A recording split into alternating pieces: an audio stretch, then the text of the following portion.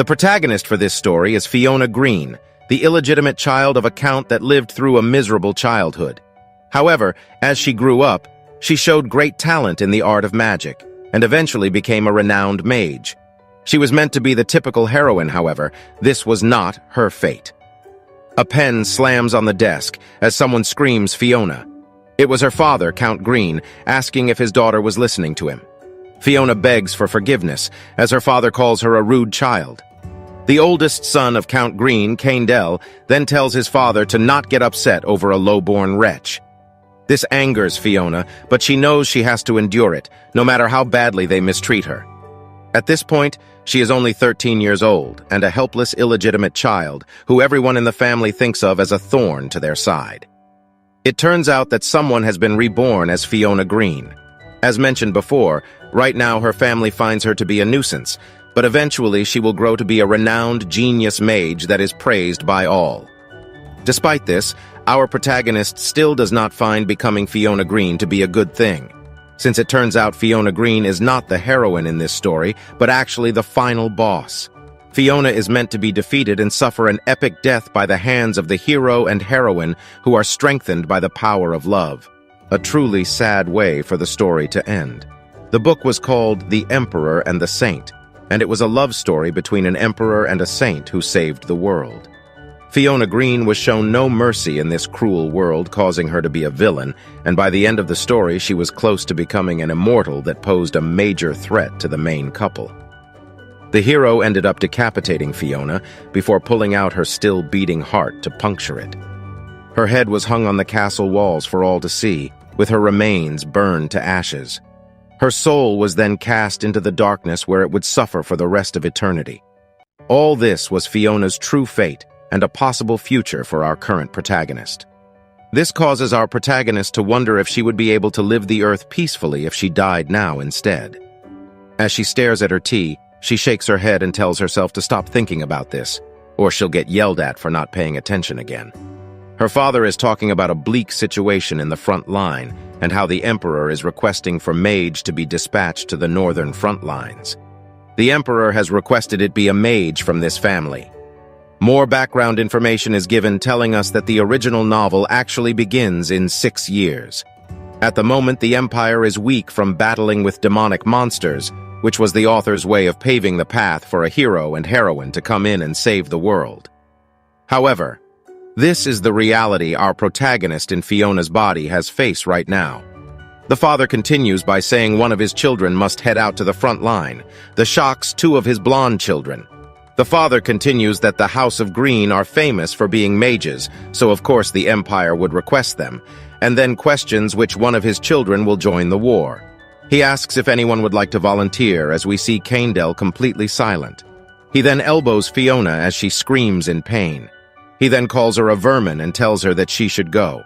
All the children in the family, apart from her, had a countess mother, so it's not surprising they'd want someone useless like her to go instead of them, despite the fact that she is only 13 years old.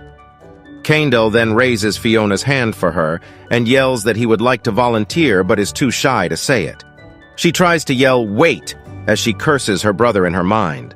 Her father is smiling and glad to see she is volunteering, which makes her wonder if they both set this up. Fiona pulls her hand away from him as he tells her to be grateful and that it is an honor for a lowly wretch like her to serve the family. The blonde girl chimes in saying she agrees with him, saying Caindel has to carry the family name on and that she herself will be marrying soon. She also says Zen, the other blonde brother, will be engaged soon. She continues saying that it is best if Fiona went, to which Fiona thinks to herself about how all of them beforehand would tell her she does not deserve to learn magic and lock her away in the attic daily. She does, however, actually know the basics of magic and opens her mouth to speak, as everyone in the room glares menacingly at her. She did not have a choice in this matter, as we see nobody in the manor is on her side. Even the maids don't respect her. Fiona was only a side character in the story, who only gets a brief backstory mentioning that she was mistreated by her family for being an illegitimate child. She says that she will go as she truly has no choice, as even if she kills her family now, she'd just end up in jail. The family then started to laugh, saying she made the right choice, and that raising her turned out to be worth it. She then realizes now that this was the only reason they let her out of the attic and invited her to the family dinner. As they laugh, our protagonist has tears in her eyes, as she has never felt this level of sadness since she entered Fiona's body. She begins to wonder if this was how the original Fiona felt as well, being loved by no one and resented by the rest of the world. This all eventually led her to make bad decisions and go down the wrong path, one that she could never return from. Unlike Fiona, our protagonist does not hate anybody here, and this is due to the fact that this entire world is her own creation. At Duke Halen's castle in the northern front lines, Fiona stares out the window at the snowstorm. She continues walking with a man and thinks about the castle's strong presence. She thinks the place honestly seems more like the castle of an evil overlord before the man ushers her ahead. He orders the guards to open the door as Fiona shouts at how large the doors are. The door begins to creak open, emitting a faint light, before the light covers Fiona's face, and then finally sees Duke Halen of the North. He talks about how he heard a mage was coming to help, and wonders what a scrawny kid is doing here. This is Abel Halen, the man who will be Sigrun's mentor, and the male lead's ally who was very popular amongst readers. The only issue with him is that he is only nice to the main character and his friends, as we see the Duke randomly ordering someone's execution. Fiona notes that he is much younger than he was during the novel, and must be in his prime right now. She then bows down and introduces herself as Fiona Green. The Duke questions his aide Jaren about what is going on, to which Jaren says that Count Green told them he was sending someone from his direct lineage. The Duke grits his teeth in anger, as the Count had sent him a tiny girl. He assumes the Count is taking him for a fool, and declares that after the war is over, he will destroy the Green household. Fiona is now in comical despair, as her family is now doomed, having angered this guy. She then realizes she is in far greater trouble than her family at the moment, as the Duke continues to glare at her. He then steps towards her, until he is standing directly over her, and then asks her to explain why Count Green sent her. He then asks if there are no other able-bodied individuals in the house. Fiona is in silence before mentioning the oldest brother has to carry the family name, the sister will get married, and the other brother will be engaged soon. She then says that is the reason why she was sent, which causes Jaren to feel sorry for her. The Duke scoffs and thinks the Green household is treating this war as a game, and thinks he understands what is going on here. He then stares over at her again, before saying she has courage for coming, but they don't need a kid like her. He turns around and tells her to return home. As he walks away, Fiona gets angry at the Duke for thinking she is a waste of time, and also knows that there is nowhere for her to return to. During the novel, the real Fiona was not aware of her talent, and had been cast away by both the House of Green and Halen. The pain from this abandoning was what originally sent Fiona down the wrong path. Fiona here clenches her fist as she knows she is different, and then yells at the Duke to wait as she has something to tell him. He turns around, and she tells him that she will not obey his order to leave, and that she will prove her worth to him here rather than be kicked to the streets. In her mind, she knows that once the male lead appears, the war will die down.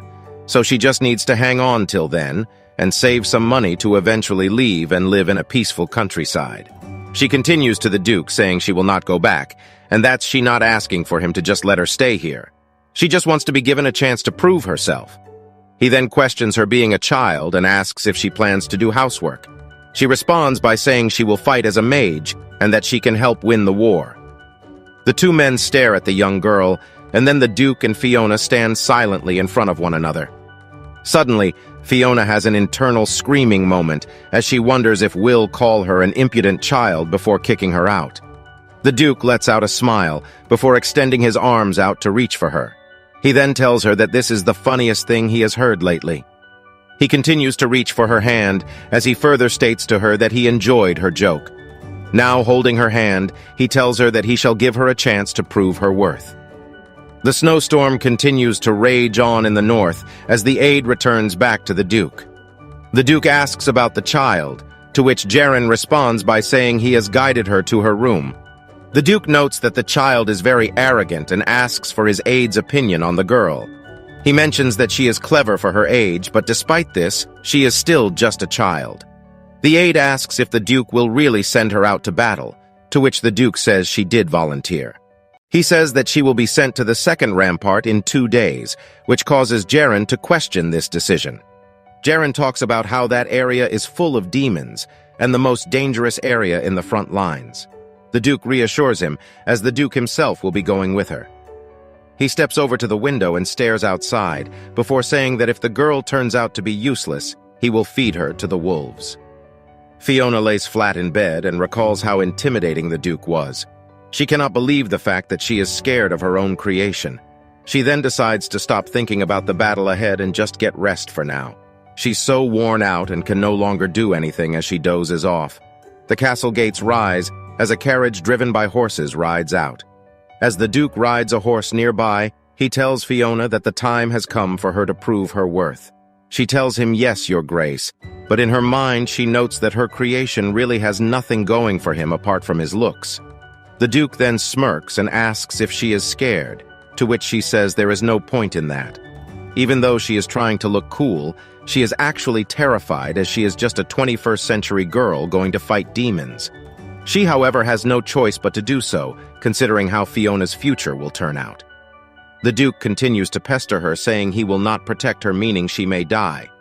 However, she keeps a cool face, saying she is not scared. In her heart, her worst fear is a future with no hopes and dreams, so if she dies now, it is better than her soul suffering for eternity.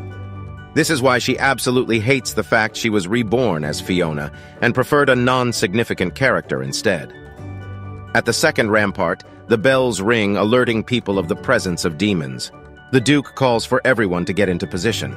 He then turns and tells Fiona that her time to prove herself has come. The weight of the moment then sets on Fiona, as she wonders how she can be of use now. She then stares at the stairway and tells him that she will be heading to the top of the wall. She rushes up the stairs as she notes it is her first time in battle, so she must see what the battlefield looks like. She notes that she has described it in her writing before, but this is different from seeing it with one's own eyes. She stands above the wall in shock, before the Duke asks for her first impressions. We are then given the view that Fiona sees, with soldiers screaming to burn the beasts, and many laying on the floor asking for help. Her hands tremble and she comments how horrible the sight is. She actually is not terrified of the sight, but of the thought that she created all this. The Duke thinks she is scared stiff and tells her that she can leave if she's realized how foolish she was. She then tells him no. Before we see her hands are casting a spell, she decides that since she caused this, she will have to take responsibility starting now. What makes someone a great mage is their ability to use minimal amounts of magic and create the most powerful phenomena, or in simpler terms, efficiency. Fiona feels a gentle flow of mana as she prepares to cast a powerful spell for the first time. Despite being a child, she believes in Fiona's ability to do so. The Duke stares at the sky, wondering if a storm is coming, as it's starting to look different. He closes his eyes as he wishes for something, and all of the sudden the beasts on the battlefield growl. The soldiers stare in awe as lightning rains down on their enemies. The Duke's eyes have fully opened to see this as well. The lightning incinerates the beasts before they fall to the ground with a thud. Fiona then breathes a sigh of relief. The Duke is shocked and laughing before he lifts her up and tells her she looked like a god performing divine retribution. He tells her he's never seen such powerful magic and asks if she is even human. He walks with her in his arms to the edge of the wall, which causes her to get alarmed, wondering if the Duke deemed her not good enough and decided to throw her over. However, the Duke went to get a better view of the beasts retreating, to which Fiona finally sees this as well. Fiona feels great as this is her first accomplishment in this world. She notices the soldiers under her are beginning to stare at her. She notes that it is a little embarrassing being in the Duke's arms as she waves at them. The servants here all call her young prodigy Mage as her feats in battle were so impressive. Additionally, she happens to be the only child here as well, so everyone loves her. This even includes Abel. He gave a special order making sure Fiona gets fed well. This made her very happy as she has not gone a day without her pockets being full of snacks. As she strolls along, she runs into Jaren, who looks exhausted from all the work Abel gives him. She then rushes over to him, offering him candy. She asks where he is going to, which, she says, the fourth rampart as there had been an attack. Day and night attacks occur everywhere, but at the second rampart, things have gotten better due to her presence. The protagonist is shocked that this will be going on for 6 more years before the story actually starts. Fiona then asks to go with Jaren just in case, to which Jaren assures her he'll be fine. She thinks that he does not want her to go due to the fact that she was scared of looking at a dead beast last time. This means that Fiona has been following Abel around the castle since. Jaren then finally agrees, as long as Fiona does not tell the Duke. This is due to Abel disliking people imposing themselves on Fiona. They then set off. At the 4th rampart, the battle rages on. Soldiers shout at their captain for more men, wondering when they will arrive, with someone noting that Fiona Green will be here soon. The two arrive at Rampart 4, as a soldier briefs them on the situation. Jaren talks with the man, as Fiona gazes off into the distance, thinking about how she's grown used to this horrid scene. She then decides that she will not stand around and do nothing with all this going. She walks over to some soldiers and helps them burn down bodies using her mana and lightning. She tells the soldiers that she will handle this area, so they should go work elsewhere. She spent the day incinerating bodies one after another, and notes that there seems to be no end to this. She then runs into a young man laying in the rubble. She stares at him as he is a boy about her age. She assumes he is a mercenary and prays for him to rest in peace. She becomes thankful for the fact that she is still alive. The boy then lets out a groan, which causes Fiona to freak and wonder if he is undead. It then clicks in her head that he is a survivor as she calls for help trying to remove the rubble atop of the boy. After they are done, she notes that he has an abdominal wound and decides to turn him around so she can lay on his back. After doing so, the boy awakens his eyes, which causes her to shout at him, telling him that he will be okay. He asks for who she is, as she is glad that he is awake and believes that he should be able to survive. She then notes that he has a pretty face, and could be prettier if he was healthy. She then gets the feeling that this boy is familiar despite having never seen him before. Suddenly, a giant then appears before them, causing the boy to get alarmed. He tries to get her to look behind, as guards shout for Fiona to get back. She turns to see a shadow, as her hand gets grabbed and pulled away from the punch. The guards shout, asking if she is okay as they get ready to fight the beast. As she stares at the boy, she notes that the beast was staring at her, and if the boy had not pulled her, she would have been dead. She thought all the monsters were defeated, but it seems one survived. She then wonders what to do now, as the boy's injuries must have gotten worse after rolling to save her, and she cannot carry him out of here alone. The beast raises his hand and launches another punch at them, as Lady Fiona begins to cast a spell of lightning, which causes the creature to shout before dropping flat on its back. Her hands are charged with electricity before she feels pain due to overusing magic, but notes that this is nothing compared to what the boy feels. The soldiers ask if she is all right, to which she says that she is fine, and continues to worry about the boy. As she stared at his face, she began to remember something after looking again at his ragged clothes, black hair, blue eyes, and handsome face. He was so young that she didn't notice, but this is Sigrun, the male lead to her story. She stares in shock as he lays on her lap. She then begins to get confused, as the male lead should have shown up later, and she wonders if this is when Sigrun meets Abel. She then thinks that this isn't the time to be thinking about this, as if this is really the hero that saves the world. She cannot let him go out like this, as it may be the end of the world, but it also means she may be destined to be doomed as well. She then shouts for a physician. 2 days later, we see him lying in bed as Fiona watches over him. The physician talks about how the wound was very severe, but he will still make a full recovery. She expresses her gratitude to the man, as he tells her to call him if they need him again. She sits down in relief, as she has now prevented the end of the world. As she stares at him, she finds it hard to believe that he will become a hero praised by all. She notes that he must be like 14 right now, and remembers that she also only wrote a few words about Sigrun's past in the novel, as it was meant to be mysterious and secretive. Turns out Sigrun was an imperial prince born as an illegitimate child as well. His mother was a powerless commoner, and many considered him a thorn to their side and wished he'd disappear. The boy was scared for his life ever since he was just a child, which caused his mother to try and flee with him out of the country.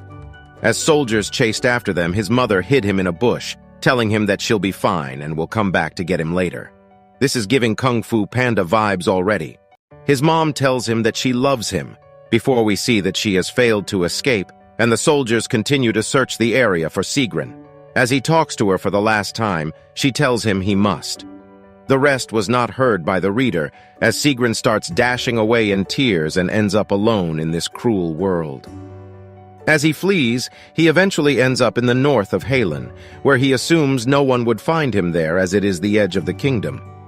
He would eventually meet Abel, who recognizes his skill for the sword and decides to become his mentor. This was Sigrun's backstory, which was only briefly mentioned in the novel during a chat with the female protagonist, only to serve as character development. She had thought a main character with a sad backstory was a trope anyways, so the novel never went into detail. As Fiona sits there thinking about how this kid had to go through those events, she tells him it must have been hard on him, and pats his head while apologizing. She plans to leave this place when the right time comes, but might as well be nice to Sigrun until then. Additionally, since he is the one that is supposed to defeat her, she should befriend him just in case. She thinks to herself about how she will be very nice and care for him, so that when he grows up, he will be nice as well and not defeat her. She had been staring at him all day, which caused her to feel tired and yawn. She decides to take a quick nap beside him before later deciding what to do next after he wakes up. The gentle wind blows into the window as they both peacefully sleep. Eventually, Fiona pops her head back up, wondering how long she has been out. She feels as though she is being watched and eventually sees Sigrun staring at her. She then asks if he slept well and that it is a pleasure to meet him. As she stares, she notes that he is much more handsome with his eyes wide open, but at the same time he looks like a wary kitten as he is not at ease. He continues to glare in silence before asking where he is and who she is. She tells him she is Fiona, and they are in Halen's castle. She asks for his name, to which he says Sigrun, and wonders how he is still alive. She realizes he does not remember anything, and tells him that a physician treated him. He is shocked by all this, as Fiona worries over his health and feels guilty about giving him a bad backstory and seeing him hurt like this. She reaches out asking if he has a fever, to which he slaps her hand away, telling her not to touch him.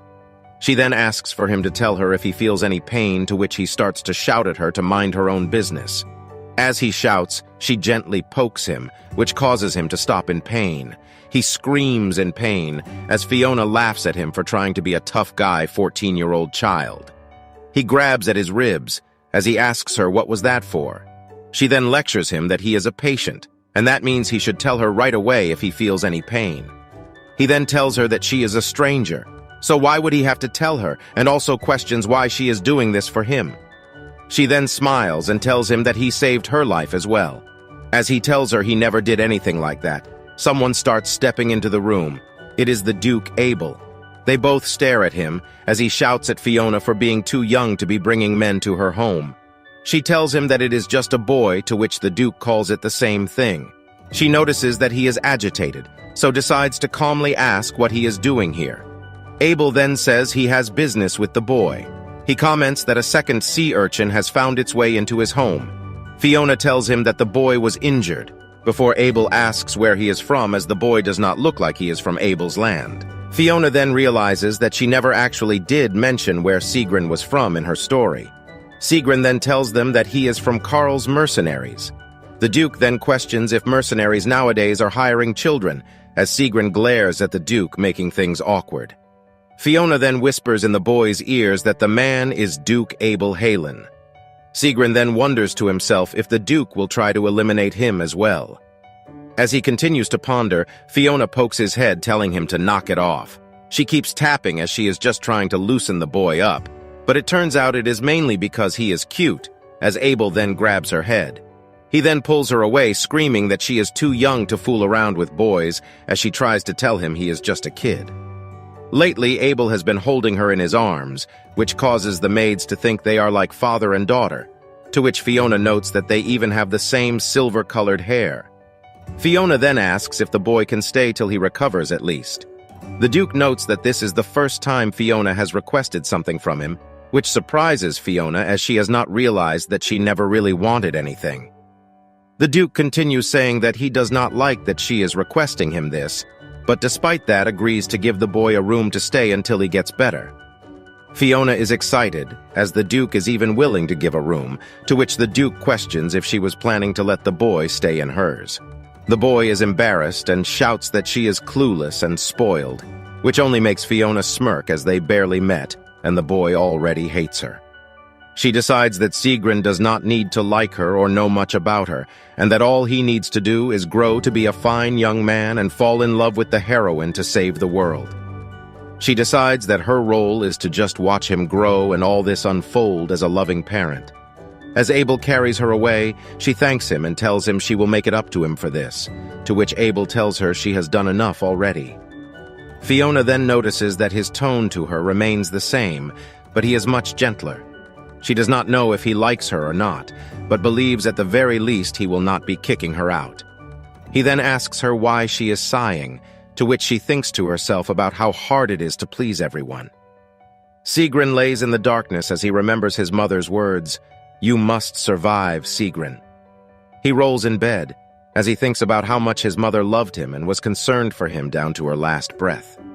He remembers the scene as she grabs him by the face, telling him to survive as he calls for his mama, and notes that these words pierced him like a curse. He recalls ending up in a safer place like his mom had wanted in the north. He had gotten away from immediate danger, but had to figure out a way to get food. He then joined the mercenaries and took jobs so he wouldn't have to starve to death. People in the mercenary treated him like a servant to mop floors and constantly told him what to do. They would also beat him sometimes for no particular reason, making his body full of scars. He went through with all this, as he had to keep his mother's wishes of staying alive. However, this treatment of whacking and beatings carried on to the point where Sigrun questioned why he had to stay alive. He was always lonely, and would sleep in a pile of hay, wishing that someone in this world would want and need him. He questioned if this horrible life of his had any meaning as he slept. Narrator interjection here. If he wants to have meaning in life, he should like, comment, and subscribe to my channel.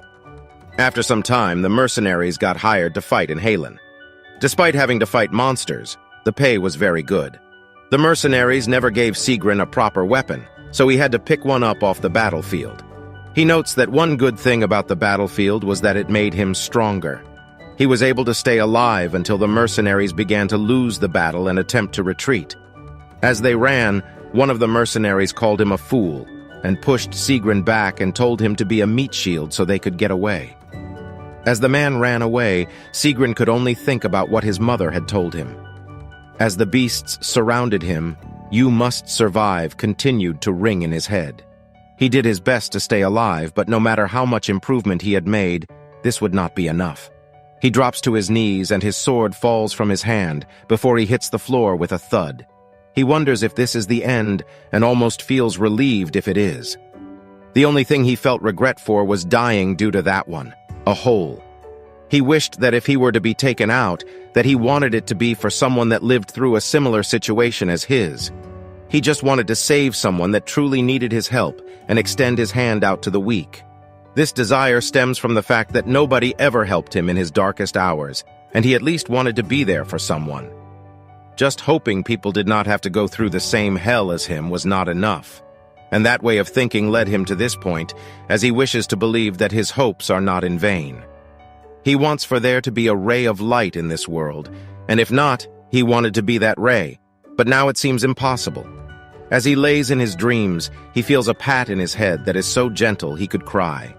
Birds cry, as he wakes up wondering where he is. He then sees a girl laying beside his bed, which he notes is the most powerful scene he had ever seen in his life. Later at dinner, Fiona asks about his wounds, and as she tries to check on them, he smacks her hands away again. He reiterates that he told her not to touch him. Fiona believes she should not be surprised about the behavior and the fact that Sigrun has only told her his name, as she is the antagonist to his story. She then tells him that if it hurts anywhere, he should let the physician know. Sigrun calls her strange, to which she asks how so. He asks why she worries for him and if it's due to pity. He believes that she thinks of him as a wet dog or cat picked up during the rain, to which she says that's not it. She realizes that Sigrun must think she is Abel's spoiled daughter, sheltered all her life or something. She also wonders if he hates depending on a girl, and tells him that she did not bring him here out of pity. He asks if what was it then if it's not pity. In her mind, a part of the reason was the shallow thought of befriending him so the future looks better for her. But another reason was that she is the author of the story, and of course has affection for him. She then tells him while smiling that she just wanted to save him. He then gets confused and asks why, since she does not know him, to which she tells him that she is sure he's felt this way before. He is silent before shakily answering that he's never felt this way. He then says only spoiled brats like her have mushy thoughts like this, which causes her to pout. She begins to tell him she is not a spoiled brat before there is a knock on the door. Fiona then welcomes in the physician, who greets her back. She smiles as he mentions how it looks like the two young children have become friends. As the physician checks on him, Sigrun tells Fiona to go away, but she just wants to see if his wounds have healed. He then tells her not to faint when she sees his scars, to which she tells him not to worry, as she has seen many bodies before. He then tells her to get out so he can replace his bandages, as he cannot do it with her here, to which she finally agrees to leave. As she stands outside, she wonders if he was embarrassed to undress in front of her. He finds this to be cute, and decides to come back later. The doctor then asks Sigrun if he has felt any pain during the night, to which he says no as he undresses. He then says that he was fine. Fiona stares in silence at the room waiting, wondering why this is taking longer than she thought, as she believes it should not take this long to replace bandages. She then remembers the "you are ignorant" stare he gave her, as wishes to continue that conversation. She is mad that he hates her, and believes she is spoiled when she works just as hard as everyone here. In reality, the author had never thought about Sigrun's childhood personality, as the novel was written from the heroine, Eunice's point of view, so Sigrun's role in the story was simple. He was just meant to be the lover whose eyes were only on Eunice. Everyone wants somebody like that, right? A person who will trust you and take your side no matter what. This was the personality she envisioned for Sigrun, so she was at a loss for the way he is acting right now. She then remembers how she tried befriending him for a multitude of reasons, but this led Sigrun to be suspicious of her, thinking she was being kind for no reason. As she continues thinking, the physician calls for Fiona, and she then asks if it is over, to which the doctor tells her that his wounds are healing. But he heard that the boy worked for mercenaries and thinks that it is not a good idea for him to return. The doctor continues that the boy won't tell her, but his body is riddled with old scars. This causes Fiona to panic as she runs into the room screaming his name.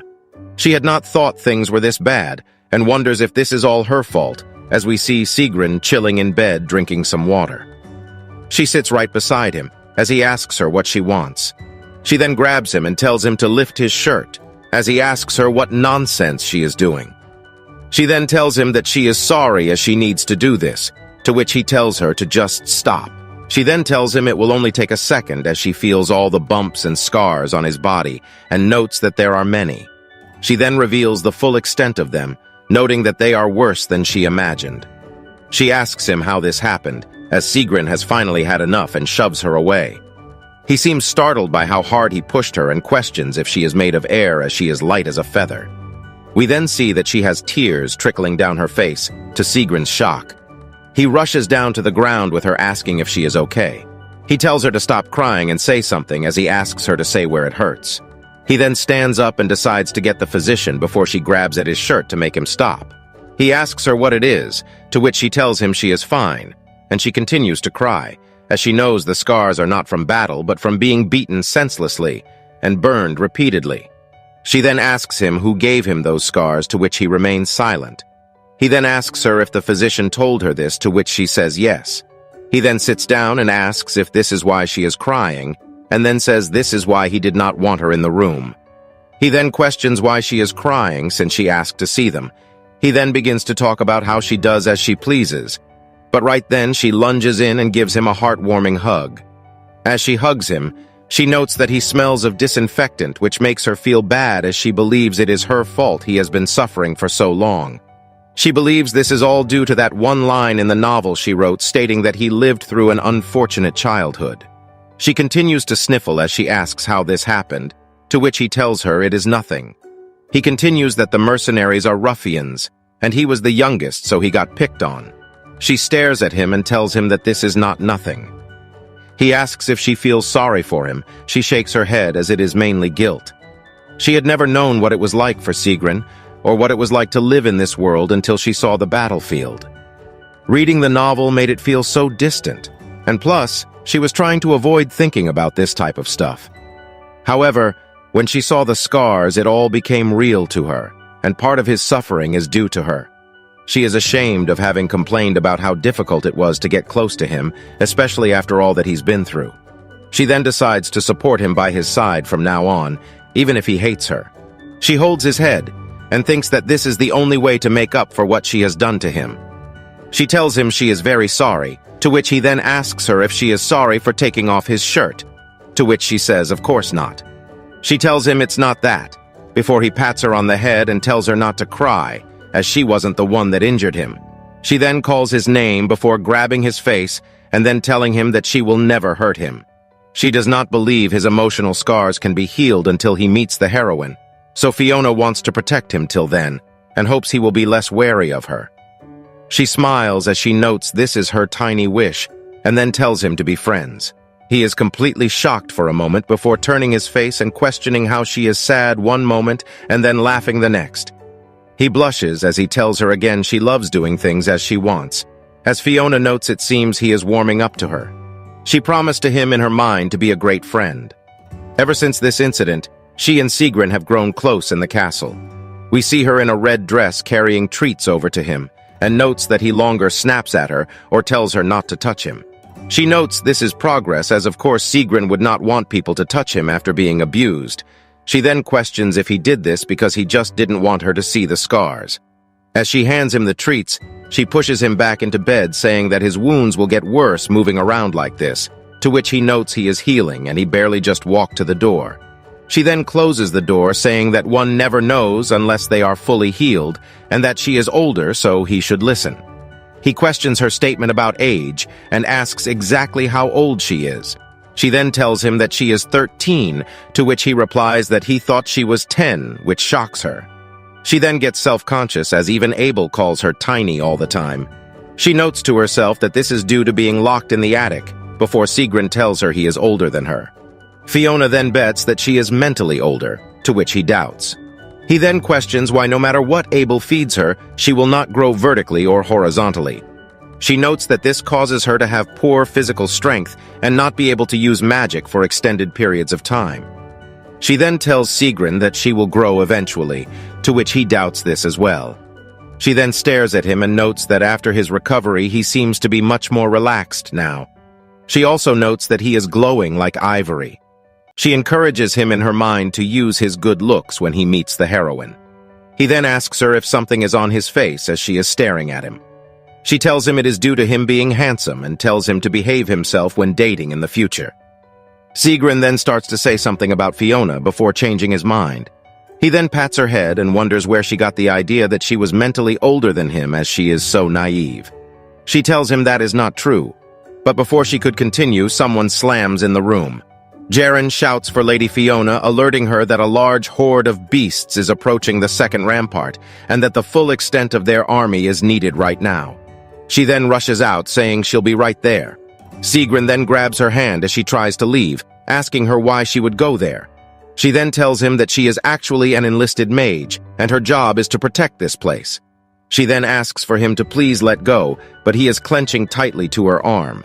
She calls this impossible and questions why she would say this, as the second rampart is the most dangerous place. He tells her that people who train their whole lives don't last a second out there, and questions how a little girl like her could guard the place. He then yells at Jaren, thinking he is out of his mind, sending Fiona to that place, asking if there really is no one else they can send to fight. He covers her and questions if the situation is so serious they have to throw a child in battle. Fiona understands his feelings and worries that he will be kicked out if he keeps acting like this. She calls him by his name and tells him that she will be fine and not to worry. He turns around and then questions her, asking if she is even scared. She then tells him that she has nowhere else to go apart from here. She tells him that she needed a place to stay and Halen needed a mage, so there's nothing to be mad about as they are helping each other out. In her mind, she believes there is no reason to criticize them for sending her to battle, as she truly does need a place to stay until she is old enough to care for herself, while Halen needs strong magic, and this is all that matters. He asks her what her family would think, to which she tells him she is an illegitimate child, and her father and siblings were the ones that sent her here with the hopes that she wouldn't return. Sigrun stares in despair, as he had a similar experience and understands that there is no such thing as unconditional love in this world, even for a child. He puts his head down and tells her she could end up dying and asks if she is scared, to which she tells him that if that were to happen, it just means she isn't competent enough to live. She then tells him not to worry, as she is here by choice and is perfectly fine, as two men solemnly stand hearing the conversation. Sigrun stands in silence before saying, "See you later." She then annoys him with another lecture to not move much and not skip meals when she is gone. He then asks her why she is so worried about him, to which she says that he is hurt, so why would she not be worried? He stares again in silence as she leaves and reaches out with his hands in vain. He tells her to come back soon as he stands alone. The door slams behind her as she leaves. She then apologizes to Jaren for being late, as she notices Abel was here too. She realizes that he must have overheard the conversation, and Fiona thinks he looks mad, likely due to her bickering with a boy. He then speaks, saying he is sorry for being late, and begins to say something to Fiona, but decides to save it for another time as he grabs her. He then calls her by her name, to which she responds, before he tells her that she should never leave his side when they get to the battlefield. She wonders why he is saying this now, as he always kept her close anyways. The three then leave together. On that day, they successfully defended the second rampart, so more peaceful days were to come. The relationship between Sigrun and Fiona has now started to change, as Sigrun is now no longer mean to her after discovering she is a mage. However, Sigrun now looks at her with confused expressions during conversations now, and she wonders if he thinks she looks weird. His wounds have also fully healed, leaving him with no reason to stay in the Halen castle as well. But Fiona does not want to send him back to the fourth rampart with the mercenaries. She wonders what she should do as a maid, then calls for her. The Duke is requesting to see her in his office. She wonders if he has an errand for her. She also wonders if he does not trust her, as he is always keeping her by his side. She then knocks on the door, to which Abel tells her to come in. Fiona asks if he called for her, to which he tells her to take a seat first. She finds it strange he calls her by name now, before he starts talking about how he heard the boy is fully healed now. This scares Fiona because she thinks he might be looking to send him off. He continues by talking about how he does not let strangers in the castle, before letting out a smile, which causes Fiona to get further nervous. He then says that he is curious to see if she knows the boy's identity. This causes Fiona to question if Abel has run a background check on Sigrun and figures he must know that Sigrun is the Imperial Prince. She then decides to play dumb and tell him that she has no idea what he is talking about. She continues that she only knows that he is an orphan that ended up working for the mercenaries. Abel stares in silence as he tries to see through Fiona, which makes her wish he would stop.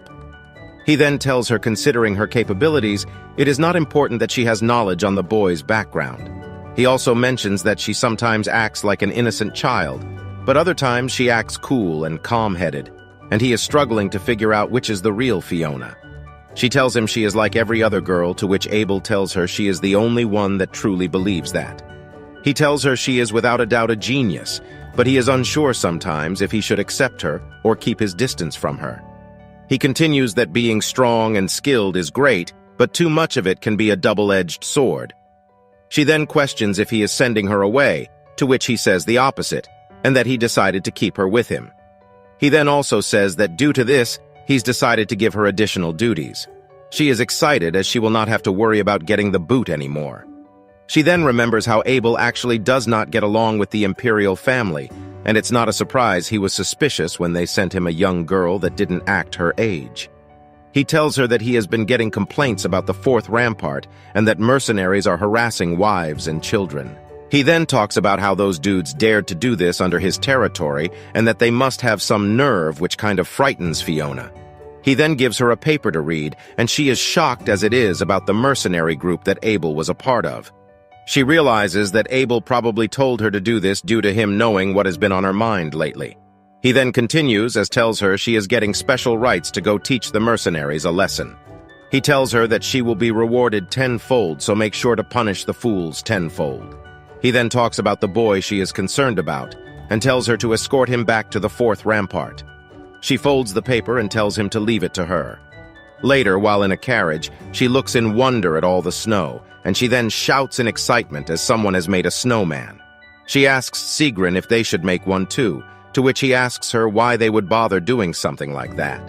Fiona asks what has gotten into him, and asks if he can at least pretend to like the snow, to which he says he does not want to look like a fool.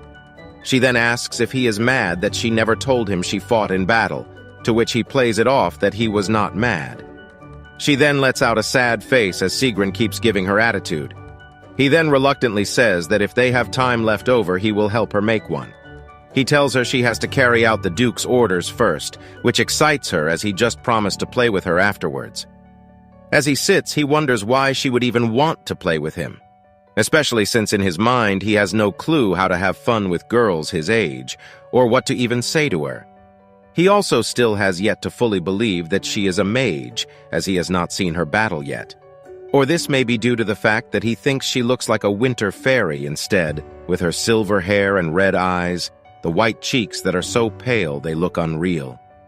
To him, she also reminds him of a rabbit, but somehow she is the one to guard the second rampart, which is the most dangerous one. He is both mad at the people who sent her out to do this, and also at her for just accepting this. He then mutters about how she should be taking care of herself rather than spending time worrying about him. He continues to wonder about why she has so much concern for an orphan mercenary, and wonders if she knows he is royal blood. He wonders if she is getting close to using him, but also wants to trust her. However, he cannot fully do this. He would be able to fully bear it if she ever betrayed him. Fiona then calls for Sigrun again and asks about the mercenary rules and how they are controlled. He tells her there are no rules apart from survival of the fittest, and that they prey on those weaker than them only. He continues that to control them, you have to threaten them with great force. She starts to understand this and notes that this group is very typical. She then decides that these dudes need some harsh justice so that even the slowest brute will get the message. He stares in dismay as she is smiling after hearing what he said, and then she thanks him, calling him great help. He then questions her on why she wants to know about dealing with mercenaries, to which she responds it's related to the Duke's orders, and since she did not know much about them. He then asks her what the Duke has ordered, to which the carriage then abruptly stops. Sigrun questions why the carriage has stopped, to which Fiona yells at him to look as they have finally arrived. They have made it to the fourth rampart, which looks like a bustling city. Fiona slams the door open as she announces she will get the Duke's orders done right away. However, Sigrun grabs her hand before she can step out. This was due to him being worried about the steps being too high on this carriage for her. He tells her she will fall if she steps down, so he jumps down first and puts his hand out, telling her to take it and step down carefully. She is radio silent, as his hands continue to stick out before she starts laughing at him. She asks why she is laughing before she apologizes and takes his hand. As she steps down, Sigrun notes that Fiona is a strange girl that is kind to strangers like him, but he is skeptical as to why she is so nice and friendly. However, a part of him wishes to repay her for all that she has done, and we see that she has fully landed on the ground. She thanks him for lending her a hand, to which he notes that maybe he'll be able to fully repay her with random acts of kindness like this. He also notices that he's slowly becoming a much kinder person. Later at some office, Fiona hands the paper to some dude who asks her if this is true, to which Fiona says it is, and that it even has the Duke's stamp of approval. The man then questions her since she is just a child. The guy tells her to stop fooling around and go home. She then tells him he does not have to believe her, but asks if he is ready for the consequences from the Duke. He suddenly stares at the paper again, and then notes that it does seem genuine. Fiona lifts up her skirt and then introduces herself, and says she is here on the Duke's order to deal with the unpleasant things going on in the fourth rampart. The man asks if she knows what unpleasant incident, to which she says they are listed on the letter. She asks if he would like her to read them out, to which he says no need and asks how he can help. She tells him to get soldiers and arrest the perpetrators, and then tell the townspeople to gather at the town square. She then asks Sigrun where the mercenaries hang out, to which he says the alehouse near the rampart wall. She then turns and tells the man that they are at the alehouse. As they leave, she believes enough prep work is done, and hopes the man takes them seriously now despite being kids.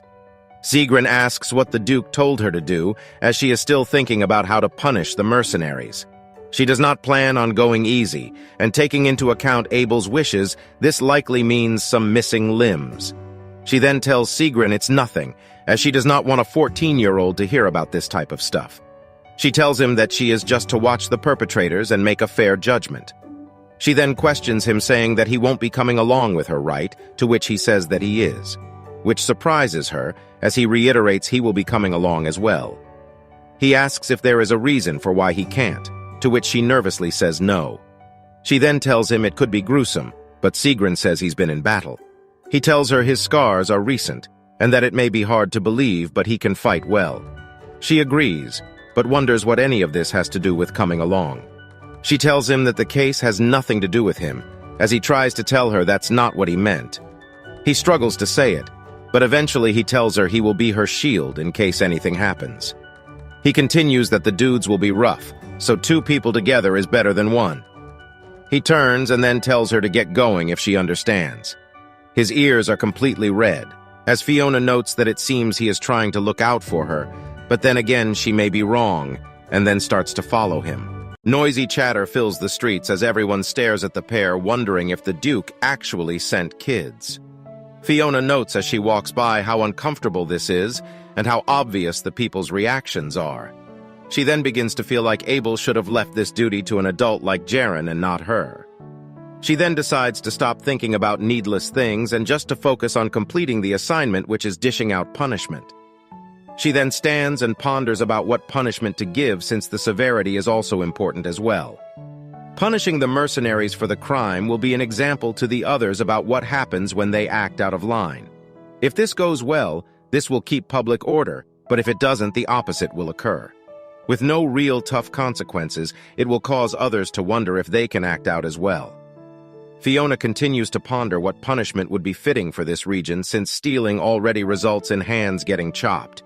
She then grimly wonders aloud if they should chop a certain body part, since the mercenaries love harassing women and children. Sigrun asks what she plans to chop, to which she tells him it is nothing.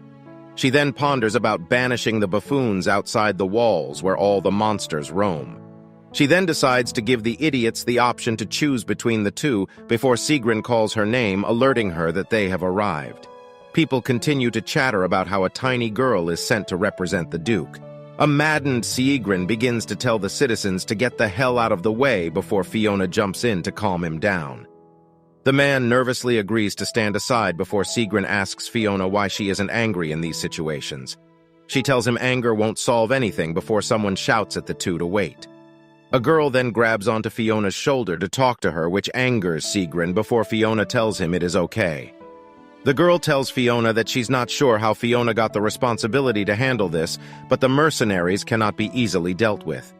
Fiona then responds that letting the mercenaries continue to run rampant like this will make the villagers uncomfortable. The lady then says that she does not want to see a child go against dangerous men before Fiona asks for her name, to which the girl says Charlotte. Fiona then thanks the lady for worrying about her before telling Sigrun to continue forward. A loud scream can be heard before Fiona and Sigrun arrive at the center. They stare at the mercenaries who are arguing with the soldiers to let them go. Fiona notes that one of them is strong since multiple guards have to restrain him. That man then says that it's the brat again before calling Sigrun a rice worm and saying it's a surprise that the kid is alive. Fiona then grabs onto Sigrun's hand as she tells him to relax. Fiona then steps directly in front of that man and begins to think about how this man bullied Sigrun and the villagers with this strength. She also notes that this man is evil since he has pretty much committed every crime except for murder. She then speaks, stating that she is here in the name of the Duke and that the fools should stop pointlessly struggling. This angers the man, who shouts, wondering how a kid is bossing him around. The man then asks what the town will do after this mercenary group leaves and asks who it was that defended them from the monsters. He then calls the crowd ungrateful, which angers them. Fiona then realizes that this is going nowhere before casting a spell with her hands as lightning then viciously strikes the ground right next to the man. As the ground next to him crumbles, the man is shocked and confused as he stares in dismay. Murmur goes through the crowd as the man then falls back. Fiona then proceeds to walk towards him again and says it would have been nice if they just listened to her from the start. She then notices that not everyone is on the floor before clapping her hands, and lightning repositions the mercenaries. Fiona then brushes off her hands and says she'll leave it at that as the mercenaries are comically trembling on the ground. She then laughs just like how Abel would as she tells the idiots to keep kneeling on the ground. Fiona pulls out a stack of papers before saying that since everyone is quiet now, she can begin to read the legal proceedings. She then begins to talk to the mercenaries about an incident at the pub 3 days ago while Sigrun stares from the side. He has now accepted the fact that the brat he knew actually was a mage who has been fighting at the second wall. He also notes that Fiona is on a whole nother level from the mages he had seen at the guild who can barely throw fireballs. As he continues to look on, Sigrun thinks he finally understands why Duke Halen wants to keep Fiona around and what the Duke is aiming to do. With a young girl standing so confidently in front of tough men, the people will easily remember this sight. This will cause a rumor about Fiona's impressive power to spread through the land. Sigrun also notes that the Duke has been treating Fiona too well for a simple soldier, even giving her snacks. Sigrun knows the Duke is not the type to do this stuff for no reason, and wonders what he actually wants from Fiona. Sigrun then thinks that he'll never truly know any of this, as he is just an orphan from a mercenary squad, and that he cannot do anything for Fiona because of this as well. He wonders if he'll ever see her face again, and despite saying they'd be friends, he thinks she'll forget someone like him once they return to the castle. Fiona then raises her hand with 2 fingers to tell the mercenaries how many options they have. She tells them the first is to walk out the walls of the castle naked, which shocks the dudes. She then deviously says that the second option is that part before she proceeds to point at something. She then brightly smiles as she says to cut it off. Sigrun has a shocked expression on his face, which can be seen on the mercenaries' faces as well. Fiona leans her head to the side and wonders if people expected the punishment to not be this wild. Fiona then claps her hands again to tell the mercenaries that she is giving them mercy by allowing them to choose, as one man stares in anger. He then shouts, asking why they have to suffer such a punishment, before talking about how his men shouldn't have been associated with the uncivilized and savage northerners anyways. He then says, without his mercenaries' protection, the villagers would have been in a beast's belly already. Fiona then says the mercenary will be reimbursed for their work before noting to herself that the Duke is cold, but also fair. He rewards these people for fending off monsters, and they get to keep the monster's valuable loop drop as well. In the end, what Fiona's trying to say is that everyone that gathers here is seeking profit. The Duke Halen needs more men to help protect his land, and the mercenaries need money, so it's a fair trade. Fiona then angrily walks toward him, saying that if they don't decide, she'll do it randomly for them. The man tells her to untie him immediately, as Fiona decides to herself to end this quickly for everyone's sake as it is cold. She thinks to herself about how she honestly has been shivering and wonders why everyone is silent now. She continues to think that the temperature must have dropped while Sigrun stares as somebody strolls past him before soldiers march in as well. Abel stands directly over Fiona and asks the brutes what they have decided. Fiona turns to say his name as he then stares at her. She then realizes that his presence must have made things cold before asking what brings him here. Abel asks if he needs a reason to look over his land as Jaren mouths an apology to Fiona. As Fiona begins to respond, she is picked off her feet, and then Abel asks her what choices she gave them. Fiona then asks him from what point did he start listening in. He tells her from when uncivilized and savage northerners was said to, which Fiona thinks about how royally screwed the mercenaries are now, and that they'd be lucky to be half alive. She tells him she gave them 2 options, which are to walk outside the wall naked, or cut that one part that helps reproduce. He tells her he likes them both, but then questions why they are being given an option. She tells him that both would be too harsh before wondering if she was too considerate. This all causes the Duke to let out a kind of scary smirk. He says consideration is worthless and then steps forward saying that insects who mess with his people are not needed. He then proceeds to stomp on the you-know-where before digging his foot in deeper as the man wails.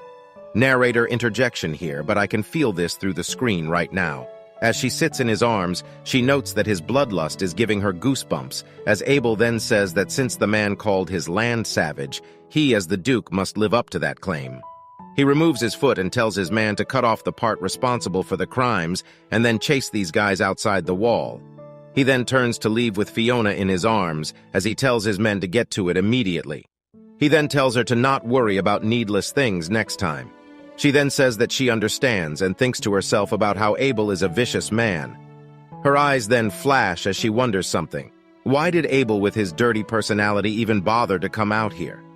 Later we see Jaren talking to Fiona saying that the Duke came out here because he was worried about her. Fiona questions this before saying that the world ending tomorrow is more believable. We then see that Sigrun, Jaren, and Fiona are rolling up large balls of snow. Jaren continues that the Duke has a twisted personality that's usually more bad than good, and that it may be difficult to understand the Duke sometimes. But it was true that he came here out of worry, as he had not planned to have Fiona complete this task originally. Fiona then asks if Abel planned on coming just to observe, to which Jaren says the Duke does not leave matters in the hands of those he needs to observe. Jaren then switches the subject and then tells Fiona to start being more confident. He tells her he does not know what Abel is thinking, but he's sure Fiona will find out soon. Jaren then tells the pair he's going to get them something warm to drink, and that they should go ahead and finish the snowman without him. Fiona tells him okay and stands confused, wondering if Abel was worried. She then decides to not overthink this and continues to play with Sigrun. She then shouts at him to help her combine the head with the body, to which he says okay. He then plops the snowball on top of the other before Fiona says she'll smoothen it. She hums as she does so, with Sigrun nervously staring at her. He then asks her what she will be doing from now on, to which she says she'll continue living like this for a while. Her red eyes stare as he begins to mumble something and continues to look at him before asking what did he say. He then openly asks if she is going to go, to which she asks where. He is then seen blushing as he grits his teeth. He then stands right in front of her shouting if she is going to come visit him. Fiona, in shock, blinks as she is flustered and stares at his face and wonders if Sigrun just asked if she will visit him. She then says his name before he turns, covering his face, and says whatever, and that he did not mean to make things complicated. He then clenches his fist and tells her he knows that he was just a charity case to her. He continues to say that he is just saying stupid things now before Fiona grabs his hand. She then tells him that he is not a charity and that she will come visit him. Sigrun is shocked as he internally shouts hands as Fiona continues that she'll visit every day. He then tells her there is no need to come often, to which she asks, wasn't she the one that said they should be friends? She then says that in that case she'll make sure to visit no matter what. She asks if he got that, to which he stands speechless. The silence then ensues as they hold hands before Fiona wonders if she said something weird as he is not responding.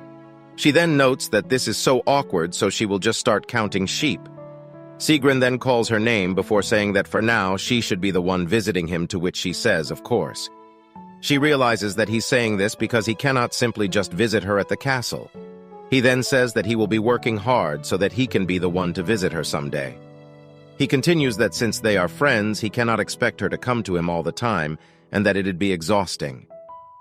Fiona then realizes in her mind that Halen Castle is not easy to enter, so Sigrun must be intending to climb up to a high position in the Halen territory just to come visit her. He then tells her that she probably does believe in what he is saying since he is an orphan, to which she says she does believe in him. She tells him that he will definitely be able to do that, and not only that, but in time there is so much more to come for him. She tells him that he will grow up with a bright future with a happy life, wealth, honor, power, and even a lover that can heal his wounded heart. She promises him that before stating that she will be there to help him attain it as well. She recalls to herself that she pledged to help him the day she saw the scars, and now this day in winter as well. She then tells him they should finish the snowman as Jaren arrives with the warm drinks. We later see a large snowman and a mini snowman were both made as Fiona mentions she has now truly become Sigrun's friend. Many days then pass from this moment as a time skip of 5 years now occurs. Fiona yells, "Oh geez," at how cold it is before casting a spell. She then wonders to herself if she was crazy for making Halen have never-ending winters. She shivers to herself as we can see she has grown up and is wearing a red coat and shouts that it's cold. She notes how it's already been 5 years since she got here but is still hopeless against the cold. She is now 18 years of age. She continues to rub herself due to the cold before a soldier shouts at her to focus on the surroundings. He continues saying that if she keeps acting like this, what will she do when the monsters come? She then stares and wonders if this is his first time in battle, and if his name is Alan before telling him to not worry as she is focused enough. She then flicks her hand before lightning rains down on the battlefield as a beast shouts in pain. The soldier covers his mouth in shock as the beast then drops to the ground.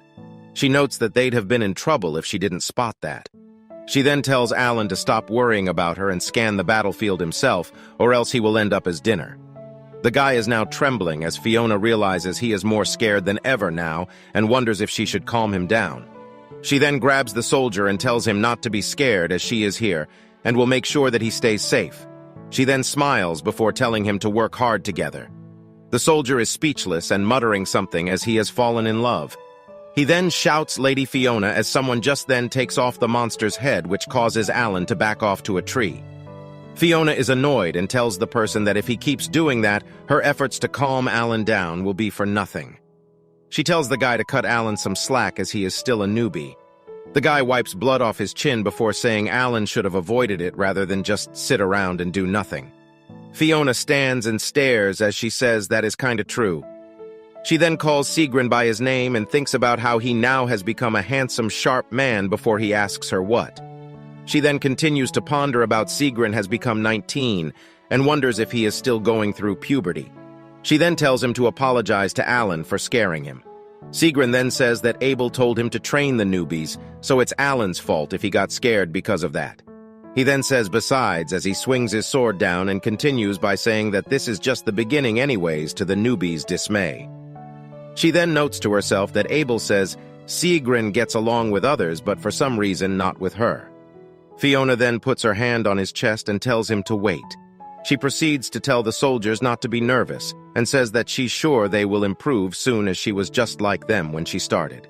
A soldier then raises his hand asking if Fiona will be choosing a new soldier to be her escort.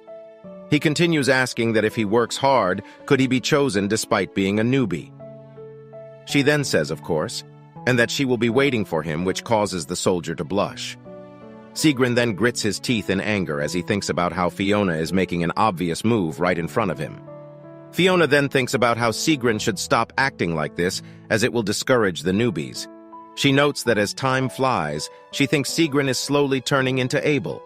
She then talks about how 5 years have passed and the novel will begin soon. She is now 18 while Sigrun has turned 19, and they will both be a year older in a few months. Sigrun has kept his promise from years before, and just like in the original story, he learned swordsmanship from Abel and can now freely roam the castle. In this place, people are scared of his strength now, so they will not treat him thoughtlessly. Fiona through this time had been working on her plans to live a peaceful life. She had been making a lot of money from defending the walls and selling loot, so she never has to worry about making a living. She is now just waiting for Sigrun to meet Eunice, so they can take center stage as the main leads, so she can go off and live a comfortable life. The only issue is that there is a man standing in the way. We then see Abel, who is asking Fiona if she thought about his previous suggestion. She tells him, of course, as she notes that the biggest hindrance in her plan is Abel's suggestion. He then asks her to call him father, to which she lets out a side eye. His latest proposal was for Fiona to become his adopted daughter. She then tells him that she refuses, to which he tells her to at least consider it. She then continues that she has already had her life planned out since coming to Halen, which was to marry off Sigrun and then live a peaceful life. Abel then calls Sigrun a brat before he asks her if she is not interested in the Halen family's status, power, and wealth. She says she is not interested, to which Abel then says he'll do anything she wants if she accepts him as her father. She then notes about how the role would come with so much pressure before Abel comically tells her she is heartless and should pack her things and get out since she's grown up now. He then says if she doesn't want to call him father, then fine, as she has done a lot for him for 5 years and he is very grateful. She then questions if he contracted a disease talking like this all of the sudden, to which he tells her that this is embarrassing to say, so keep quiet and listen. He tells her that she chose to fight monsters at a young age, and the Halen region, which he is proud of, may be hell for her. He continues that Halen is more stable lately with less monsters and more soldiers like Sigrun, so if she would like to go somewhere, she is free to leave. He tells her she is an adult now, so she can do whatever she wants, and with her powers, she could live a great life of wealth and power in the capital. He then continues that if she does not want to be seen as an illegitimate child, she can take the Halen name so people won't treat her poorly. She then says this is so unexpected, to which he asks what, and she says that he is giving her such an offer. He tells her this is his way of paying her back for what she did, to which she asks wasn't she already given a wage, before he asks her who she thinks he is. He only paid her for her labor, and this is a different matter. Fiona covers her mouth in shock as she didn't realize he was capable of kind thoughts, and internally apologizes for thinking he never shed tears or blood. He then hands her a letter and tells her to take it before saying it is a letter from her home. She then realizes it is from Count Green, and recalls when her brother forcibly volunteered her and her family, pushing her to the battlefield at a young age. She notes that this is the first letter they have sent her, and wonders why they sent this now.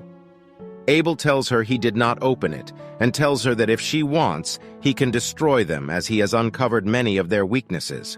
She then shouts that she is not burning for vengeance, as she does not care, before he responds, saying that if it were up to him, he'd remove them from existence without even a speck of dust. She then stares at the letter and tells herself that the original plotline must be about to start. She stares at the letter and notes to herself that the heroine will soon appear, so Fiona must leave Sigrun, as she would just be a burden. Fiona then tells Abel thank you for his suggestion, to which he says she should just call him father if she is grateful. She then says she refuses again, to which he then calls her a heartless brat again. She notes that he is grumpy today before getting to her room and having a full look at the letter. It was a letter requesting documentation to confirm Fiona's death. Count Green is currently in urgent care, so to deal with inheritance, documentation regarding Fiona's death is required. She facepalms herself before saying that her family didn't even think of the possibility she was still alive. She thinks about how she was a nuisance to them, so they sent her here to die and forget about it until they had to deal with inheritance. She tosses her paper and calls them a consistently terrible family. She does not care for the inheritance, nor does she want to return to her dying father, but to think this happened right, as Abel told her to do what she wants. She thinks about how they'll be annoyed to find her still alive as on the green register. If her death is not confirmed by a document, her family will know she's alive. She wonders if she should just disclaim the inheritance before thinking about how Abel said he'd destroy them, to which she decides she does not want to invest emotions into something that happened 5 years ago. She cannot kill or harm her family herself, as they are nobles, unless she wants to go to jail. The only path left to sign the inheritance disclaimer and cut them off, which requires returning to her father's house. She thinks about how she's always wanted to visit them in the capital at least once before a knock is heard at the door. It is Sigrun who is asking if Fiona is there. The door opens as Fiona tells him to come in. He then tells her he is fine and will talk here, which causes her to frown. She recalls when a few years ago they were close enough to talk in bed together, and about how Sigrun has been awkward since growing up. Sigrun says he heard from Abel before Fiona interrupts and tells him to call Abel master, which annoys him. Sigrun continues that the master said that Fiona might leave soon, to which she says maybe. Sigrun asks where she will go before Fiona says she received a letter saying her father is in critical condition, so she will go to the capital. Sigrun then asks why she still calls that guy father, to which Fiona thinks to herself about how she has no clue what else to call him. Sigrun asks if she will return after the guy dies, to which she says she'll be looking around the capital a little. She then says it's not like she hates Halen, to which Sigrun then asks when she will return. Fiona then thinks to herself about how Sigrun seems to have a misunderstanding before telling him that she does not plan to return, which shocks him. He shouts asking what she means, to which she again says she is not planning to return. He then asks why, to which she says there is no reason for her to be here anymore. She notes to herself that she's been Sigrun's close friend for 5 years to look after him, but now it's time for the original story to start, and she cannot do much for him anymore. Sigrun then moves forward, telling her to say that again, that she's really leaving, to which she says yeah. He then shouts, asking how she can suddenly decide this without warning, to which she says the Duke told her she can do what she wants as she is an adult now. Sigrun then curses Abel as Fiona tells him not to swear. Sigrun then leans over and asks if this is all she has to say to him after all the life and death situations that they have been through together over the last 5 years. Fiona says that he is upset, but she will write to him, to which Sigrun says that is not the issue. She then asks what the issue is, to which he says it is everything from the start. She then quietly calls his name and then wonders if he thought that they'd be together forever, as his face is covered in sadness. As he stands, she tells him that they are adults now, and thinks about how, as childhood friends, their roads would have to split eventually. Sigrun then turns and calls her a heartless woman, to which she tells him to call her a rational woman. He asks if she plans on staying in the capital, to which she says she is not sure, but just wants to be somewhere warm now. He tells her that he understands, to which she tells him she hopes he'll stop making that sad face. She stares at his eyes before wondering if Sigrun really believed that he'd spend forever with her. She then thinks that she can kind of understand his feelings about her going to the capital, as this is a place where many people want Sigrun dead. To him, it is his hometown as well as the place he ran from. She puts her hands on his face and tells him to not be sad, and thinks about how in any case he'll come to the capital eventually if everything follows the original story. She then says that wherever he is, she will always be by his side, and that if he needs help in the future, he should let her know, as she will always be there for him. He then says what if he were to ask her to stay here with him now? She then smiles and says, "Accept that." Sigrun is silent for a moment before calling her contradictory. She then asks him why and mentions how it is important to have a friend who'll help in times of crisis. Sigrun then calls her name before asking Fiona what she thinks about him and leans over. She then tells him that he is the most precious person in the world. He then says that if that's the case, what would you do if I went somewhere? She then says of course she'd send him off and hope he has a safe trip and will run to him if he needs help since they are friends. That last part was like a stab in Sigrun's heart, as she basically just friend-zoned him. He rubs the blood off his chin as he tells her to forget it and that he was a fool for asking, which confuses her. Fiona then turns and mentions how cold it is and how she should wrap something around her. She looks through the cabinet, mentioning how she heard the maids washed the blankets. As she looks through the cabinet, she wonders where the maid put them, and he then steps right behind her and calls her name before giving her a big hug. She notes how strange this feels, and despite him just hugging her, it feels like he is trapping her. He tells her if she is going to leave this place, she should just stay in the capital. He then says that after thinking about it, this isn't new, as she has been like this since they met. He then tells her that no matter where she is, he will run to her no matter what. As Sigrun stands behind her, Fiona thinks back to when Sigrun made a promise similar to this one. He holds a strand of her hair before telling her to please wait for him in the capital. She then stares as he leaves and shuts the door behind him. A few months later, we see maids and servants standing on the street. A carriage draws closer as Abel and Fiona are seen standing and staring. Abel asks Fiona if that is all she will bring, to which she says she is not a person that keeps a lot of things. Abel notes that a lot of people are seeing her off, but not the brat Sigrun, before Fiona tells him that he was sad she was leaving. Abel asks if he said anything else, to which Fiona says that Sigrun told her he would visit. Abel reaches for something as he says that is just like Sigrun. He then hands her a letter of introduction. He tells her to use it when she wants to stay in the Halen mansion in the capital, and that her bonus this time was higher due to it being her last time. He then jokingly says that he's not sure it will be the last, to which she says, "Ugh," in annoyance. She then steps on the carriage and then tells him thank you for everything as they both stare. He then tells her sure as he lets out a grin. As the horse stride off, the maids say goodbye to Lady Fiona and that they will miss her. Fiona is then confused as she stares at Abel. He then words with his mouth from outside the window, "Fi-o-na," as she wonders if he is trying to say something. He tells her that they will see each other again, which annoys Fiona. She then leans back in the carriage and wishes people would give her a break and that she doesn't know what's wrong with everyone. The carriage then goes past the open gate. Someone tells Zen that they both know their father is in a coma. Kaindel continues that the doctor said there is a small chance he will wake up, so they should prepare their hearts for the news. He continues that currently the issue is that their father never wrote a formal will. Kaindel then slams the desk and says that since this has happened, he should be the one to decide the inheritance, as he is the first son and heir to the family. Zen then chuckles as he tells his brother that he is very funny. He asks if there is a law that says that only the first son can succeed the family. He says that the Greens are a family of mages, so the most powerful one should be the successor. This angers Kaindel, who asks Zen if he thinks he is a better mage than him.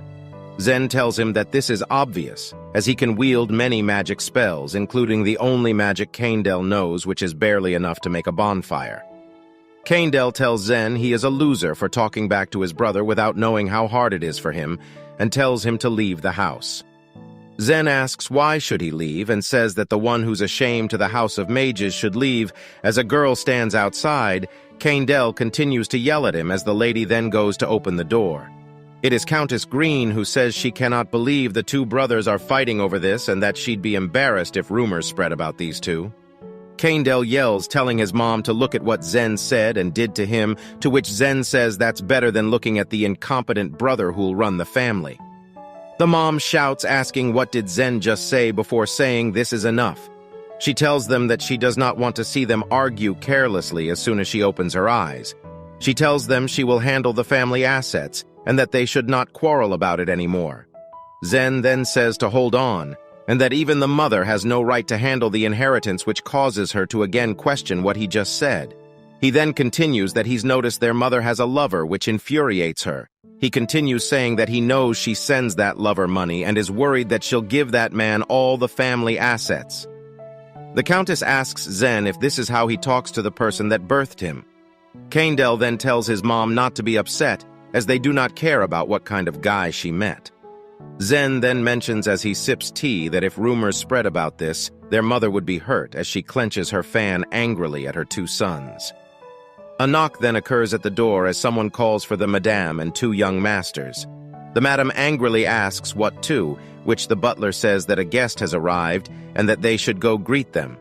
The Countess asks who the hell it is, to which the butler says the guest is someone who went to Halen 5 years ago named Fiona Green. This shocks the two brothers and the mother. Kaindel slams the desk, saying that this is impossible and questions if she's actually alive. Zen then says he's sure this is an imposter, as how could a 13-year-old survive the North's battlefield? He then says he knows she can't even do basic magic, so how is this possible?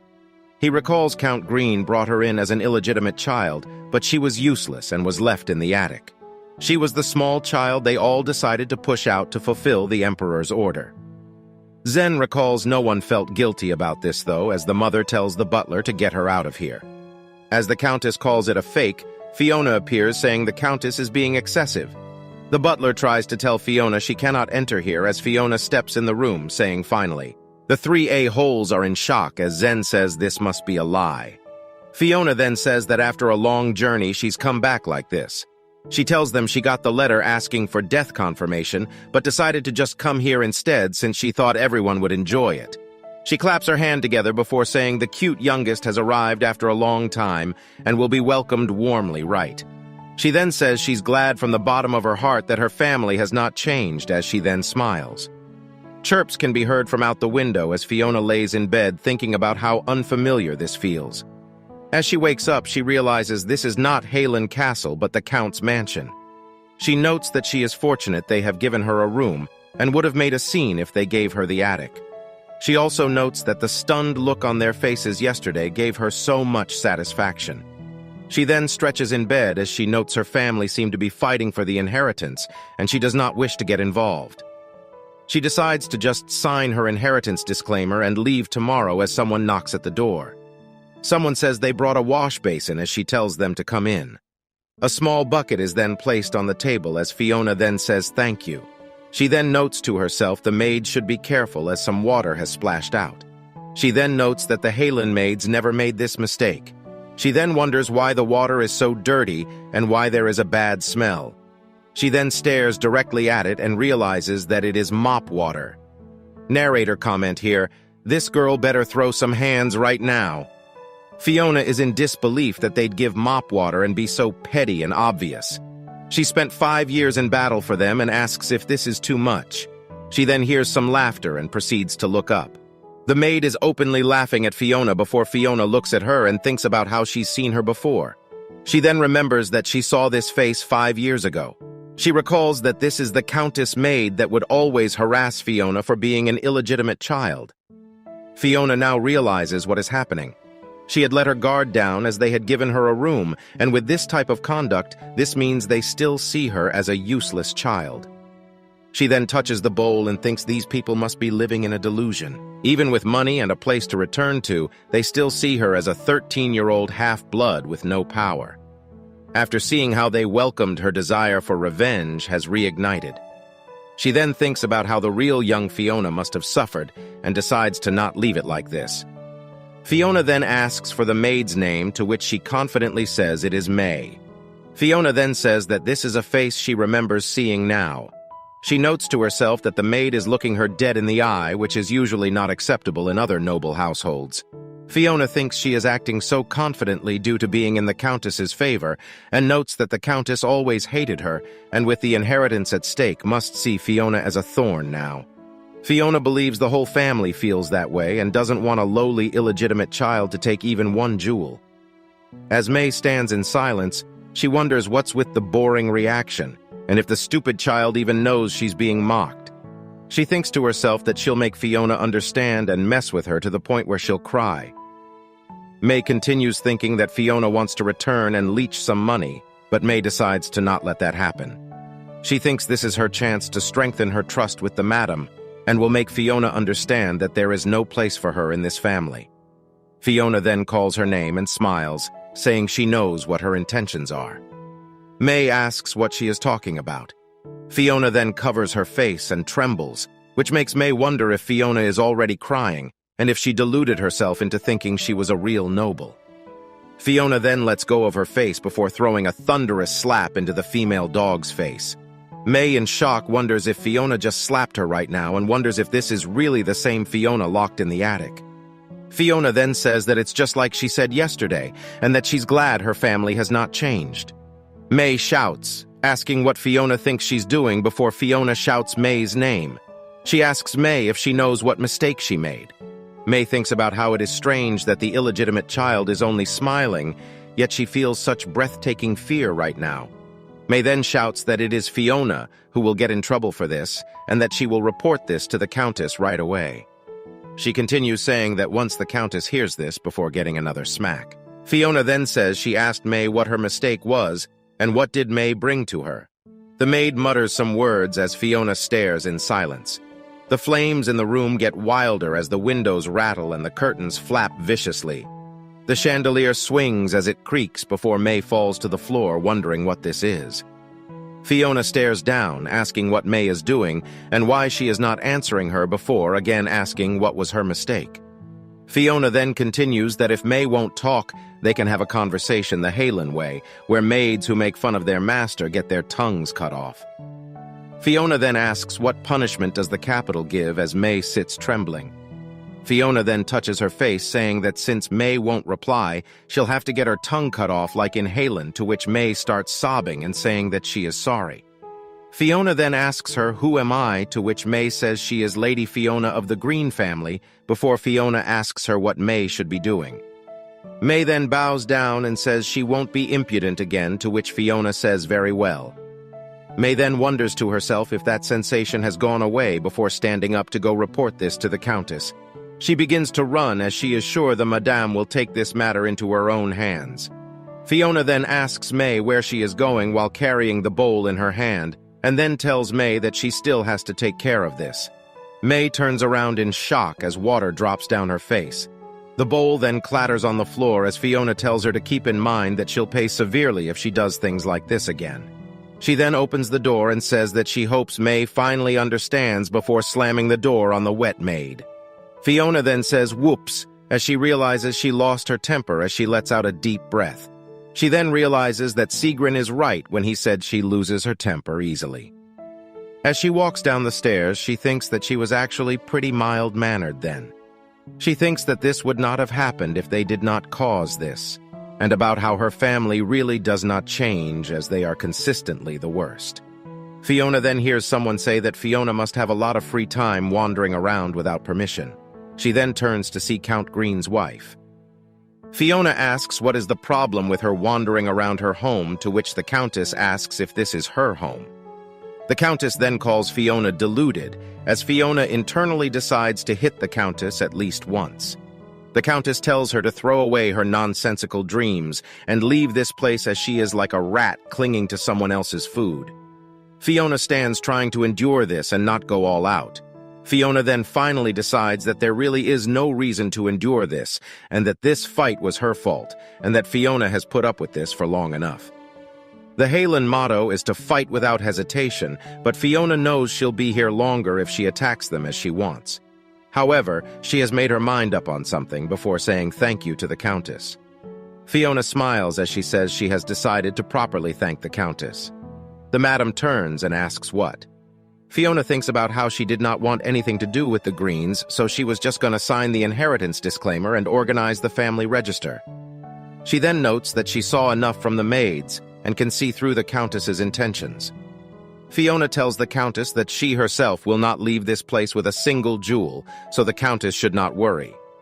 Fiona then smiles as she thinks about how she won't leave any jewels for the Countess either, and about how the family is so greedy.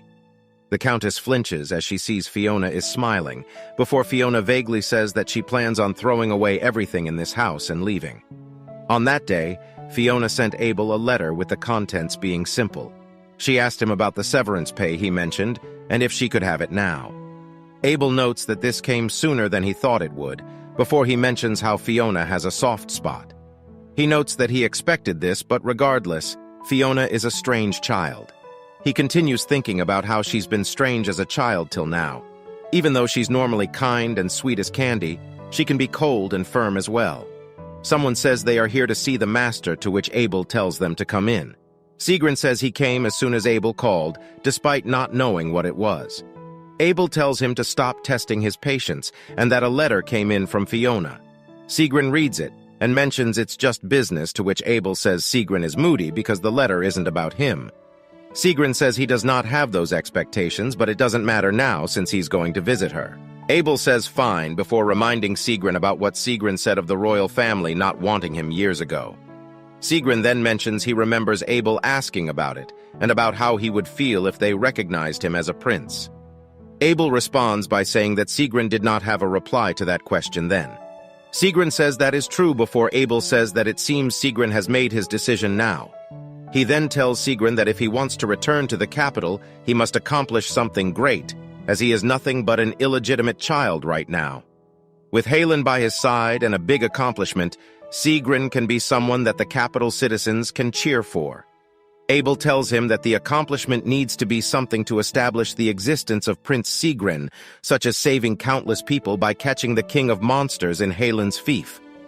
Abel says that if Sigrun meets his conditions, he'll set the stage for Sigrun. Abel tells him that if he wants to reclaim his seat as prince, he needs to go be a hero. Abel is then seen writing a letter telling Fiona he will do as she wishes, but when he is done, she should go look around the Halen estate. As Fiona reads this, she notes that it is a relief he is not telling her to say father. She notes that this is not because she hates him, but it's because he was enemies with Fiona in the original story, and is too sweet now. Fiona then stretches as she notes she'll finally get to rest once this is all over. Original story will start soon, with Abel and Sigrun returning to the castle after Sigrun slays the accrued dragon of the north. He will be praised as a hero, and due to public opinion and the imperial family's honor, he will be made into a prince. Then right after the female lead, Eunice will make her appearance as Fiona wonders what she will be like and hopes to meet her once. Fiona is worried due to how Sigrun constantly relied on her, so there is no telling what the future holds. She then stares at the letter again and thinks about the important matter at hand. The Green family's weak point is their involvement in the drug trade, as Fiona wonders how to use this. A lot of the Greens' assets were made from this trade, and since this is illegal, the money will get confiscated by the Empire. Everyone involved, including their family, will be punished as well. An issue is that Zen and the Countess both seem unaware of this, as Fiona wonders what she should do. She burns the letter as she wonders if she should shake up the ones who are currently most driven into a corner. Zen is shocked as he asks what Fiona is doing in his room. She calls him brother, as she says she has to tell him an issue regarding the family heir. He tells her she has no right to be concerned with that before she tells him she wants him to be the next count. She continues that as a family of mages, the best should be the heir. However, Kaindel is claiming the position as he is the oldest son. Fiona knows that Zen is in trouble as well since he has a large gambling debt. Because of this, he is aiming to get the inheritance to pay off his bills. But the truth was, Abel actually bought this debt a while back, and before she left Halen, he gave Fiona the right to handle it. She thinks to herself that this is a secret still before asking if her brother agrees with her. Zen grabs his head as he says everything Fiona is saying is right, and that it's ridiculous for an unqualified person to be heir. Zen then continues that Kaindel has been the heir for a long time before Fiona calls for her brother. She pulls a red pouch from her pocket and says that this was in the eldest brother's room and asks if he knows what this is. As the pouch is opened, Zen shouts what they are. Fiona says the servants found this in his room as she covers her face, saying that the family is involved in this illegal trade. Zen lets out a smile as he says Fiona found something valuable, and thanks to her, everything will work out smoothly. He then asks her which servant found this, to which Fiona says before she tells him that she has a request for him. She tells him that if he inherits the family, to please remove her from the family register. Zen is speechless before he asks what. He asks if this will put her at a disadvantage, to which she says she came home to do this. She says that everyone thinks she's here for inheritance, but she actually just wants to see everyone face one last time. She then says that being illegitimate and scorned by the family, she has had enough of it. She then says in an Oscar-worthy performance that most importantly, she is an inconvenience to the family, and this saddens her as she only cares about the family. Zen covers his mouth in shock before saying he understands and will set her free as Fiona insults him in her mind. Fiona then says she will tell him the name of the servant who found this. Truth is, a servant finding this was a lie. She actually paid off a servant to search Kaindel's room and bribed them to testify to Zen that they randomly found this while cleaning, and also that Fiona coincidentally saw this. As Fiona sips tea, she wonders if she should listen in on them as things went as she predicted. Kaindel and Zen are both again arguing about the inheritance, with the fights increasing as the day passes. The Countess won't come home now due to all this, and Zen has already begun to spread rumors about Kaindel's misdeeds. The rumors have spread like fire as subsidiary families have begun to question Kaindel's qualifications. Eventually, Kaindel got banished from the family as he cursed at Zen. With the brothers' fight now wrapping up, it is finally Fiona's turn. Inside, a letter contains documents accusing the Greens of running an illegal business, which she will be sending to the finance department, which will be much like removing the last block in Jenga. The tower will be completely destroyed. Another letter has arrived from Abel, to which Fiona notes how this one came pretty quickly after the last letter. Abel asks her if this business of hers has still not been finished yet. Fiona crumbles this paper in fiery anger before laying down and thinking if Abel finds toppling noble families easy. She had just sent the anonymous letter to the finance department, and if the contents are verified, the Greens' assets will be confiscated. Since they have considerable assets, the department will find this to be a good opportunity to fill up the treasury. 2 days later, we see Fiona congratulating her brother on becoming the head of the family. He tells her that this is only temporary for now, before Fiona asks who else would it be other than him, to which that strokes his ego. She pulls out a document and tells him she will be removed from the family if she gets the stamp. He immediately stamps the paper and tells her to leave now as he has a ton of work to do, while we see Fiona deviously smiling. Fiona then says she has one last thing to tell Zen. She places her hand on the table before saying that there's no recovering from a gambling addiction, and especially once debt has been acquired. Zen angrily asks her how she knows about this before she waves from the door saying goodbye. She slams the door as he shouts her name. She is humming as she did not expect herself to be in such a good mood. Someone then shouts her name, which is the Countess, asking why Fiona is still here. She calls her shameless and tells her to not even think about taking advantage of her brother and leaving as she opens the door for Fiona. Fiona tells her she was leaving regardless of the Countess rushing her, but then says she now remembers that there is something she must do before leaving. As the Countess begins to shout something as Fiona's hand is incoming, the Countess's hat comes flying off with a smack. The hat and stone drop to the floor along with the Countess as May shouts for her master. The Countess asks how dare Fiona do this, to which she says she wanted to hit the Countess at least once before going. Fiona then says Caindel is banished without a penny, Zen will have debt his whole life, so the Countess has to at least get a slap for it to be fair. The Countess asks what nonsense Fiona is spewing before saying Fiona has lost her mind and should get locked up. Suddenly another maid comes in saying there's a big problem. The Countess asks if the maid can see the situation right now and tells her to lock up Fiona. The maid then tells her that the Imperial Army has gathered outside the house right now and that they said they are here on Imperial orders. The Countess is in shock as May covers her mouth. Fiona then notes that they came a lot quicker than she thought. Fiona then asks if Madame knew the kind of business Caindel and Count Green were involved in. Fiona then tells her that she has reported this information to the palace. Fiona then tells the Countess that she should already know that all assets get moved to the treasury if they are illegally obtained, which shocks the Countess as she screams at Fiona to not lie since she can't escape without punishment either. Fiona then tells her that she's not actually a member of the family as she flexes the paper Zen stamped. She then says her lack of involvement also means a lack of responsibility as the Countess grimly says no way. The Countess says that the family showed her kindness raising her, yet she repays them with evil, to which Fiona says she was planning to let it go. However, when she thought about it again, human kindness should have appeared 5 years ago, and that applies to the Countess as well before handing the fallen stone to the Countess. Fiona tells her to cherish these things as she may never see them again. A soldier then comes in the door saying they found Countess Green and then telling her of the report made. As Fiona walks away, she notes the finance department is working hard before remembering a character from that department, loving money. Fiona then decides to go to the Halen townhouse as her brother shouts, saying he just got to be the head of the family and for the soldier to let go of him. A sword then falls on the snow as Sigrun covers his face, saying this dragon didn't control the northern region's monster for no reason. He notes that out of all the monsters he's faced, this was the most troublesome as he leans on the dragon's body. Sigrun lets out a sigh as he says he thought he was a goner. Abel is then seen stepping towards Sigrun, telling Sigrun that this was all his work. Abel asks Sigrun what it's like to slay a top monster, to which Sigrun says it was nothing special. Sigrun notes to himself the only way to return to the capital is as an imperial prince, which could only be accomplished by performing a great feat. He notes that this was the only reason he slayed this beast, so he feels no satisfaction or sense of accomplishment from this.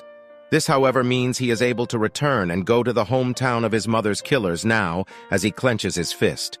He also notes that he is also now able to go where Fiona is, which causes him to smile. Abel stares as Sigrun then starts talking about how he's not even sure Fiona is still in the capital. Sigrun continues that when he last saw Fiona, she was heartlessly talking about how much she wanted to travel before a smirk forms on the Duke's face. The Duke tells Sigrun he won't have to worry about that as Sigrun now gets confused.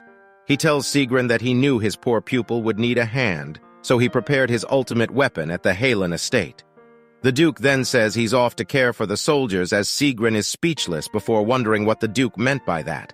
He wonders how the Duke is planning to keep Fiona at the estate as he pulls his sword from the ground. He stares at his reflection on his sword as he notes that Fiona is as elusive as the wind.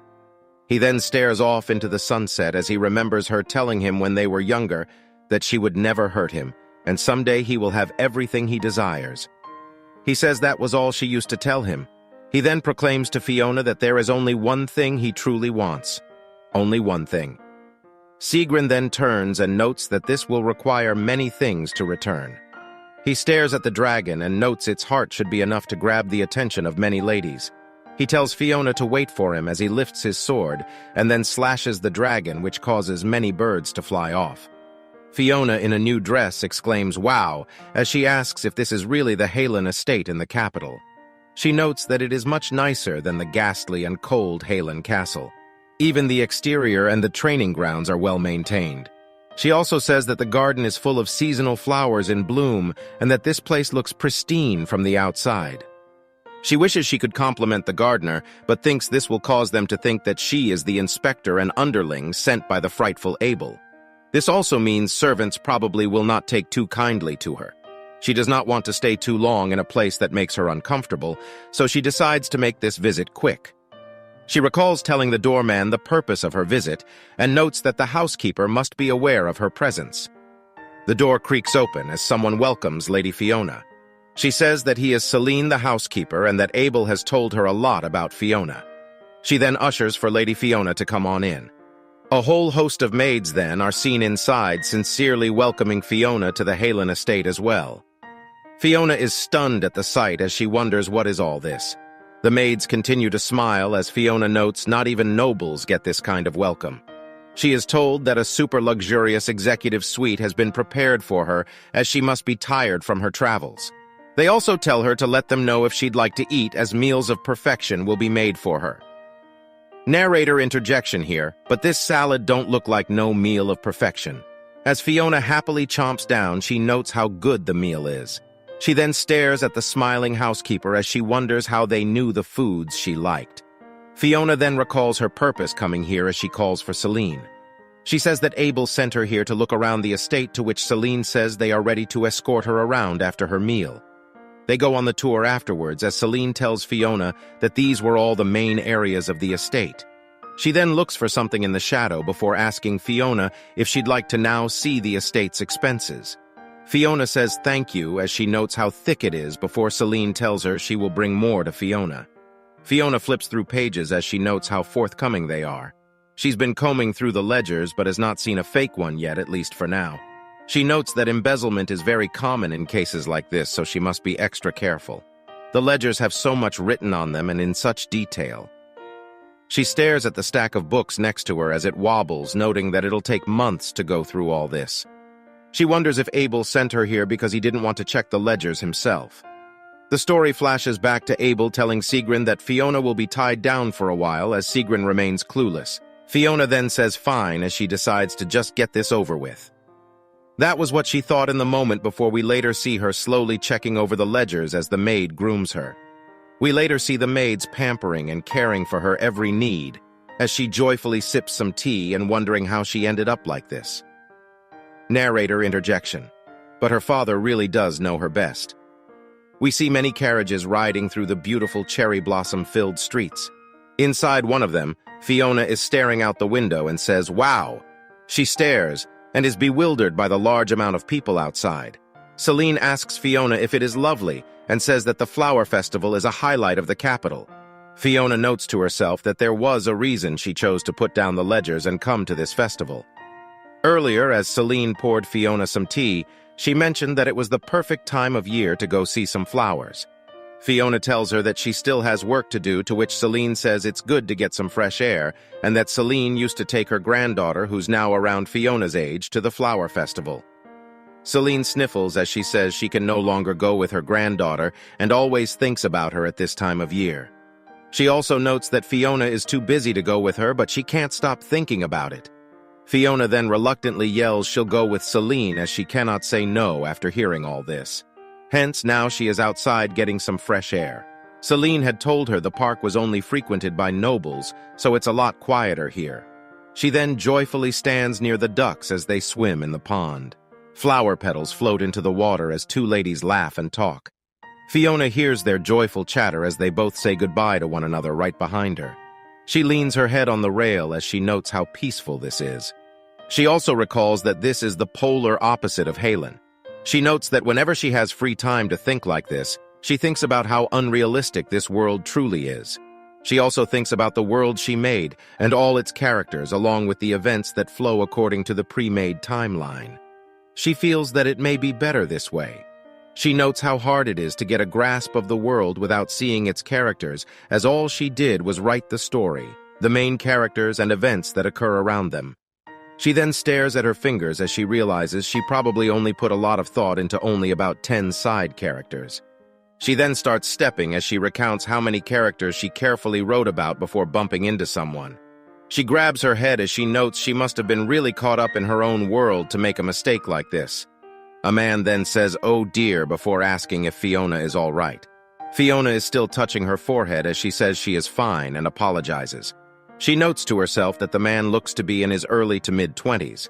She also notes that he is wearing fine clothing and seems very polite and well-mannered, so he must be of high status. She also notes that, moreover, he has red hair and golden eyes with chiseled features and is outstandingly handsome. She also notes that this is still a novel, so the important equation of handsome man equals important character still applies here. Fiona notes that the glow on his face must mean he's an important character, but does not know who the F he is. He asks if she is all right, to which she avoids eye contact and again says she's fine and sorry. The man then stares at where Fiona does and notices the clip as well. He asks if that is hers, to which she says she must have dropped it. She reaches for it and touches it before a red flash occurs. Fiona is startled as she asks what is going on. The man then grabs it himself as he tells her she does not have to worry about that. He then shows it to her, saying it is not an ordinary stone, but a magic one.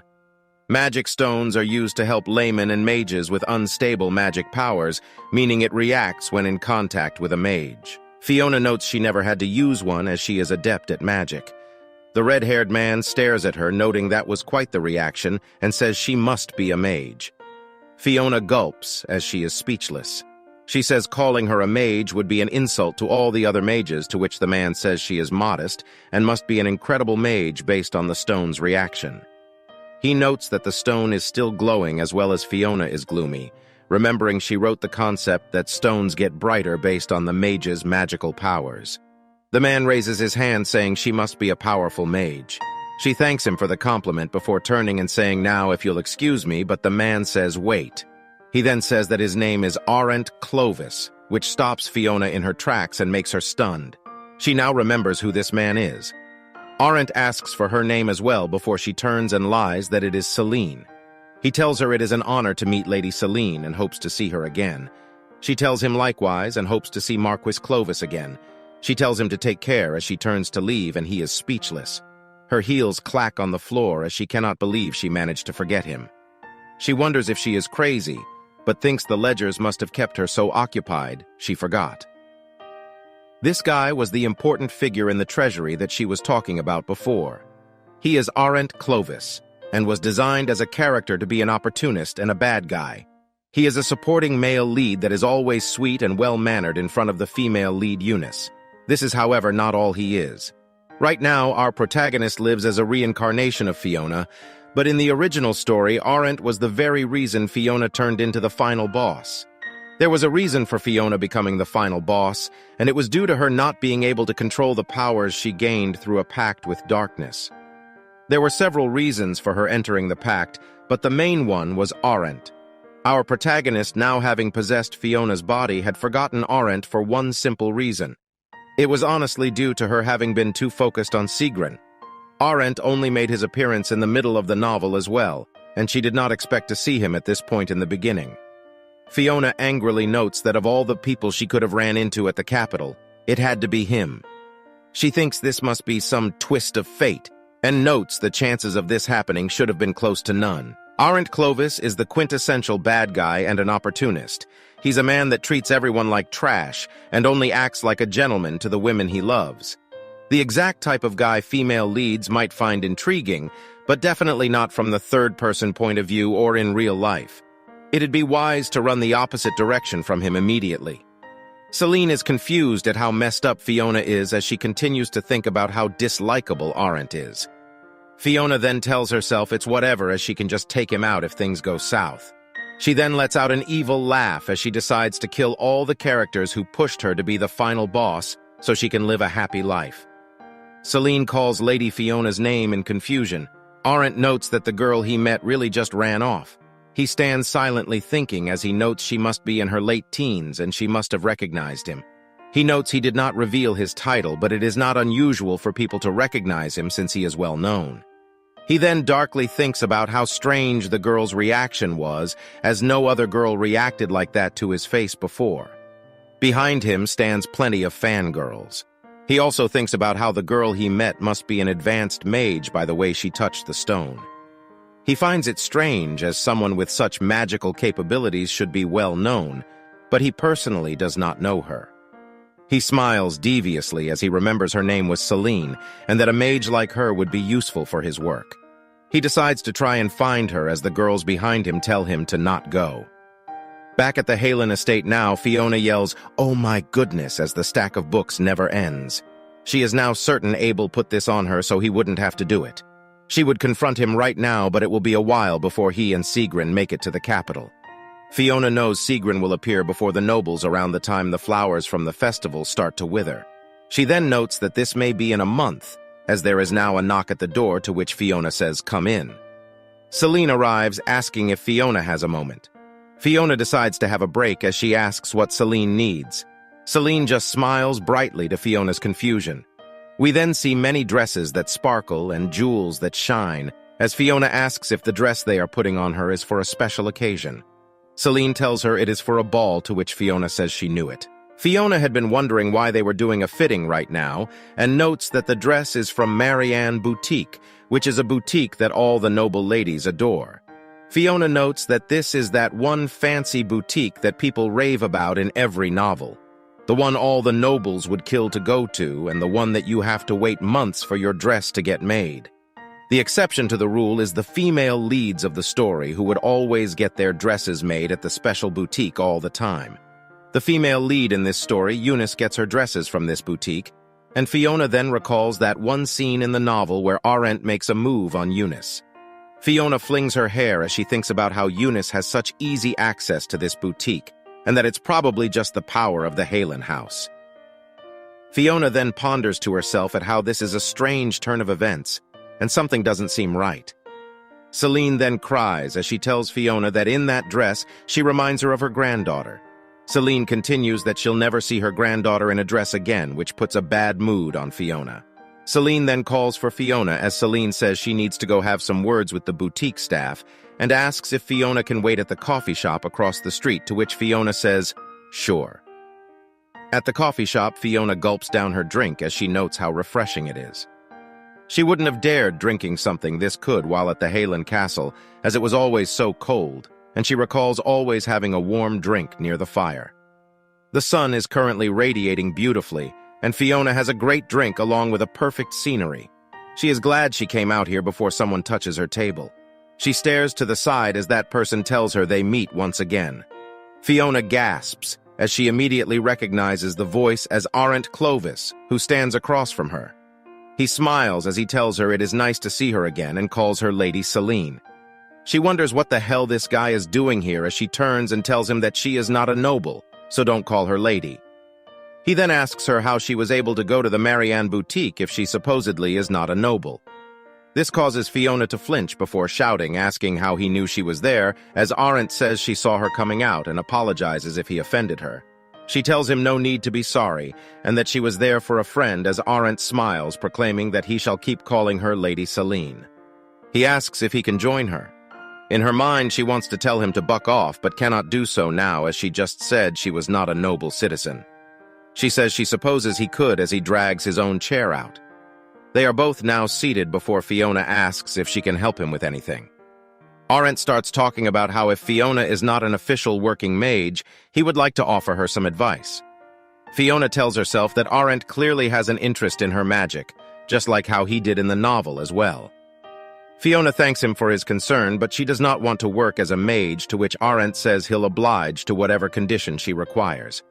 He continues to tell her not to hesitate, and asks how much money she'd like as people on the streets stare at someone walking by. She tells Arendt she does not need money, to which Arendt asks if Fiona seeks honor, as we can now see that the person walking is the Dilf himself. Arendt continues that he can make her the most honorable before Abel says that this won't do. Abel continues saying that Marquis Clovis has no clue who this girl is, as the pair at the table now stare at him. Fiona points and is stammering for words as Abel lets out a smirk. It is the Duke Abel who stands before them over the table. Arendt nervously says that he did not expect to see Abel, the Duke of Halen, in the capital. The Duke asks to be sure if the guy here is Marquis Arendt Clovis with a scoff. Fiona then wonders what's going on, as the two now have a face-off and does not want them to do this in front of her. She grabs Abel's arm and asks His Grace what he is doing here. Abel chuckles, saying he came to show her the dragon they caught, as she's never seen one, to which Fiona notes he makes it sound like he has brought home a bucket of fried chicken. She starts to say already before asking how they caught it, to which Abel says Sigrun caught it and tells her she should have seen how much of a hurry Sigrun was in. Abel then taps her shoulder, saying aside from that, what business does she have with the dork Marquis Clovis? Arendt is silent before saying he was discussing important matters with Lady Selene, as Abel gives her that, did he just call you Selene look on his face, and Fiona telepathically tells him to go with it. Abel, clearly irritated, says this conversation will have to continue at a later time, to which Arendt says he is sorry and cannot do that as he still has more to say. Fiona is in shock, as this is basically like telling Abel to get lost, before Arendt then continues by asking how they know each other, further annoying Abel. Fiona notes that this is a polite way of saying if this does not concern you, then get lost. She then wonders what Abel will do, as Abel will lose this battle if he calls Fiona a former subordinate. Abel then reaches out his hand and tells Marquis Clovis that this is actually his daughter. Fiona is in shock at how brazen Abel is and wonders what he is talking about. Arendt covers his mouth in shock that Abel had a daughter, to which Abel says he adopted her just now. Arendt says Fiona looks dumbfounded by all this, to which Abel says she just found out right now as well, before patting her head. Narrator interjection here, but where's the application to be a stepmom? I know how to cook and clean. Abel says he'd like to spend time with his daughter, so he'd kindly like for Arendt to leave. After thinking for a moment, Arendt says very well and excuse me before leaving. As he goes, he turns and asks Duke Halen what the real reason for his return is. The Duke lets out a smirk and says that it is to put an end to the winter. The streets are bustling as Fiona questions the Duke for wanting her to come back to work. She asks him why before saying she quit and was not taking a leave of absence. Abel calls this the same thing as Fiona says it is not. Abel then says that if she ever sees that pest again, to just ignore, and notes that things would have been very amusing if Sigrun was here. She asks if the pest he is referring to is Arendt before someone on the street shouts. The man shouts, asking if that it is a beast. People start to run as Fiona starts moving towards the commotion. She tells everyone to get to safety as a lightning spell completely surrounds her. Abel then grabs her shoulder, telling her to take it easy, as Fiona tells him there is a beast, and they have no time. Abel tells her it is not what she thinks, as a kid comes out telling everyone they don't have to run. He tells them to stop running and to come check this out. People clamor at the dragon head as Abel points and tells Fiona to look over there. A whole royal procession is traveling carrying the beast as Fiona watches the scene, and Abel tells her that this is not a beast that is here to hurt people. She then spots someone on a horse, as Abel tells her that it's the boy who followed her here. She then softly calls his name. Sigrun and Fiona had always been together ever since they were kids, so this was actually the first time they'd been apart for days. As she stares at him, she notes this may be why he looks so different now. She notes that he seems to be taller than before and seems more robust in stature as well. She notes he also seems to be even more mature than when they had parted ways. Fiona stares as the man beside shouts in awe, asking how they managed to catch that beast. He notes that he's never even seen a beast this large before and wonders if the man in front caught it. Abel then tells Fiona this is what he had been wanting to show Fiona, as Fiona is shocked as he really meant what he said earlier. Abel says, of course, and that he figured she had never seen one, so enjoy it. She then thinks he should stop acting like he's treating her by letting her see this. She then notes to herself that Sigrun must have worked very hard to catch this, and also that this will make the capital remember Sigrun for a very long time. This is definitely not a bad look for him, as he needs to regain his position soon. Fiona then notes that there is, however, one problem, as she does not recall writing about any of this. She notes that there is such a thing as the butterfly effect, and that if these unexpected events keep happening, that the flapping of the butterfly's wings may cause a storm. The story that our protagonist had previously written may end up completely different from before.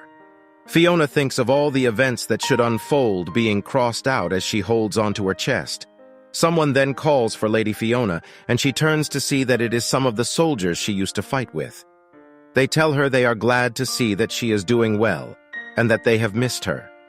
One of the soldiers said the other was crying because of Fiona leaving.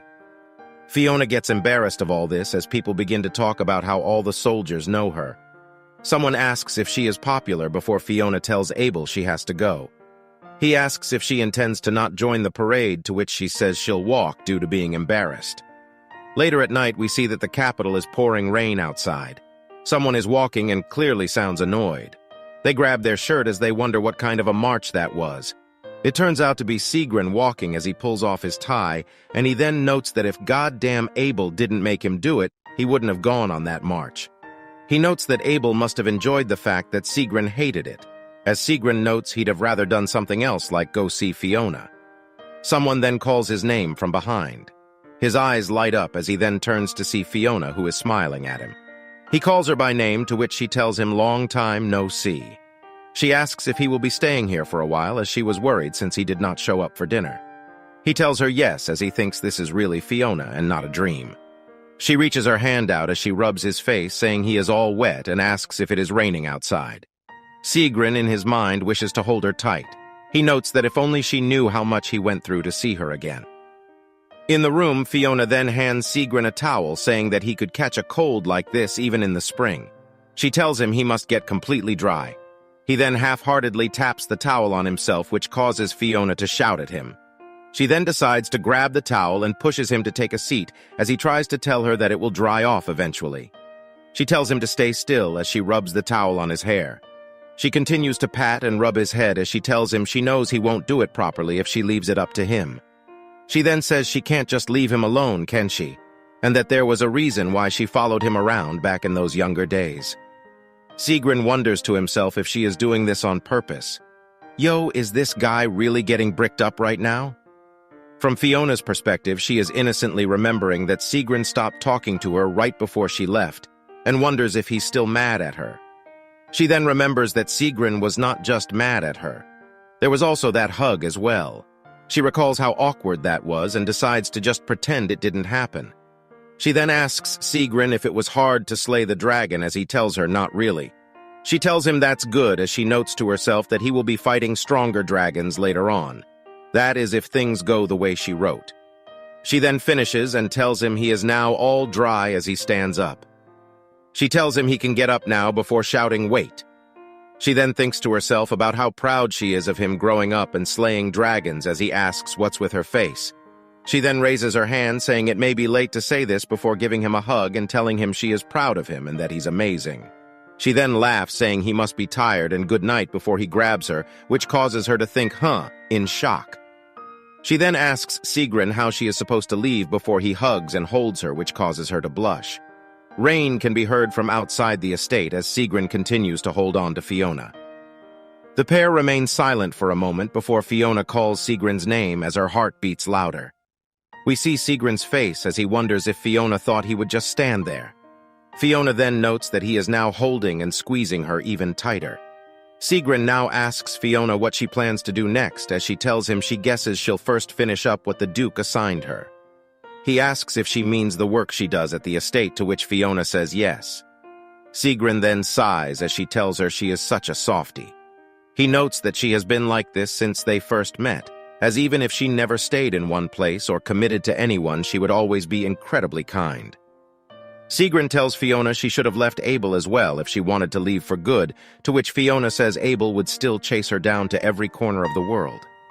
Fiona then agrees that she does have a soft side, as Sigrun tells himself that is exactly the kind of person she is, and that he used this side of her to keep her close to him. He then notes that she probably does not know how he feels about her. He then asks what she will do after she finishes the Duke's work, to which she says buy a house, and Sigrun asks where. She says she wants it in the countryside, but notes that this may be more complicated than she thought, and might be somewhere in the outer. Sigrun then lets her go and yells her name, as he then says he has something to tell her.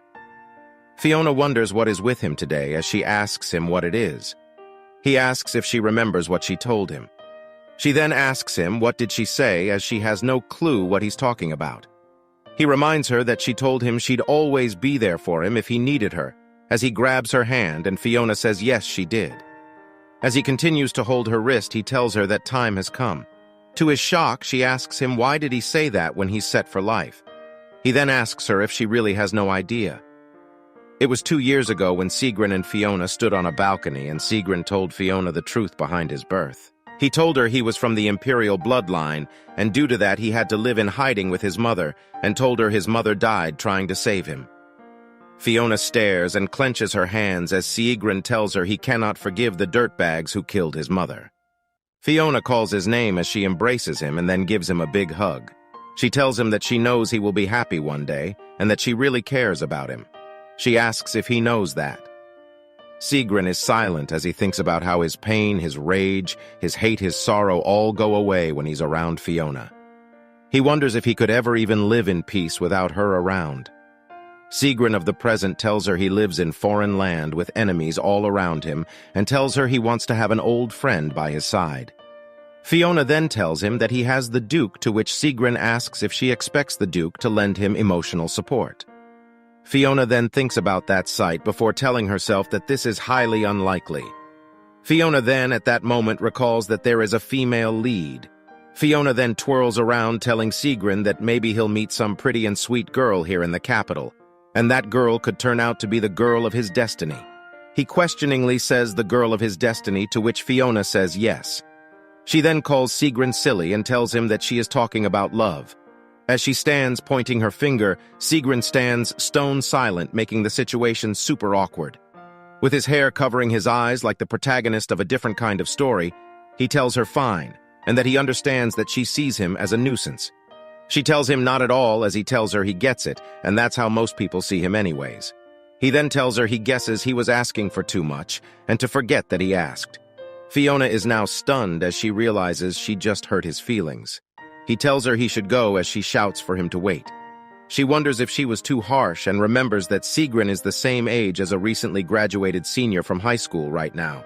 She then tells her herself whatever as she shouts his name. She then says okay fine and that she will stay with him. She smiles before saying as long as she can be of help, as she thinks about how she has nothing to lose anyways. Sigrun is silent as he thinks to himself that she really is just a big softie. He smirks after having gaslighted Fiona and tells himself he knew this and that she still cares. He then turns and smiles as he says, okay, good. Fiona giggles as she thinks about how the crisis is averted and that Sigrun should feel better knowing he has someone by his side. Peace then continued from then on for some time before the timeline soon reached the beginning of the novel. An imperial ball was fast approaching. Someone grabs at the door as Sigrun is seen calling for Fiona. Sigrun comes in telling her that should get going soon. She tells him okay before asking if it is time to go already. Sigrun is speechless as he stares before Fiona tells him to let Abel know she will be down right away. Fiona is getting ready with the dress we saw previously. Sigrun asks Fiona if Abel will be formally introducing her at the ball as well, to which she said she does not think so, as Abel told her he'd do it next time. Sigrun tells her he sees before he tells Fiona he wanted to be the one to escort her, but too bad he can't now before Fiona laughs and says he did that many times back in Halen. The pair then get shocked as Abel tells them they are acting like they have all the time in the world. He then calls them brats and says that playtime is over. Abel asks if brat number 2 knows what to do and for brat number 1 to come with him. Sigrun is angry at being called a brat as Fiona says okay brat number 1 coming right up. She then slips on the stairs with a cry before staring at the ground and noting that she is falling. The two men can be seen safely catching her before she can hit the ground. Fiona notes that it was close as they gently put her on the ground. She says thanks to both of them before Sigrun yells her name and tells her to watch where she is going.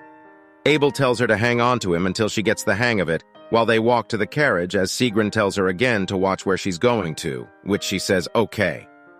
The carriage door closes as Abel then says he heard Fiona is staying and that it seems she fell for Sigrun's ploy. She tells him she cannot ignore a dear friend's request and that she's the heiress to the Halen house now, so she can't back out now even if she never asked for it. Abel tells her they will talk more about it another time and asks her if she is curious why he chose her. Fiona notes that she knows his story. When the Emperor was a young man, he killed or banished any family members that were a threat to him, so Abel's family fell victim to him. If Abel were to have a kid, it would be a part of the imperial lineage and have a right to the throne. Abel does not wish to have a child that would be placed at risk or inconvenienced. Abel then points and calls Fiona and says that from this day she will be Fiona Halen, as she side-eyes and says she understands. He leans over and tells her to at least look happy about this. He then says he wants her to call him father, to which she tells him he is so persistent. The carriage then arrives at the ball. The violin is played in the background as we get to see the royal room and all the food. Someone talks about if the other guests heard the news. They insult Sigrun, calling him fatherless, and say they heard he is coming back tonight. The girls tell one another to shush their words and mention how they heard His Majesty will make Sigrun an imperial prince, and that the guy is incredibly handsome. Some girl mentions she heard the guy was ruthless as he comes from the desolate Halen lands. The girl also mentions remembering that there is a ruthless and powerful mage that lives in Halen as well, and can make storms when she is mad. The girls then ask Lady Priscilla what she thinks about all the rumors. The girl taps her fan in her hands before smiling and saying she does not know. She says that she'd like to see them first before deciding on that. The other girls say she is right, and they thought the same as well. Priscilla then mentions that there is quite the talk about the daughter of a low-ranking noble that was proven to be a saint, and now they have a fatherless prince as well. She notes that all this commotion is giving her a headache as people begin to murmur. She then stares as one man shouts that it must be the fatherless child that's over there. They note that the guy is with Duke Halen, and it was true the House of Halen was supporting him. Abel tells the pair to look confident as people in the room begin to note how confident Sigrun looks. A girl says his face is glowing as the other girl stares in shock. She notices that Lady Priscilla seems to be taken by the guy. Priscilla then smiles before Fiona notices and wonders if the girl is staring at her. She then blushes as a pretty lady is staring at her as she then starts to think about who that is. It is a red-haired beauty whose fingers are wrapped around the noble ladies, so it must be Livia Priscilla the villainess. A woman so true to her passion that she must get everything she desires and also has a lot of pride in her lineage. In the story, she was taken upon seeing Sigrun for the first time in the novel. This girl also obstructed the female lead Eunice in everything that she did. By the end of the story, she was left dejected and broken, and is, in other words, the typical villainess. Due to her being a villainess, Fiona thinks of her as a kindred spirit, much like how she views the original Fiona. Fiona almost wants to warn Priscilla to find a different man from Sigrun, and that Sigrun is bad news for her. Fiona then feels as though something is odd as Priscilla is smiling. It is due to the fact that Priscilla is supposed to be staring at Sigrun, but right now is looking directly at Fiona instead. Fiona hides behind Abel as she wonders if this is yet another deviation from the original story. Suddenly then someone yells and says, "Welcome to all his subjects." Abel then says there he is as the man says he's sure everyone has heard the good news. He continues to say that an offspring of the royal family has returned after achieving a great feat in the north. He then calls for his proud son Sigrun to come forward, as Sigrun thinks about how this man abandoned him for years and now acknowledges him. The king then tells Sigrun to show everyone what he has accomplished, as Sigrun says, "Yes, your majesty." He then shows the people the heart of the dragon he had slain, and that he offers it to his majesty and lord of the empire. The king calls him a testament to the imperial lineage's greatness, which is undefeated against the most powerful beasts. People murmur in shock as they see a real dragon heart. The king continues going on about the imperial bloodline's greatness as Fiona gets annoyed. The king says that for Sigrun's historic accomplishment, he shall reward him by restoring his position as his son. He says from this day forward, Sigrun is an imperial prince as Sigrun stands smiling. The people clap congratulating him and bless the new prince. Fiona notes that many are probably against this but are playing along very well. Meanwhile, we see her stare past Abel to see someone who is gritting his teeth in anger. The crown prince is so disgruntled that he cannot even keep a straight face. Of course he would be, as his position is now in jeopardy. He also sees that all the girls think the new prince is dreamy. If things play out as it did in the original story, the crown prince will be a side character who just harasses the main characters. Fiona is sure that Sigrun and Eunice can deal with him as she mouths his name to Sigrun.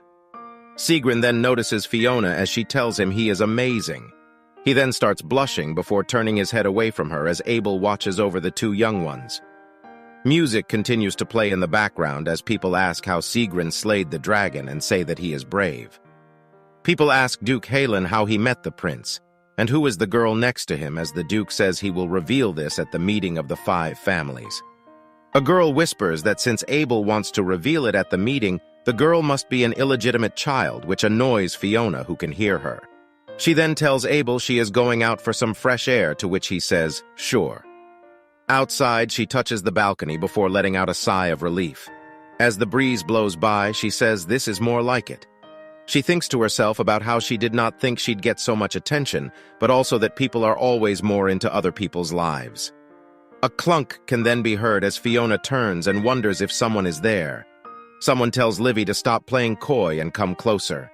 The girl tells the other person to call her Lady Priscilla and not that other name. Fiona then takes a peek as she knows Priscilla is here. A guy tells Priscilla he likes it when she plays coy, but it's no fun if she is stubborn. She flaps her fan, calling the guy invasive. Fiona is in shock as she sees the Crown Prince and Lady Priscilla together. The Crown Prince is being a creep, saying she can be the Crown Princess if she pleases him right. Priscilla then tells His Highness that she needs to get going as this angers him, and he calls her a little before grabbing her hand. He asks how dare she turn her back on the Crown Prince as she drops her fan, and Fiona gets angry. The Crown Prince holds her hand up, saying he has tolerated her long enough before the curtains flap open. Fiona has now jumped in, saying she finally found Lady Livia, as the other two turn in shock to see Fiona. Fiona says that Duke Priscilla is urgently looking for Lady Livia and that she was helping him find her. The Crown Prince asks how dare she interrupt as Fiona gasps, saying oh my, and that she did not know the Crown Prince was here. She then says Heil, the small son of the Empire, and says she is Fiona Halen, which shocks the prince. Fiona smiles as she bows down, noting that even the Crown Prince cannot mistreat a member of the Halen family, and she thanks Abel for this.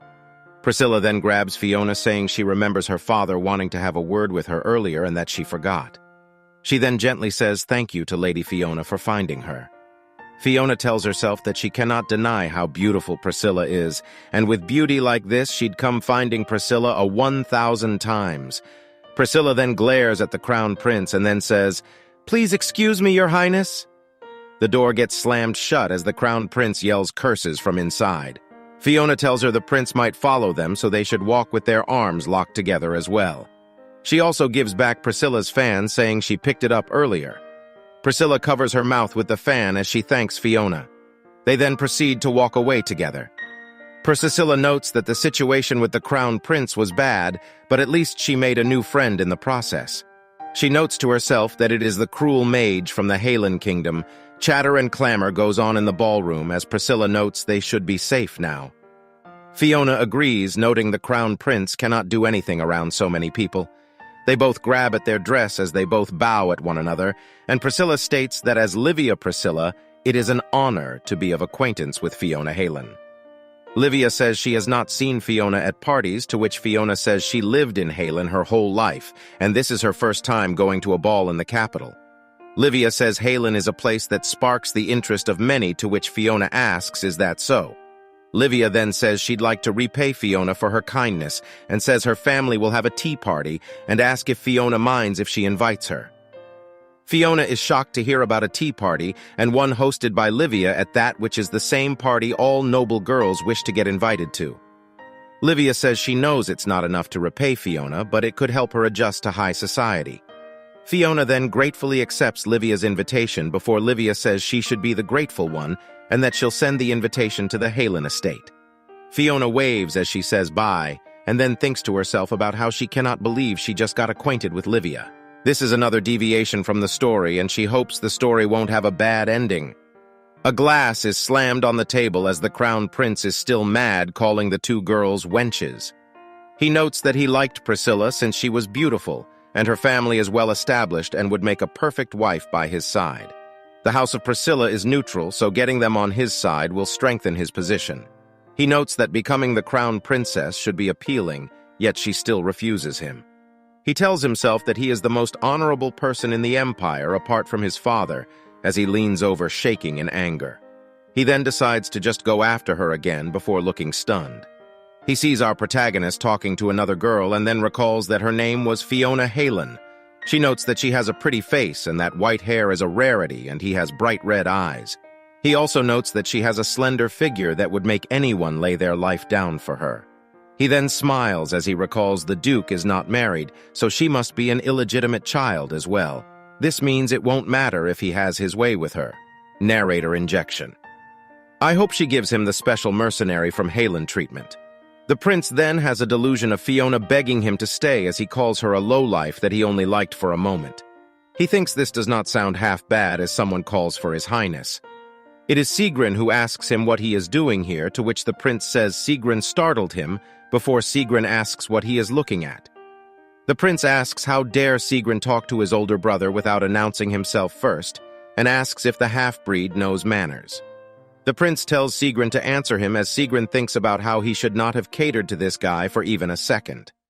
The crown prince then says that since Sigrun is from Halen, he should talk about that girl over there, the one with silver hair and red eyes, which causes Sigrun to stare menacingly at the prince. He asks why does the prince want to know, as the prince says she is pleasing to the eye and he wants to have fun with her as he has been bored. Sigrun angrily tells him that this is yet another reason to not answer his question. The prince flinches as he says what and grabs Sigrun's collar, calling him arrogant. He asks if Sigrun dares speak to him like that as he prepares to punch him before Sigrun grabs his fist. Sigrun then asks if that was all his brothers got as he twists the prince's hand, making him scream in pain. The prince insults Sigrun, telling Sigrun to unhand him as Sigrun glares at him, asking if it is his turn yet.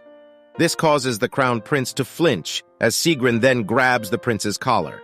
The prince says wait and asks what Sigrun is doing before Sigrun then slams the prince into the wall, which makes him shout. The prince is wheezing and panting as Sigrun says to heed his warning, as Sigrun does not care about the crown prince's position or the throne. The crown prince continues to struggle before Sigrun says there is only one thing in this world that he wants. He continues that, however, if anyone ever lays a hand on her even by chance. He then drops the prince before saying that he kill that person in the most painful way possible, no matter their position or capabilities. He then lets out a dark smile as he calls the crown prince his brother. Later on at the Halen estate, we see someone pouring themselves a glass of red wine. Fiona, clearly frustrated, yells that it's time to drink. She wants to get the thought of that micro-PP crown prince out of her mind. As she drinks, she notes how sweet it is. A knock can be heard on the door as someone asks if Fiona is there. Sigrun comes in saying it reeks of liquor in here and asks if she has been drinking. She tells him she was just getting started before grabbing his hand and then dragging him along, saying the real fun starts now and that they have not drank together in a while. Sigrun stares at Fiona for a moment and analyzes how she is acting. He notes that she was alone in the room drinking and simply dragged him into the room just to drink as if it was nothing. He wonders how she can let herself be so vulnerable. He yells her name as she gets confused. She asks if he wanted to say something, to which he sighs and says that it was nothing. Fiona notes to herself that she does not think it was nothing before noticing Sigrun's shirt is unbuttoned. She laughs, asking what happened to his tie and if he got into an altercation with someone. Sigrun tells her there was something like that, which then prompts Fiona to point at him in shock. She notes to herself that Sigrun has barely become a noble and is already bullying people, and notes that this is so unlike him. She shouts, asking with whom, as Sigrun plays it off, saying to not worry about it. Sigrun pauses for a moment in silence before calling Fiona's name. He then proceeds to lean over and say it's a bit too dark for him to see and says he needs her help undoing his shirt. This is so Capra, the room is bright as day right now. Fiona stares at him speechless for a moment before noting that since he was a child, Sigrun hated the feeling of people being close to his neck. She then closes her eyes as she tells him she agrees. She then reaches for his clothes as she notes this is nothing. With some clinking and clanking, Fiona slowly helps Sigrun with his outfit. To Fiona's shock, Sigrun suddenly starts grabbing and rustling her hair. She gets further confused as Sigrun leans closer to Fiona. He gives her a hard glance as she gets nervous looking back at him. She puts her head back down, noting how strange this is, and decides to help him get it off of him quickly. Right afterwards, his outer shirt gets placed on a table as the pair then sit across from one another and cheers a drink. Sigrun reminds her not to drink too fast as she gets drunk easily. Fiona then asks him again who he fought with, to which Sigrun says it was the baby carrot crown prince, as Fiona yells, really. Sigrun says that guy is much nastier than he thought, to which Fiona agrees, and says he is the worst. Sigrun then taps Fiona's feet, telling her to not go near that waste of space, as Fiona says she won't. Fiona, who is very drunk, pours herself another glass as she hopes to never run into that imbecile again. She then notices something is strange and says Sigrun has two faces before Sigrun tells her she is very drunk. She says she is totally not before slumping over onto the table. Sigrun says he told her not to drink too fast as her eyes are now swirling. Sigrun then lifts her up off the ground as she continues to sleep peacefully upon his arms. He then stares at her face before noting that she is sleeping completely oblivious to how he really feels about her. He tucks her carefully into bed and pulls a blanket over her. Sigrun says that he sometimes looks at her and wonders what is going on inside her head. Why does she care for him so much despite not ever wanting anything in return? He notes this cannot be unconditional love and that he has yet to figure her out. Also, he wonders why she does not desire or cherish nothing. He compares her to a dandelion seed that wanders around, unknowing where it shall land.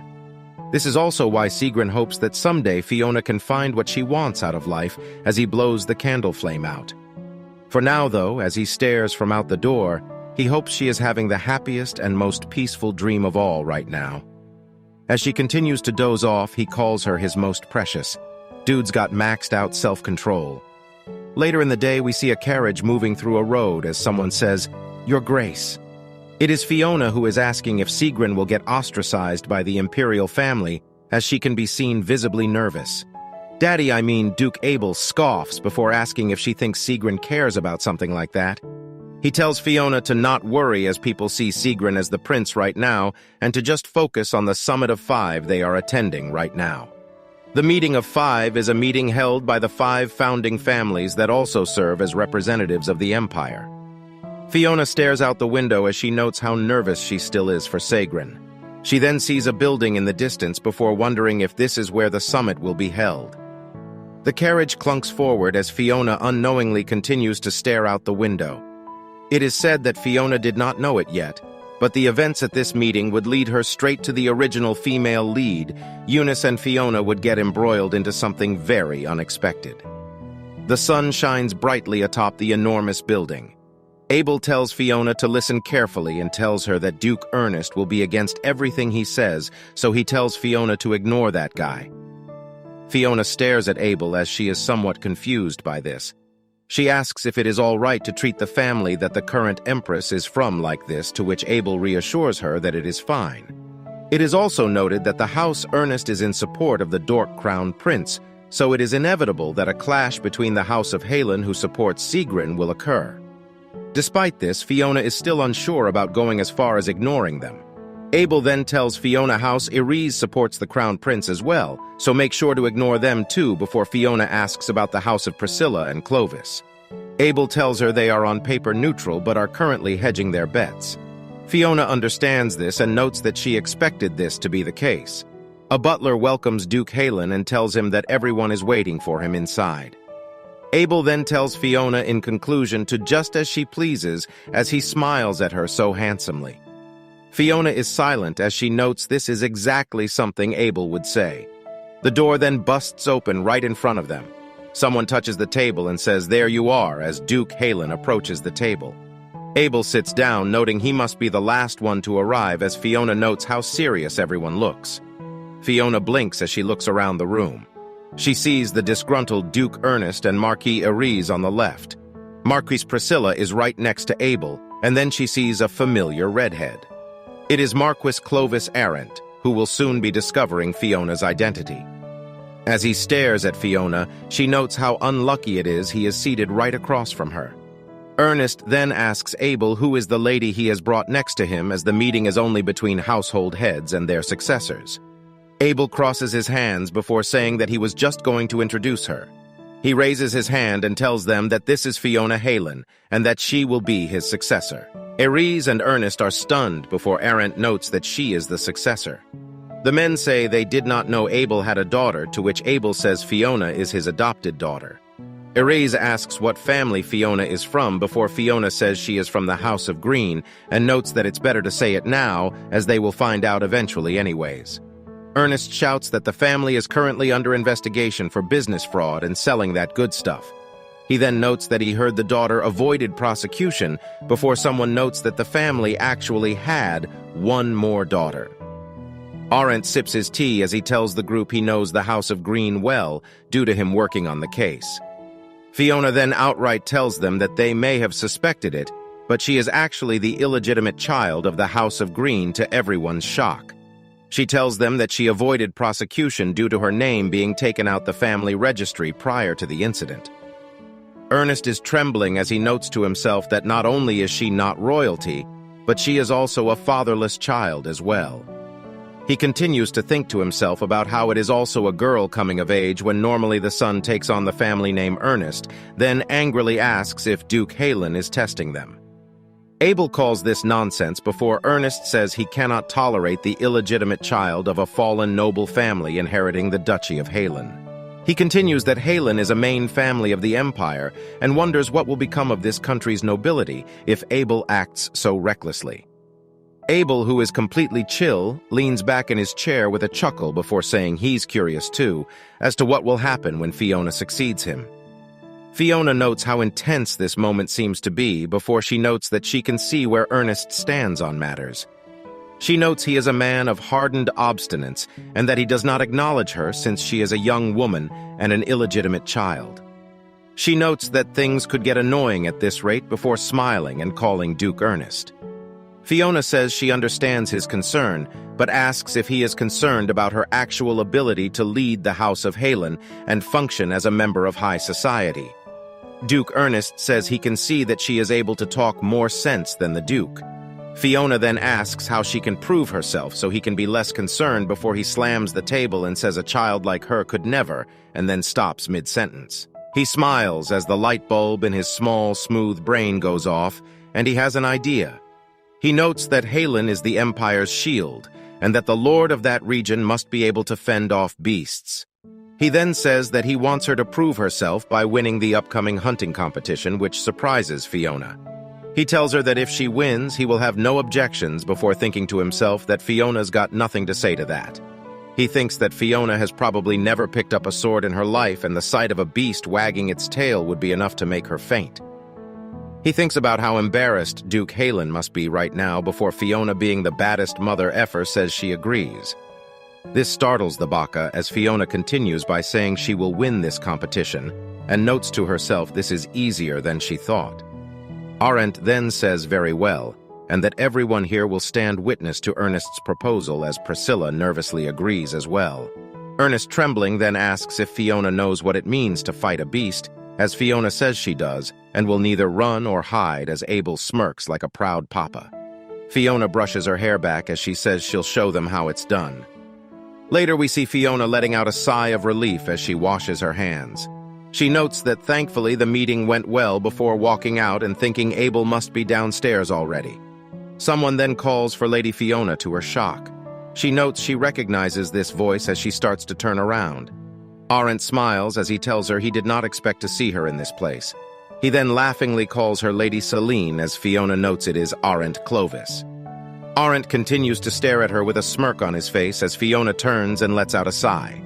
She notes that of all people to run into, it had to be this guy again, as they stood face to face.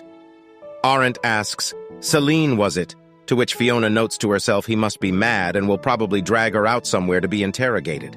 She notes that if this happens, she will just dispose of him first as she clenches her fist. He then sighs and tells her that he thinks it would be best if she forgot about his previous proposal, since whatever he said, it cannot be better than inheriting the House of Halen.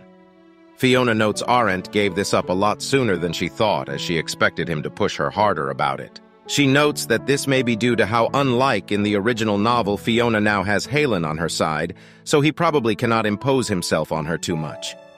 They share an awkward smile as she notes this is fine by her. Arendt then asks if she is worried about Ernest's proposal, to which Fiona says worrying will not help her. He tells her she is a bold one as Fiona laughs, thinking to herself that this is her specialty. Arendt then says he'd like to ask her one more thing before he goes. He asks if the letter that exposed the Green family was sent by her. Fiona notes that Arendt must have handled the case, and no wonder it got resolved so quickly. She then tells him that he is right before he lets out a gasp. He then turns to the side to ponder for a moment and tells her the letter was incredibly helpful. However, he was worried that Fiona would find him deplorable since he took part in bringing down her family. She then tells him not at all, to which he says that is a relief, as antagonizing the House of Halen is the last thing he'd want to do. He then twirls around and tells her he wishes her the best of luck. She waves him goodbye and says thank you as she notes to herself she is glad she didn't have to assassinate him. She then notes that she should get going now as a hand hovers over her head. She then yells as the hand starts to pat her. Narrator interjection here, but it should have been me, not her. I've been a good narrator. Fiona says my lord and says she thought he had already left before Abel asks where would he go without his daughter. He tells her that her ploy worked as she got Ernest to accept the proposal. Fiona notes Abel has figured her out. She tells him this was the easiest way, otherwise the other lords would just keep pestering His Majesty about Fiona, and notes that this could have led to a limit on her position in society, which could lead to restrictions on what she can do. Abel lets out a smirk as he says good job and continues to pat her head before saying he has an eye for picking the competent ones. He then lifts up his finger and says to call him father, as Fiona notes he has not given up yet. She tells him that she does not want to before he tells her he'd be happy even if she said papa, as she reiterates the answer is still no. He then asks when will she start calling him father, to which she says she doesn't think she ever will. He then takes a step towards her and they both stand in silence. He then says fine with a sad look on his face as Fiona lets out a huh in surprise. Abel seems to be taking a page out of Sigrun's book as he then says, let's go home, as Fiona stands still in shock. She wonders why he looks so dejected as she tells him to wait for her, and also wonders if she will have to call him Papa someday. Me personally, I'd call him Daddy any time. A few days passed as someone can be seen sipping on some tea. It is Fiona who cannot believe this is happening. She cannot believe the fact that she is at Livia's tea party, as we can see many nobles calling it an honor to meet her, and Fiona says likewise. Previously, Livia had invited Fiona to a tea party after having helped her escape from the wretched crown prince. Fiona, having heard this, did not actually think an invite would have been sent. Livia tells Fiona she hopes that Fiona is enjoying the party. Fiona smiles back and tells Livia thank you. As Fiona sips tea, she notes Livia is not the type of character to show kindness and wonders what she is up to. Another lady then says to Fiona that she heard Fiona has a bet going with Duke Ernest. The other girls say really before trying to ask Fiona what kind of bet. Fiona says she wouldn't really call it a bet, as all the other girls smile brightly at her wanting to know. Fiona tells them it was a promise that if she wins the hunting competition, Duke Ernest will acknowledge her as Abel's successor. As Livia sips tea, another girl asks if the hunting competition will be dangerous. They then tell Fiona that they are rooting for her and think it's remarkable she is doing this for her family. Another then shouts at Fiona saying she is curious about something. The girl then asks if it is true a very powerful mage lives up in Halen. Other girls say they heard that as well, and that after the mage always creates a bloodbath when fighting the beasts, to which Fiona wonders who is spreading false rumors about her. Livia puts down her cup of tea and says she heard a very different rumor. Livia says the mage protects the land of Halen, where winter exists all year long, and that people in Halen refer to her as something different. She giggles as she says they call her the Winter Guardian. Mommy? Fiona seems to be very flattered by this as her heart takes a loud beat. At the drill hall of the Imperial Palace, a group of men are sparring with swords.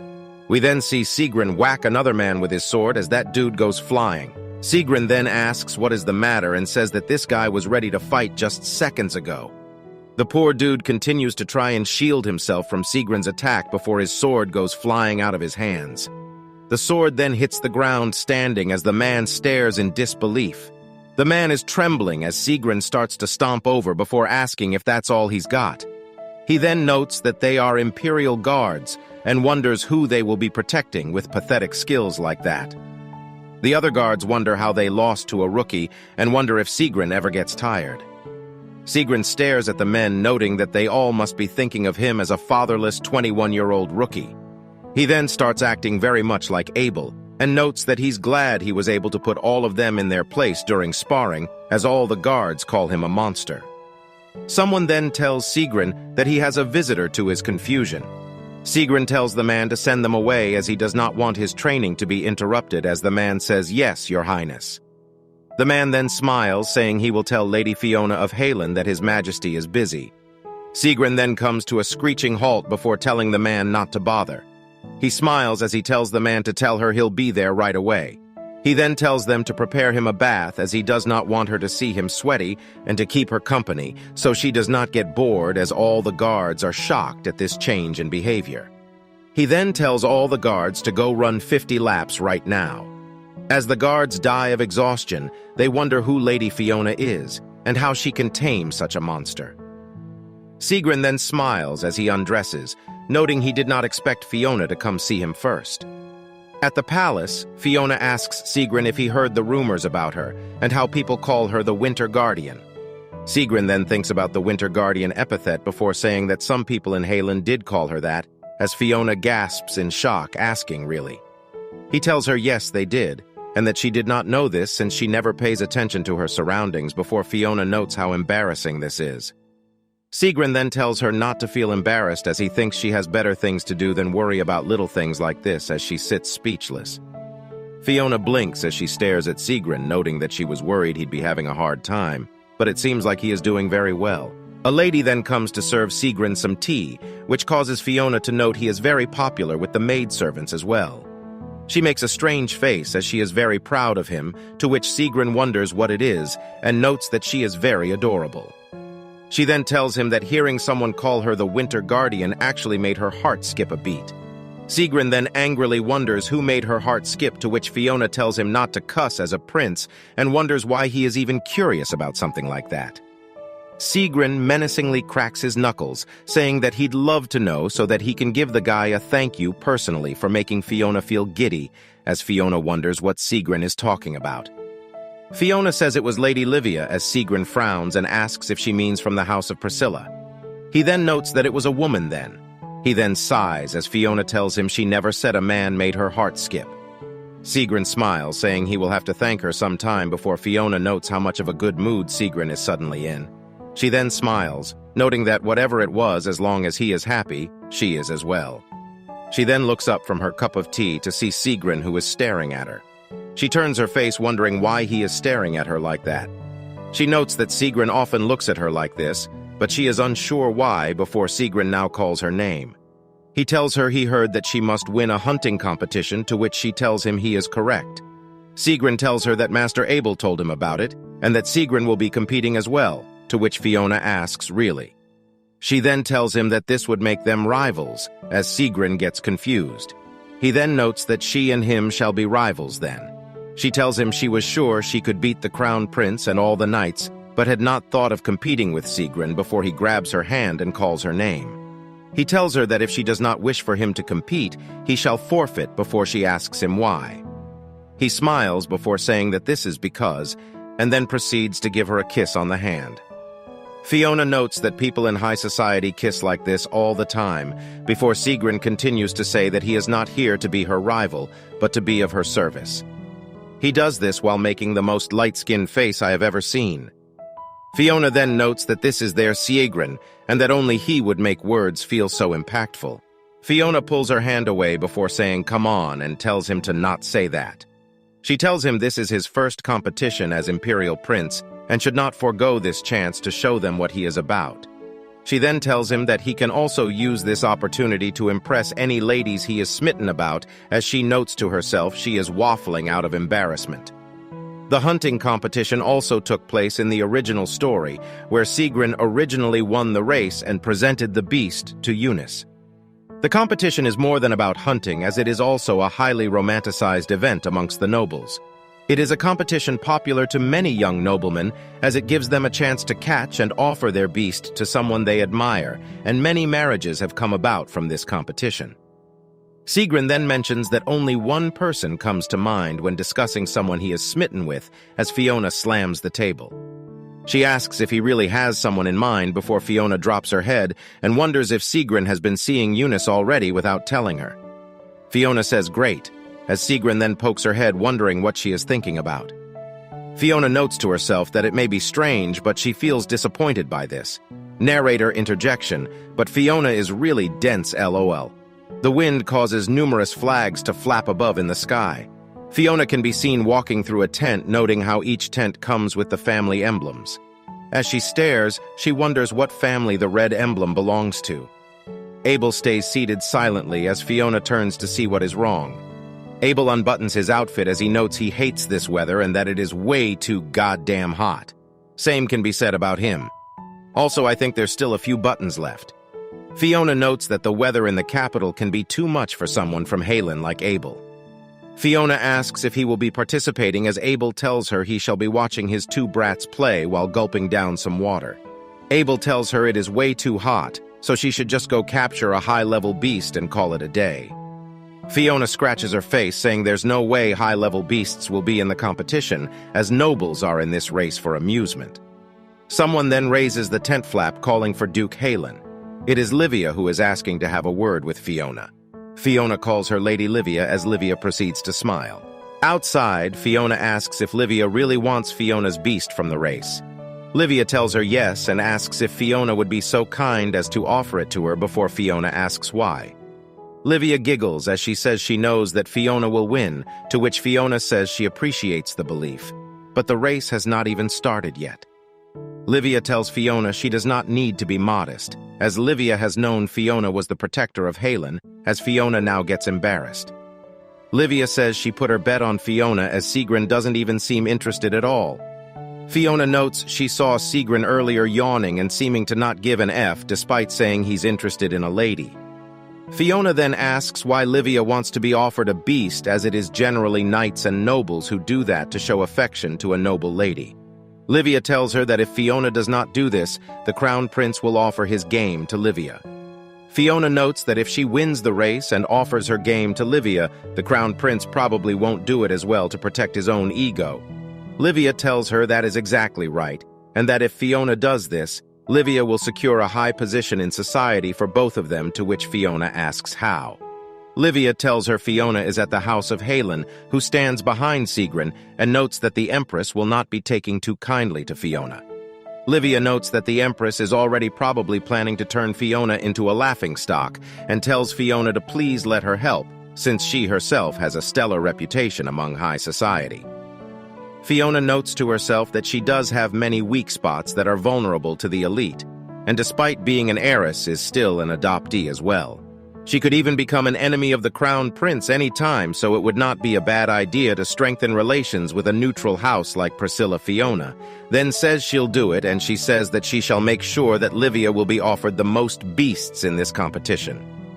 Livia has a smile before covering her mouth and laughing. She tells Fiona she is looking forward to it as a marching band plays their trumpets. The horses gallop across the road as Fiona notes everybody is out to win. Fiona notes that even in a competition like this, the nobles travel with guards, and notes that Sigrun probably has some too. A man behind her then gasps, telling her to watch out as something is flying overhead. Fiona turns and looks up as a shadow is casted over her face. She then snaps her finger like Thanos before the flying creature is blasted with a ball of flame. The creature falls to the ground, burnt to a crisp. Fiona notes she should probably refrain from using fire as the people behind her all stare in awe and terror. Fiona then notes that using fire back in Halen was fine, but here in a forest could lead to a forest fire. A man stares in awe at Lady Fiona, noting he did not know she was capable of these things. Ernest then grits his teeth, noting that unless he does something, she will win and make him look like a fool to high society. Ernest then tells his guard that they shall be moving to another location. He tells all his guards to their shock that they will be headed out the demarcation line. His guards warn him that they will run into high-level beasts, as Ernest says they are heading out now. With an angry expression on his face, he notes that he cannot let Fiona win. He also says that he will teach her a lesson, and that she is an impudent brat. Horses continue to gallop as Fiona notes those were Ernest's men, and she wonders where they were off to in a hurry and if something is wrong. Someone then laughs, saying that he sees what they are up to. Arendt notes that Ernest probably is trying to aim for something big, so as to not lose to Fiona. Arendt asks if Fiona will be moving somewhere else and continue to hunt, to which Fiona says she is tired and will be resting. Arendt says he sees as Fiona now stares at a clip on his outfit. He tells Fiona she has been fighting beasts for a long time in Halen, and says he would personally like to hear about what she has learned from fighting them. Fiona tells him she shall do her best to answer his question. Arendt then asks if Fiona has ever heard of darkness, which causes Fiona to get speechless. Fiona notes she is not surprised he asks this, and that darkness in this world is not what it normally means. She tells him yes, that she has heard the word. In our original story, Fiona had failed to master this darkness and ultimately became the story's final boss. The darkness has no form and is something that appears without warning, so it cannot be avoided. Wherever it appears, the land would become more barren and the beast would get more aggressive. Fiona tells him that beasts get more violent wherever darkness appears, to which Arendt says she is right, and that it is a term coined by scholars who first discovered it. He tells her no scholar can say a thing about darkness with any certainty, as they have never seen it, as Fiona adds on that they also never lived to talk about it. Arendt says that is correct, as Fiona notes people die after encountering the darkness, meaning none who witnessed it have survived to provide further information. There was, however, one person who managed to survive it, though, and it was none other than Clovis Arendt, who sits right before Fiona. He saw it as a young boy and survived, but he was left with severe side effects from this encounter. To suppress this, he carries a magic stone around him at all times. She notes that Arendt has been looking for a way to eliminate the symptoms and destroy the darkness that eats at him. Fiona knows all this, as Arendt told Eunice all about this when he first met her in the novel. But for now, Fiona has to pretend she does not know. Fiona tells him Halen is concerned about it, but has little info since it never appeared there, to which Arendt says he sees. Arendt had come up with a theory about it. A magic stone has the power to delay symptoms of darkness, and the stone itself is also affected by magic. If that is the case, it is very possible a strong sorcerer could control this darkness using magic. And the strongest mage, and only one capable of trying this theory, is Fiona. She notes she is, of course, not interested in helping Arendt at the moment, as someone yells "Hey" from behind. It is Sigrun who is asking the pair what they are doing alone. Arendt tells him they were taking a moment to rest, as Sigrun says he heard Fiona had a bet with Ernest. He tells her despite this she seems at ease, as Fiona notes Sigrun probably wants to know why she is horsing around right now. She tells him the competition must be boring him, as there is hardly any game in his cart. Sigrun kicks out his foot as he says it has been boring, and due to this the pair should allow him to hang out with them.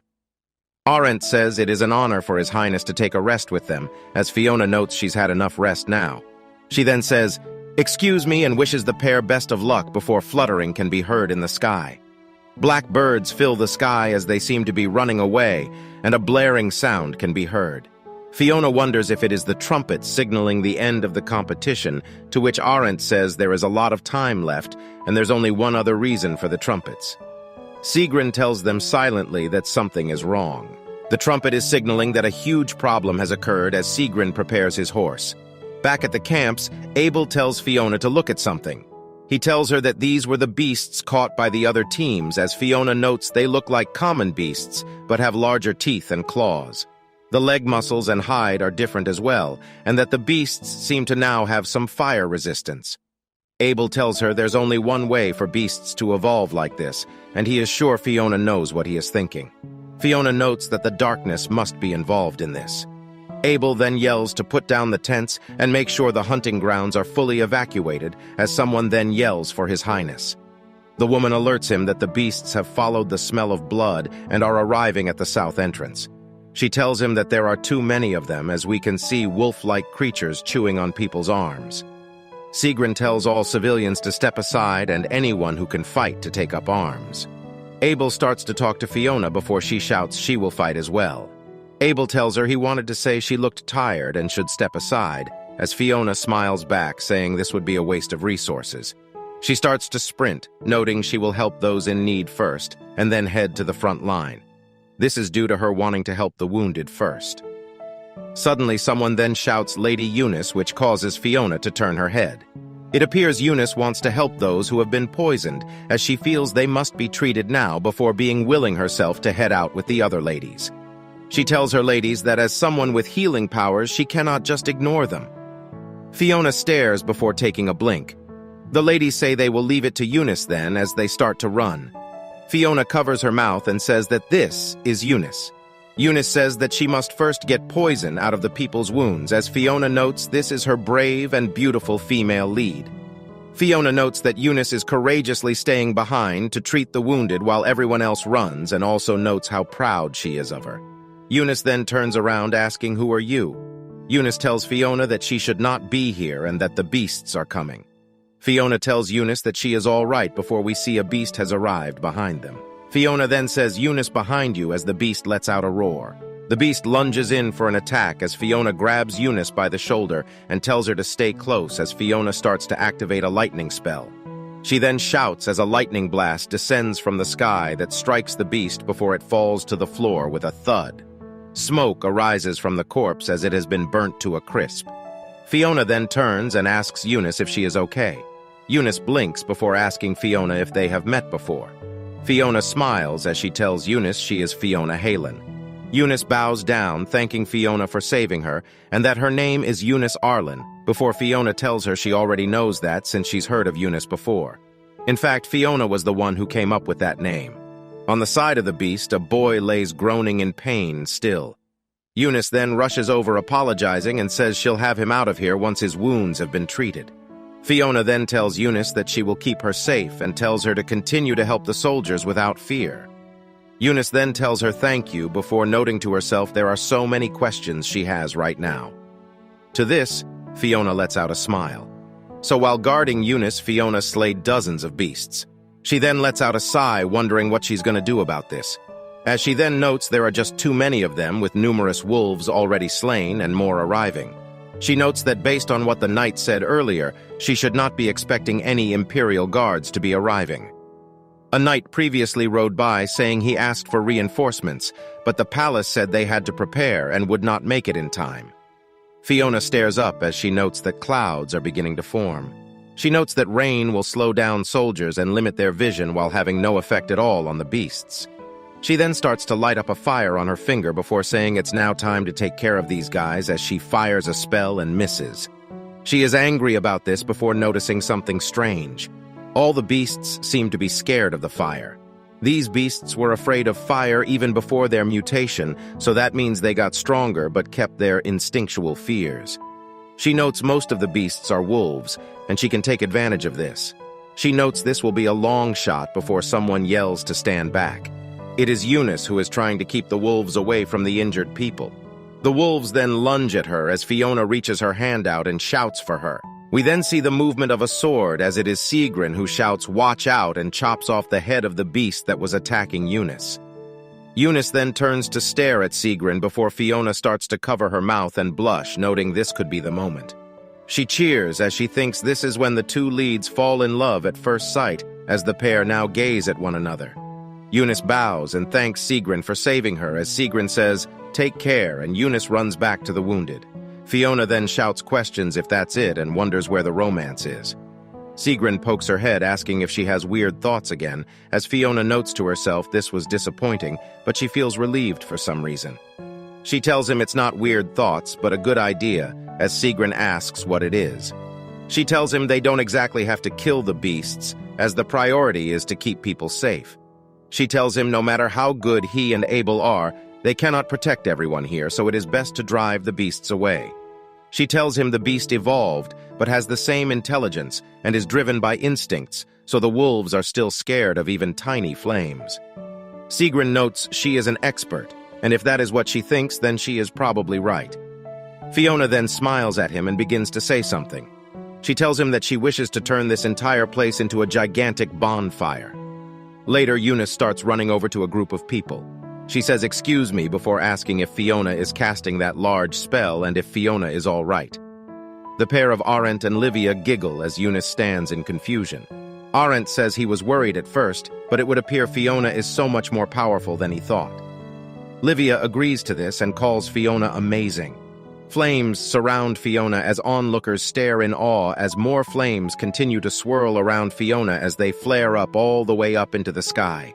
Eunice, looking at Fiona with all the majestic flames around her, notes that any human would be scared of burning to death and that Fiona seems inhuman.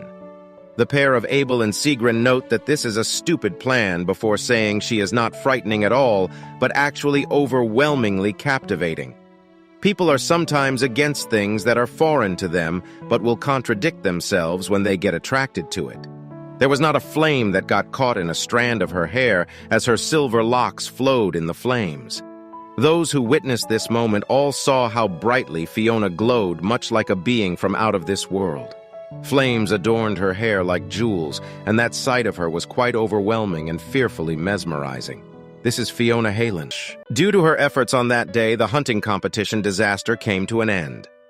Not only that, though, but Fiona was soon after showered with numerous gifts. She asks if they are all for her, to which Abel says it is gifts from people thanking her for her help during the competition. Abel continues to note that the beasts didn't damage the capital, but this situation has pushed people to act. Expeditions with scholars are being sent into the Deadlands. He gets annoyed before saying that people are only willing to act when the problem finally hits them in the face. Fiona notes that this is very different from how things are handled in Halen. Abel tells her this is how things are, and that people here don't realize the severity of issues until they are forced to deal with it firsthand. Fiona tilts her head, saying things are going to change now, right to which Abel tells her he is not quite sure with these folks. Fiona notes Abel can be cynical at times, but notes that he is right about all this.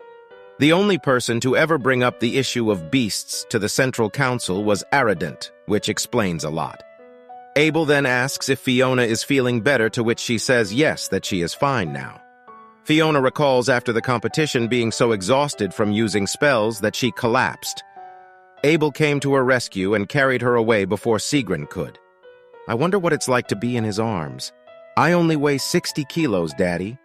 Despite Fiona eventually waking up, she still had to stay in bed for a few days to recover. In the present, Abel points to Fiona, telling her to get some rest while she still can, since they most likely won't be able to spend many more days like this, to which she laughs. She then asks if he means all the envelopes are invitations to high society events. She notes that she probably will soon have to make her official debut to high society and complains that socializing isn't her strong suit. Abel tells her she will only have to watch out for the noble ladies on the Empress's side.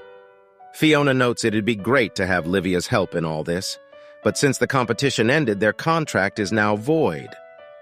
Fiona then closes her eyes and then wonders if this means she'll be alone now. Later, we see someone shout Fiona's name before Sigrun asks her what she just said.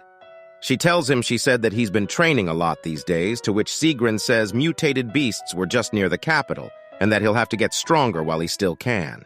Fiona warns him to not overdo it, as he still has many enemies in the capital, to which Sigrun tells her it's too late to be friendly. He also reminds her that he is not good at socializing, to which Fiona notes to herself that is exactly the issue.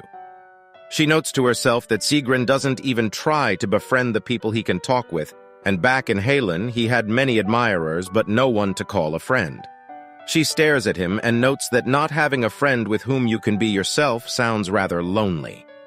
Fiona notes she is sure Sigrun could have had a friend of the opposite sex that he could express his problems with apart from her. She starts to wish she gave him a female friend back when she wrote the novel.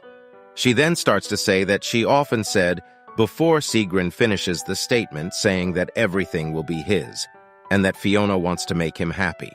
She tells him that is correct, before he tells her that he appreciates her concern, but trusting others is impossible for him, and he also reminds her that she does not have any friends either, apart from him. Fiona notes that she can't even argue with that, as she actually does not have other friends either. Sigrun then notes that she is not in a position to nag him, to which she notes that he is right, and wishes she made friends first to show Sigrun how happy life can be with friends. Sigrun tells Fiona she is thinking about this the wrong way, to which Fiona says she is thinking in the best way, and that she'll show him what it means to be social. Sigrun then switches the subject, asking if Fiona is now playing an official role in the Central Council, to which she says yes, but also that she will have to take care of some invitations first. He tells her that she should stop coming to see him for a while, to which she asks if she is bothering him. She then wonders if she is going to see Sigrun too often as she has nowhere else to go, or if she nags him too much about friends. Sigrun then pokes her head, saying whatever she is thinking, it's not true.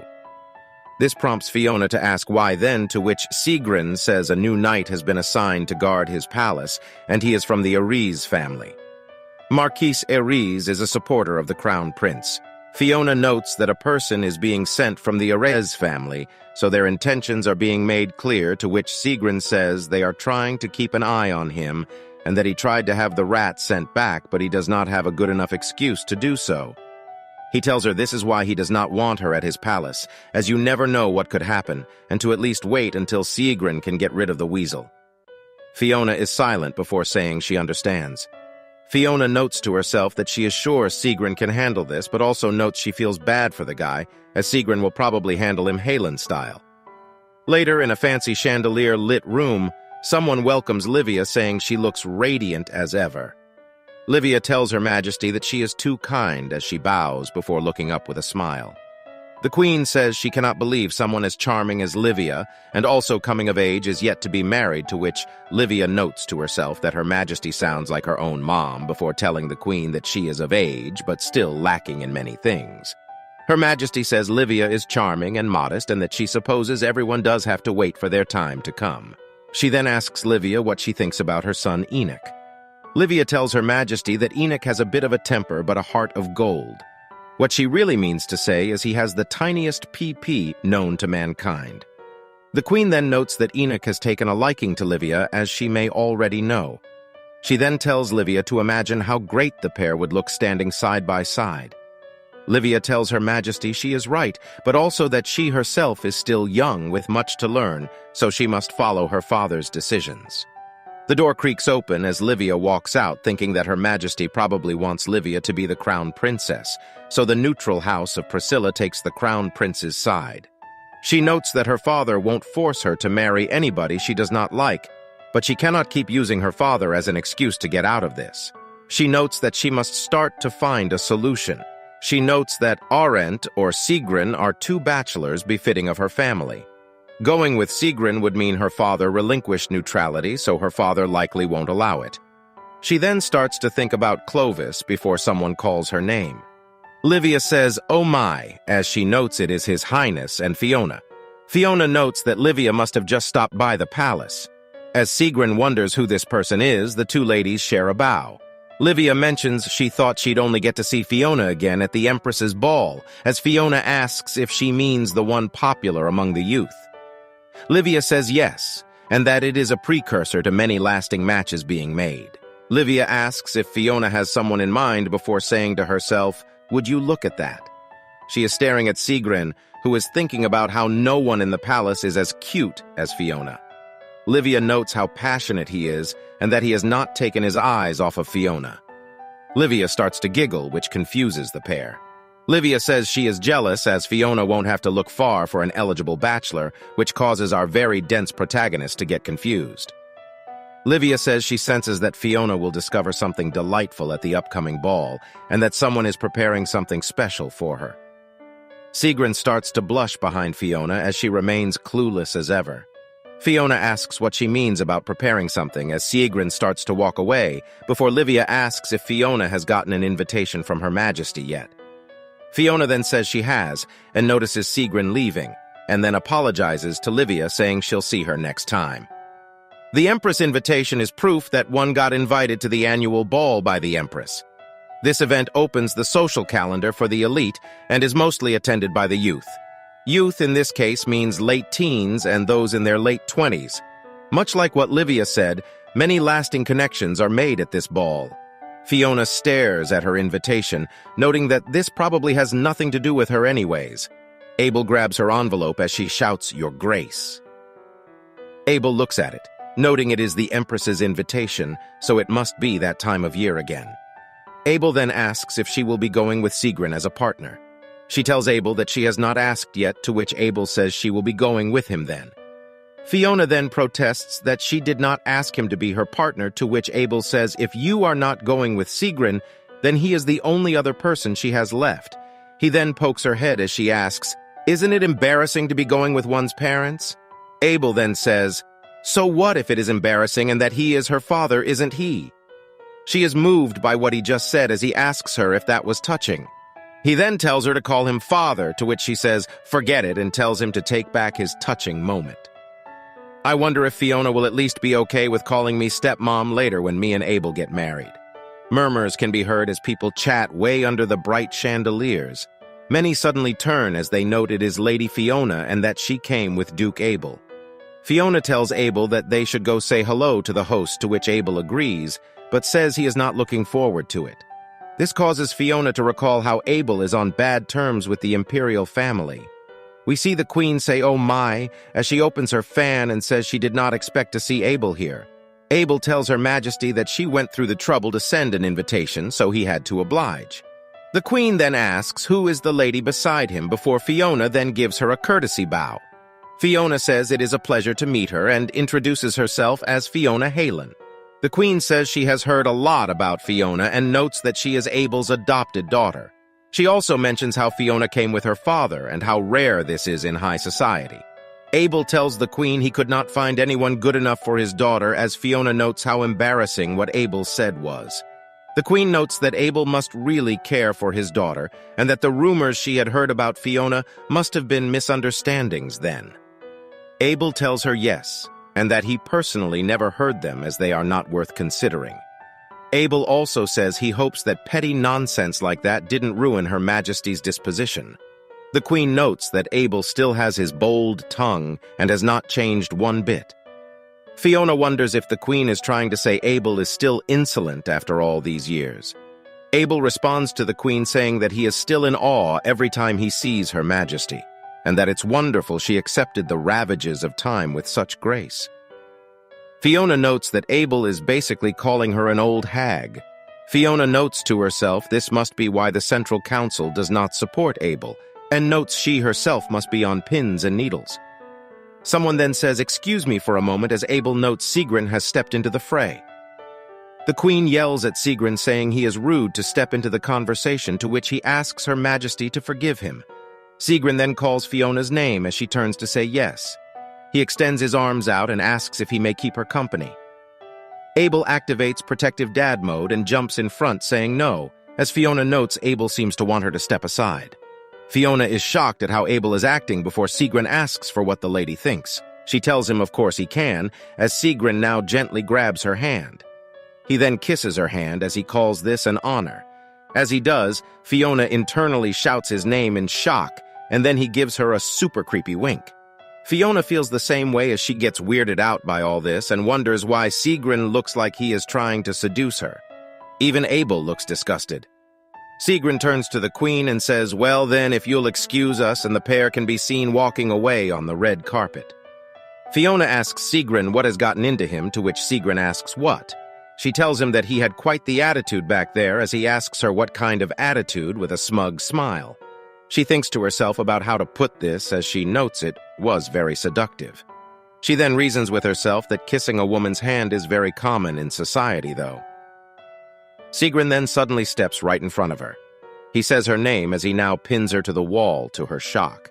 He tells her that he did that on purpose earlier, as other guys were staring at her, and asks if she now understands the reason for his behavior. She blinks as she says, "Oh." She notes that he is really acting strange today as he calls her name again, to which she says yes.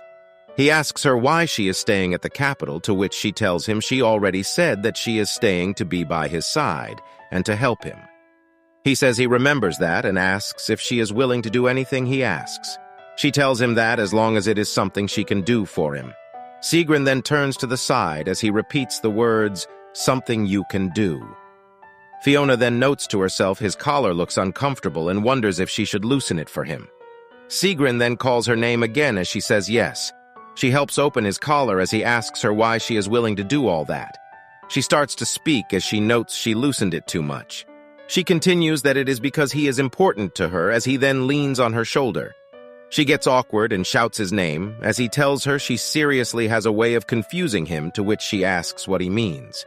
He then says never mind then, and that if she's going to keep acting like this, he's just going to go do as he pleases, which confuses her. He covers his mouth as he tells her there is a big night market in a couple of days. Fiona says, "Oh, really?" and notes that it sounds fun. He grabs her hand and asks if she will go with him, and that he just wants it to be the two of them alone. She tells him fine and says, "Let's do that." 2 days would pass as Fiona walks down the stairs and notes it's just going to be them two. Her heart beats as she starts to think this feels like a date. I mean, what else would it be? Sigrun calls her name as she tells herself to not overthink this.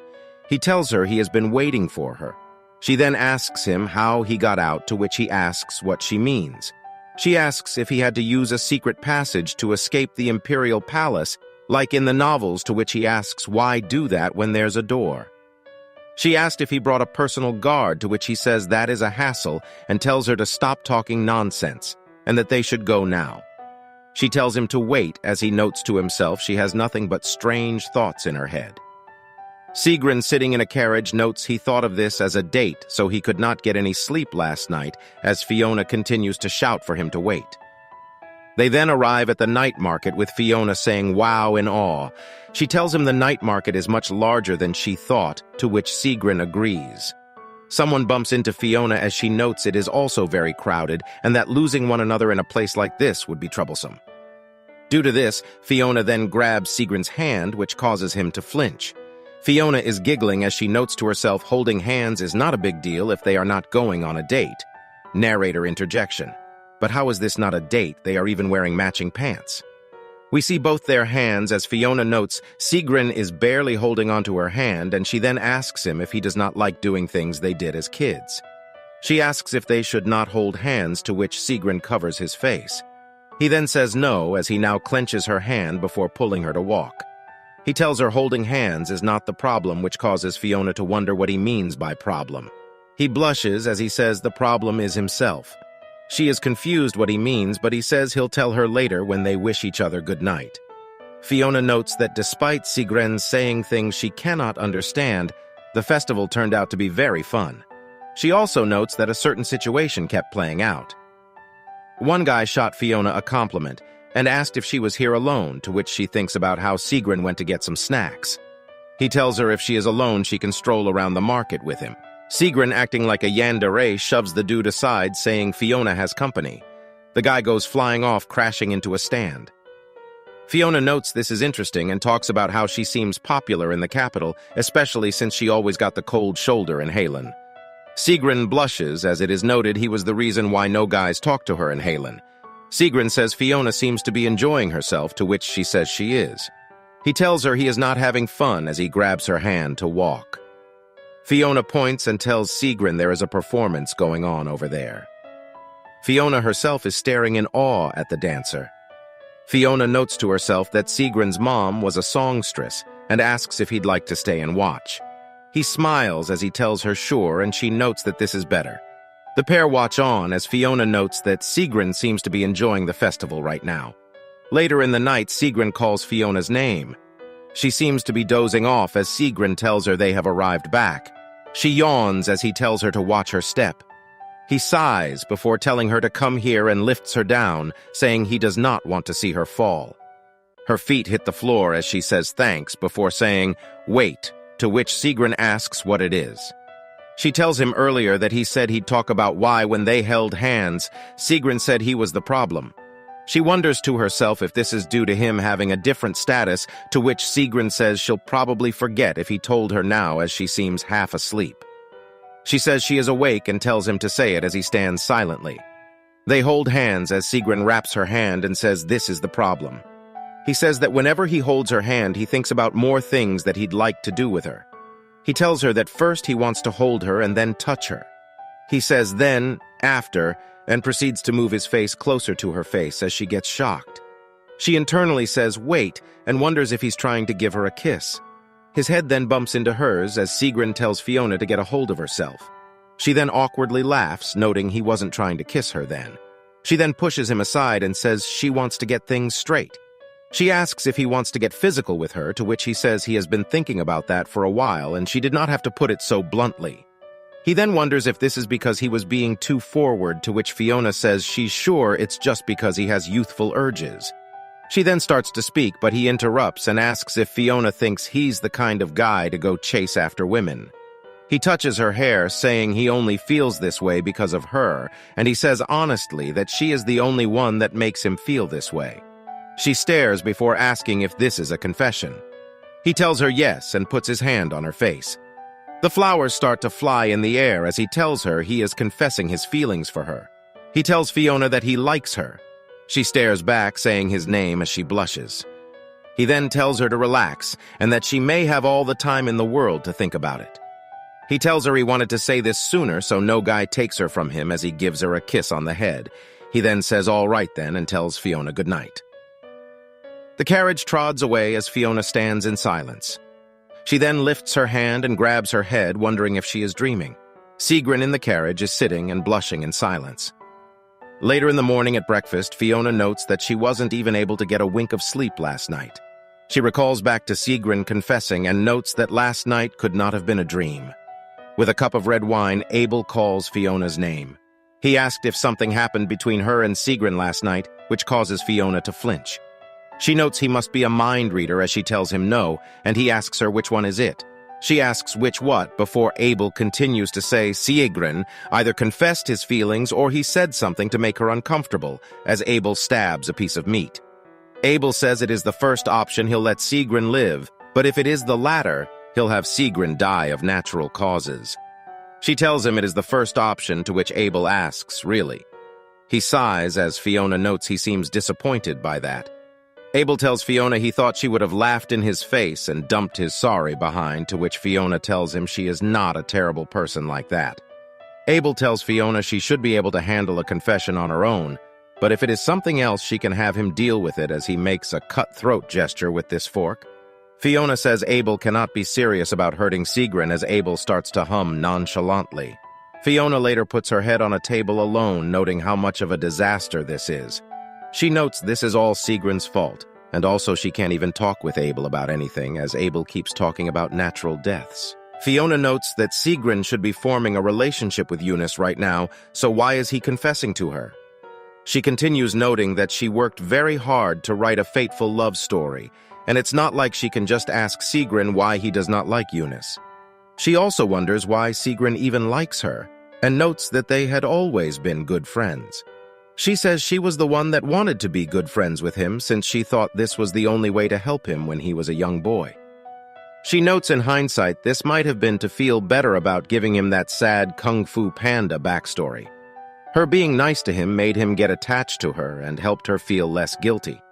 She truthfully had wanted to make him feel happy, but she truthfully may have not even considered him as a friend. Fiona notes she feels bad for Sigrun if he really fell for her without knowing how much of a hypocrite she is. Apart from this, another situation that is concerning is going on. It would be a problem if the story follows the original novel, since that would mean Fiona will meet a tragic end, and her soul suffers for eternity. The story veering off too much would also lead to many problems. Darkness will continue to surge and the monsters will wreak more havoc in the world, and soon she may not be able to stop them. Fiona notes that she will be needing Eunice's power to stop them, but Eunice only unlocked these powers when she fell in love with Sigrun. The world may come to an end if Eunice and Sigrun don't fall in love and use those powers. Fiona wonders if it is even possible to beat the darkness without Eunice's power and without Fiona meeting a tragic end. Fiona grabs her head, shouting she still has the more urgent current issue of dealing with Sigrun's confession. She then gasps, realizing that he did not propose to her and only just said he likes her. She laughingly wonders if she should just bite the bullet and reject him. A knock on her door can be seen from the outside. It is Sigrun asking if Fiona is there. Fiona in the room is shocked that Sigrun is here. She clenches her fist, noting that he is here sooner than she thought, and decides to strike the iron while it's still hot, and has a determined look on her face. She will give him a quick and easy rejection. She looks in the mirror, noting that Sigrun's feelings are nothing but an imprint, and he is only smitten to her because she was the first girl to show kindness as a kid. She notes to herself honestly that she has done many things that would put people off, and that Sigrun's memories must be playing tricks on him. She tells him to come in as he walks inside. He stands tall, telling her good morning, as Fiona, trying to be ice cool, asks him what it is. Sigrun then closes the door in silence and locks it as well. This causes Fiona to blush and lose her cool. She asks if he just locked the door, to which he says he just did. She tells her to not misunderstand, as he only did it to keep Abel out of the conversation, to which Fiona says she sees. Sigrun tells her if she still feels uneasy, he will stand from afar. Fiona stares down and notes that this is Sigrun, the boy she knew as a kid, and the boy who acted like a black cat she once knew. She gets serious, noting that because of this, there's no reason to treat him differently over one confession. Sigrun leans on the door, saying it would be hard to speak with her if she stays all the way across the room like Vladimir Putin does. Fiona says all right as she proceeds to stop social distancing and walks closer towards him. Right next to him, Fiona says, "About what you said last night." She starts to speak as Sigrun then quietly asks if there is something she does not like about him. Fiona gets confused and says something, "I don't like about you." She leans her head down as she now has no clue what to respond or say. She then says his face, to which Sigrun tells her she once said it was her favorite thing about him as kids. Fiona then says his personality, which causes the pair to stand in silence as Fiona notes even she finds what she is saying ridiculous. He asks her what she does not like about his personality, She asks him if she tells him will he fix it, to which he says yes, he would. Fiona notes that Sigrun seems very serious and is not only handsome and talented but is also a prince willing to cater to her demands. Fiona notes she must really be living in a novel and that men like this don't exist in real life. Tell me about it. Sigrun then grabs her and tells her she once told him that if he meets someone he likes, he should be nice to them. Fiona says yes, she did, to which Sigrun says she said it often and that she remembers everything she says.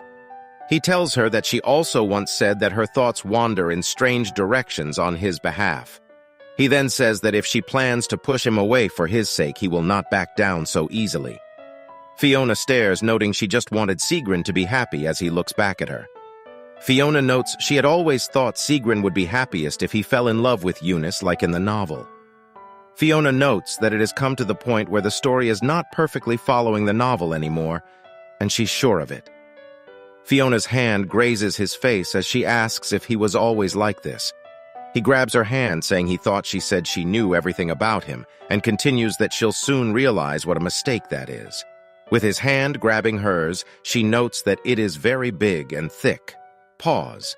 She notes that if she falters in front of him, she will not be able to reject him coldly enough to make him fall out of love with her. She also notes that if she agrees to be lovers, it is a connection so deep, yet so fragile.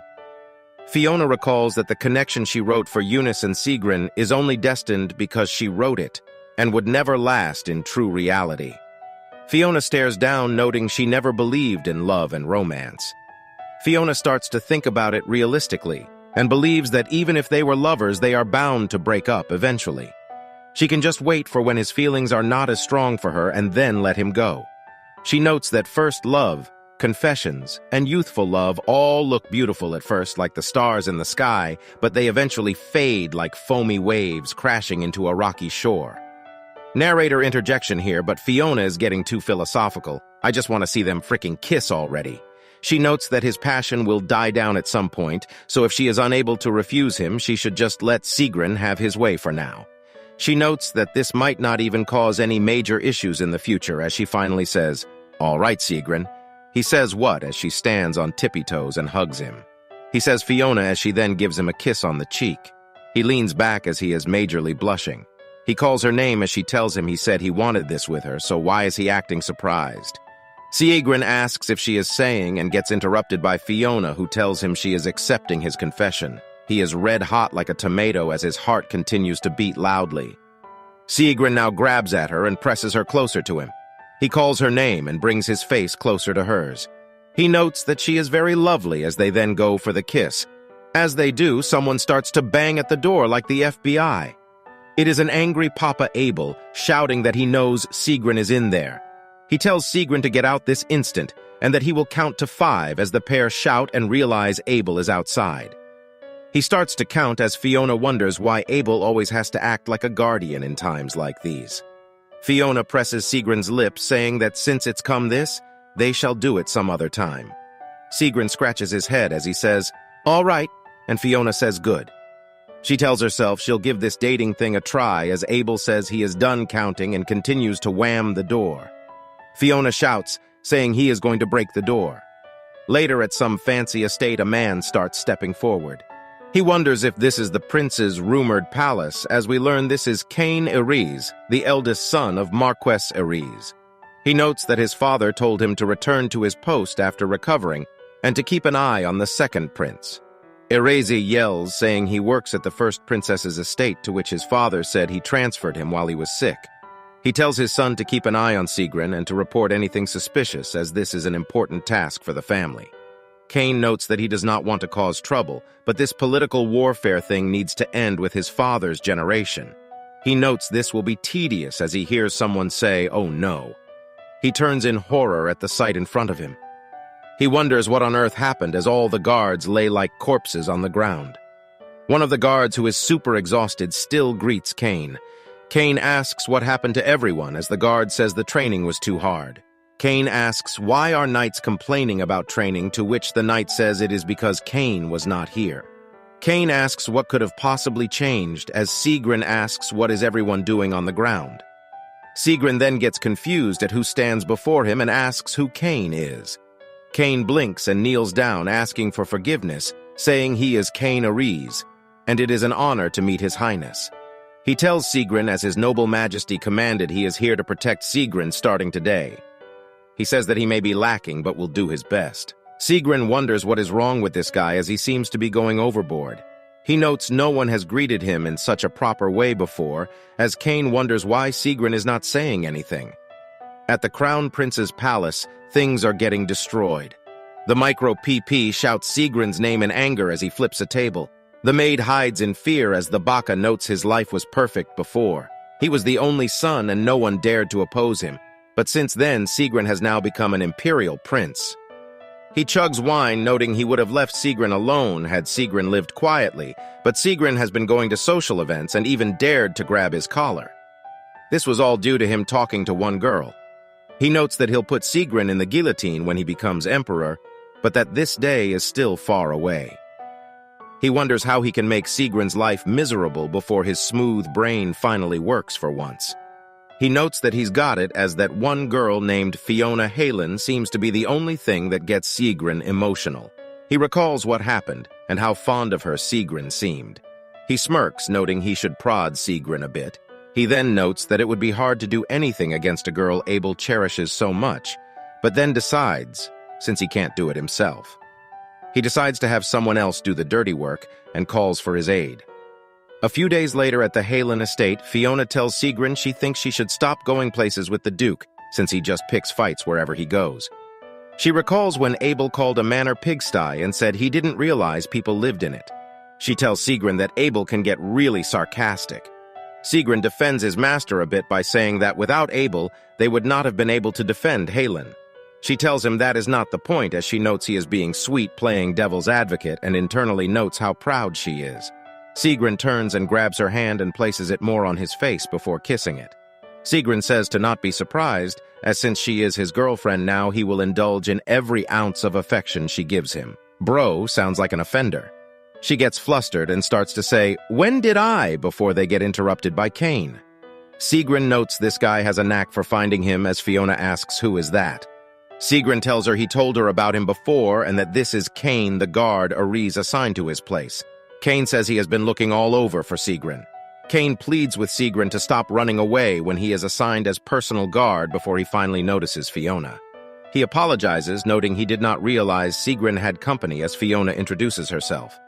Sigrun tells Kane to go as he does not need protection before Kane asks why Sigrun does not need protection whenever it is specifically Kane's turn. Sigrun then tells Fiona they should go as she shouts, "Your Highness!" Fiona turns to look at Kane, noting that she feels the two guys could have gotten along very well if Kane wasn't from the Ares house. Fiona giggles, noting how the two guys are like Romeo and Juliet and cannot be friends due to their houses. Sigrun asks what has gotten into Fiona as a maid calls for her. The maid says that the Duke is looking for her as she gets surprised. She stands before Abel at a table and asks what. She then asks if he is leaving back to Halen as he tells her that's right, to which she asks if something happened there. Abel tells her that Jaren is struggling to manage things on his own. Fiona notes it must be hard for Jaren since Abel and her used to do all the documents. Abel also says that he has been absent from his duchy for a while, so he must be getting back. Abel notes that the moment he leaves, many will now try to get their hands on Sigrun and Fiona. Abel also notes that at least he won't have to see that idiot of a crown prince become emperor. Abel continues that demonic beasts are slowly getting stronger due to the shadow and doubts the crown prince can handle it. This would mean Halen will fall first and the North will get the blame and get persecuted. Abel does not intend to let the prince bring the North to ruins. He then wonders why he brought Sigrun to the capital, as Fiona calls Abel's name. She says she is not sure things will be fine here without him, to which he says that is his concern as well. Narrator interjection here, but things will not be fine. Please don't go, Daddy. I only read this story because of you. Abel notes that he is concerned Sigrun and Fiona might get too close, to which Fiona angrily asks if that's all he is worried about. He says, of course, as she laughs. She holds her head in disbelief as Abel now stares at her. He then acts like a loving father and tells her that since they are both adults now, the choice is hers at the end of the day. He then pinches her on the cheek and lets out a smirk. Fiona notes that fathers should be allowed to worry, as he tells her to not do anything reckless without him, at least not until he is 6 feet under. Fiona says she can make that happen right now jokingly. Fiona on a carriage ride looks outside and says, wow. She notes that this shortcut they are taking is quite secluded. A man riding outside notes that with Abel gone to Halen, they'll be in big trouble if anything happens to Fiona. A soldier asks if Fiona is wandering around like she did back in Halen, to which she asks, when did she ever do that? The guy then says he recalls that Fiona used to give soldiers and mercenaries of the second and fourth wall some hard times. She says, oh, before telling them that she was just trying to keep everyone in line. The soldier tells Fiona she was amazing back then, as he recalls seeing a cute little lady having a bunch of men wrapped around her fingers. She asks if she really did it. The man tells her that he is not trying to disparage her by saying this, and that this actually made many men in the kingdom fall head over heels for her. Fiona says, yeah, right, as he says it is true and that his friend. He stops mid-sentence as steps can be heard, which causes the guy to become completely alert. He taps the window of Fiona's carriage with a stern face as Fiona calls for Sir Leander. He tells her that he hears someone approaching as Fiona looks outside in shock. He then shouts in anger and tells Fiona to stay in the carriage as he pulls on his horse to stop. The carriage driver is slumped over as Leander yells that some suspicious men are here. Fiona stares outside in horror as she notes they are under attack. One of the idiots shouts that Fiona's in the carriage and tells the gang to grab her out now. A horde of NPCs then charge at the carriage as one of Fiona's guards shouts that they are surrounded. The door bursts open as Fiona jumps out, calling for Sir Isaac and Sir Leander. Leander tells her she should not step out the carriage as Fiona tells him they should just do what they always do. Fiona then simply snaps her finger like Thanos and causes a flash to pass right through the would-be assassins. One of the morons wonders if light is coming through the ground before he shouts in agony as he gets bombed into oblivion. Her men are stunned as Isaac notes Fiona's magic is always astonishing to see. Fiona then turns and calls to Sir Isaac and Sir Leander, telling them she needs them to back her up as she takes the lead. I'm loving this Black Death look she got going, by the way. Later we see all the assassins are out cold except one has been tied up. Fiona claps her hands as she notes most of the attackers have fainted and that there's only one left standing. She then stomps on the man's thigh as he shouts in agony. Honestly, I thought she'd stomp on that one body part Abel did back in Halen. Fiona digs her heels in, asking who sent them. The guy starts to cap, saying he did not know she was a noble and only thought they were going to capture a wealthy family's daughter. Fiona again asks who hired them as the dude continues to say he does not know. Fiona then asks him how many fingers will it take for him to tell her as the dude says he really does not know. Isaac watches on and notes that Fiona's just like her papa Abel. Fiona then calls Leander and tells him to find out what guild these guys are from and to eradicate them all. Since these guys killed one of their men, there is no need to worry about mercy. She notes that those who have weak hearts suffer, and those who are weak will die, so they must not leave any room for retaliation. Leander says he understands, as Fiona mentions to herself she has a little complaint to file. Later at some building, a knight kicks the door down as some rich dude gets startled asking who it is. Fiona strolls in like she owns the place and makes herself out home, asking the man, how do you do? She sits cross-legged and introduces herself as Fiona Halen. The man nervously talks about how Halen is one of the 4 great families and says it is an honor to meet Lady Fiona.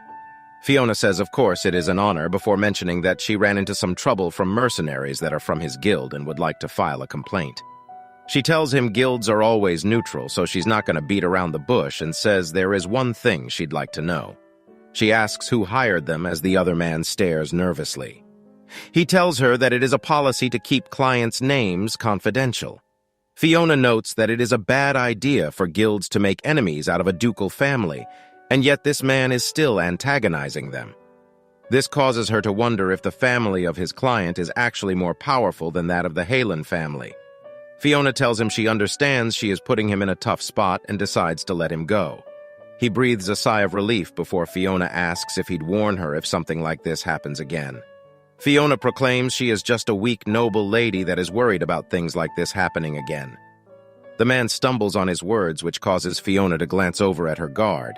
This prompts the knight to grab the guild leader's head like a basketball and then slam dunk it into the table. Fiona then tells him to speak, before he tells Fiona of course he will.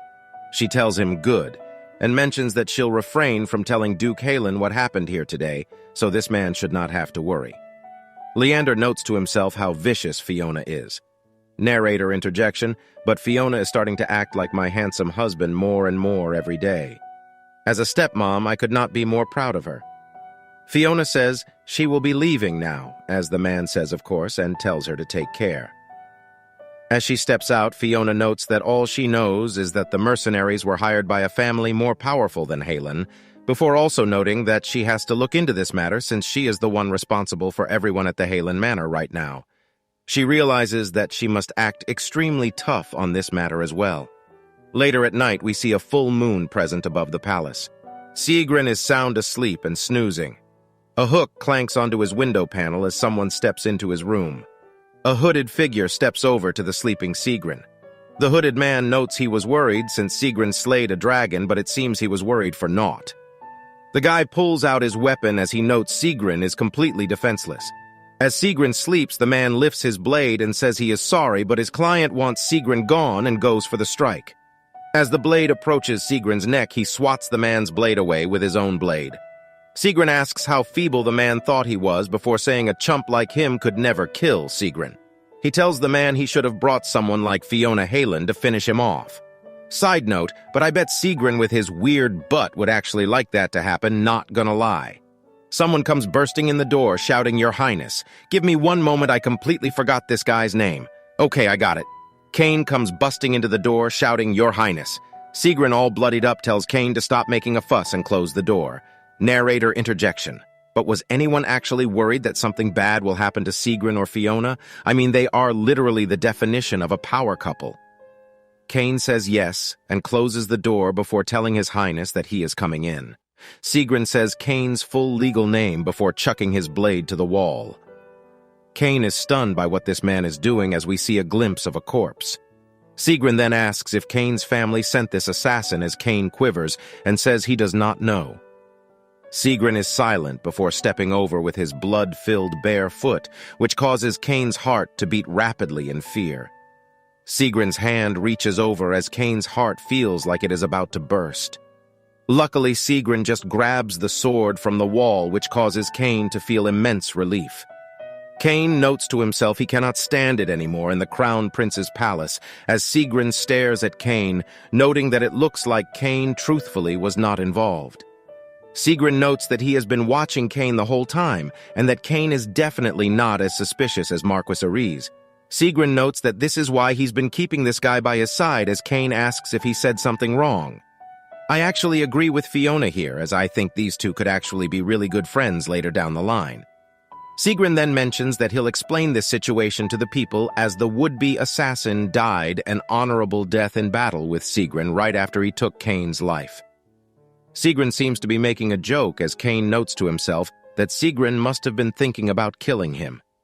Sigrin drops his sword and notes that he must discern who he can trust in order to protect his own place. He plops to the floor as he says this is the only way he will be able to stand by Fiona while he is here.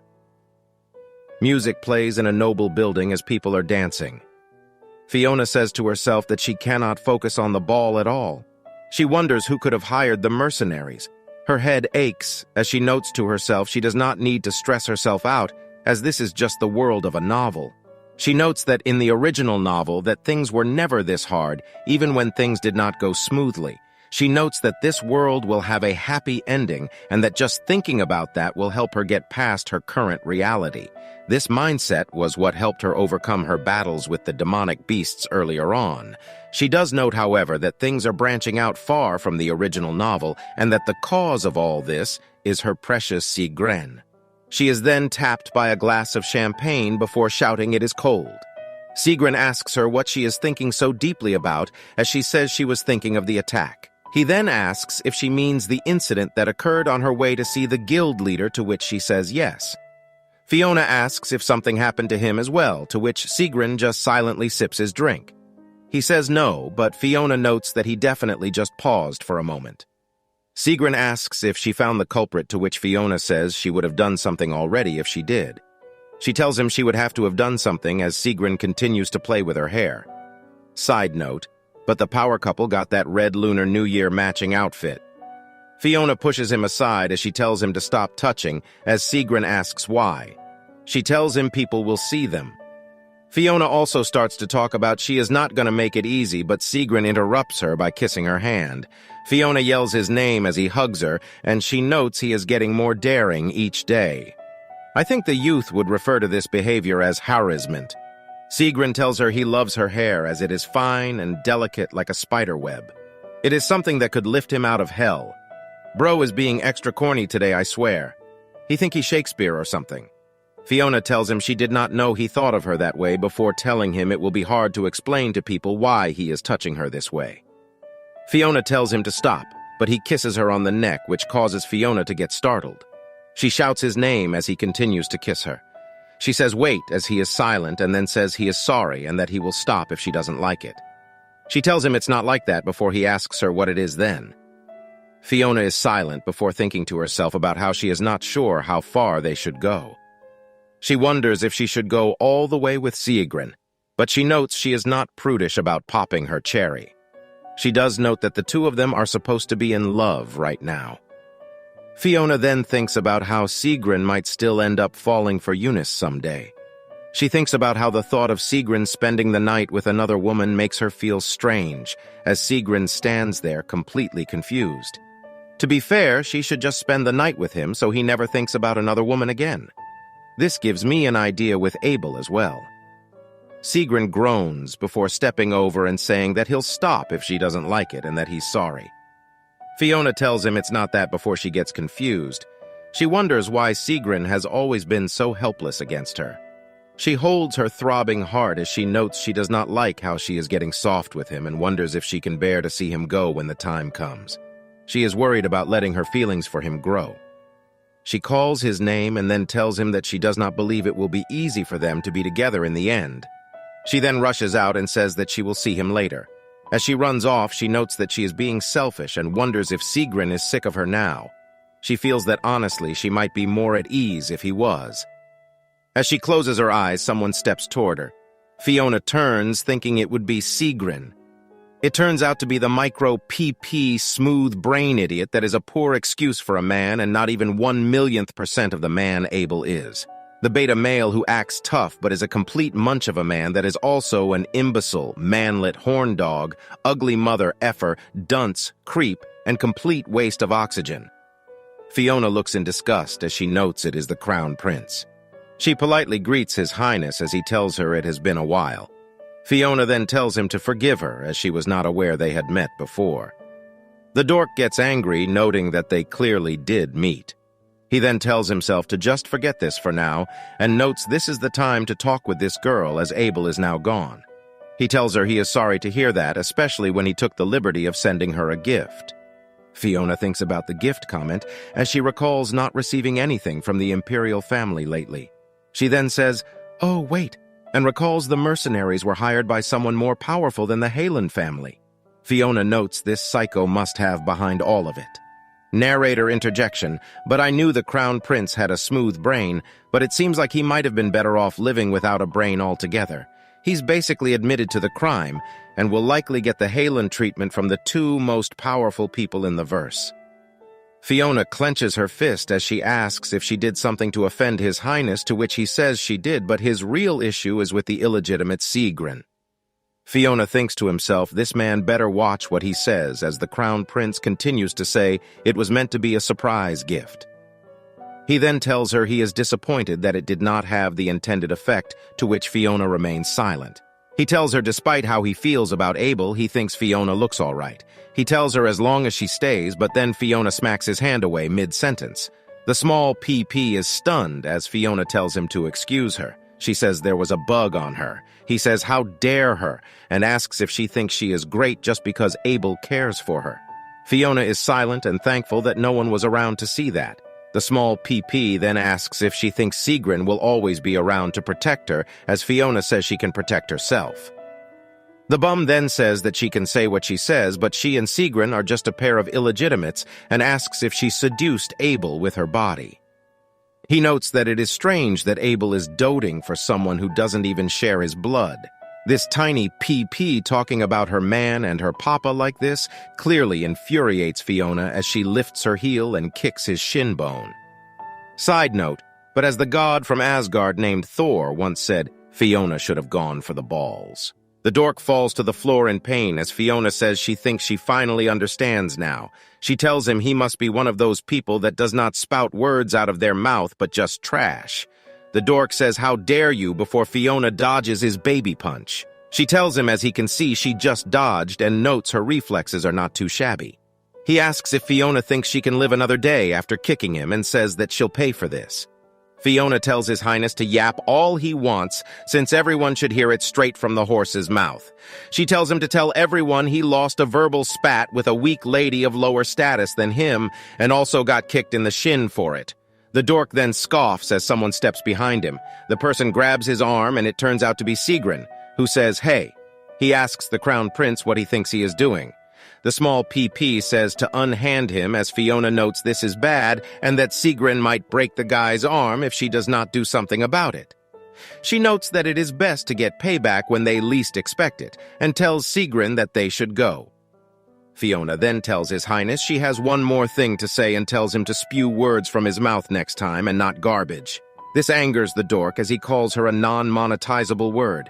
Fiona wonders if she went too far and thinks this might backfire. Narrator interjection, but Fiona, you did not go far enough. I was not too mad at this dork, but how dare he insult my husband? He better keep Abel's name out of his dirty mouth. My sweet and glorious honeybun Abel is a noble man that this bum could never be like. They better rip this guy limb from limb later and make sure he never breathes the same air as us humans ever again. The carriage carries them away as Sigrun asks why that guy keeps pestering Fiona. Fiona says she was wondering about that herself and says it was good that Sigrun held back, to which Sigrun mentions he almost broke the guy's wrist last time. Fiona says she was actually scared he'd do that right now. The carriage rattles on as Sigrun calls her name, and Fiona asks what it is. He asks if she is mad at him since she left him at the terrace earlier. Fiona notes that must be how it looked to Sigrun before she says well. Sigrun interrupts and says he hopes she is not mad at him. He tells her that he does not know how to put this, but being hated by her is what scares him the most. Fiona says his name as she is stunned. Honestly, Fiona is sending so many mixed signals and smoke screens, I kind of feel bad for Sigrun. She's like those BMW drivers who signal right but then turn left on the road. Why she got to do him like this? She should just go on and love the Kung Fu Panda kid already. Fiona then tells him she is coming closer for a second and slides right next to him. She tells him to lean forward a little, to which he does, and asks her if this is correct. She then grabs at his clothes before yanking off one of his buttons. He asks Fiona what she is doing before she kisses his neck. Fiona continues as Sigrun now blushes. Fiona notes to herself that should be enough as Sigrun is trembling like crazy. Sigrun sits up and asks if she is trying to tease him right now. Fiona laughs as she says this makes them even and that he should stop worrying about what happened earlier. Narrator interjection, but I can't be the only one who thought they were about to lay it all down in a horse-driven carriage. Silence ensues before Fiona asks if it hurts. He asks her in what way, which confuses our still very dense protagonist.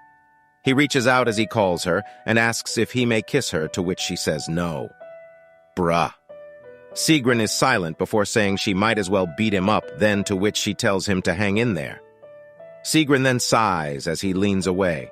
Fiona in her mind tells Sigrun she is sorry and that she knows she is being terrible right now, but she cannot fully open her heart to him at this moment.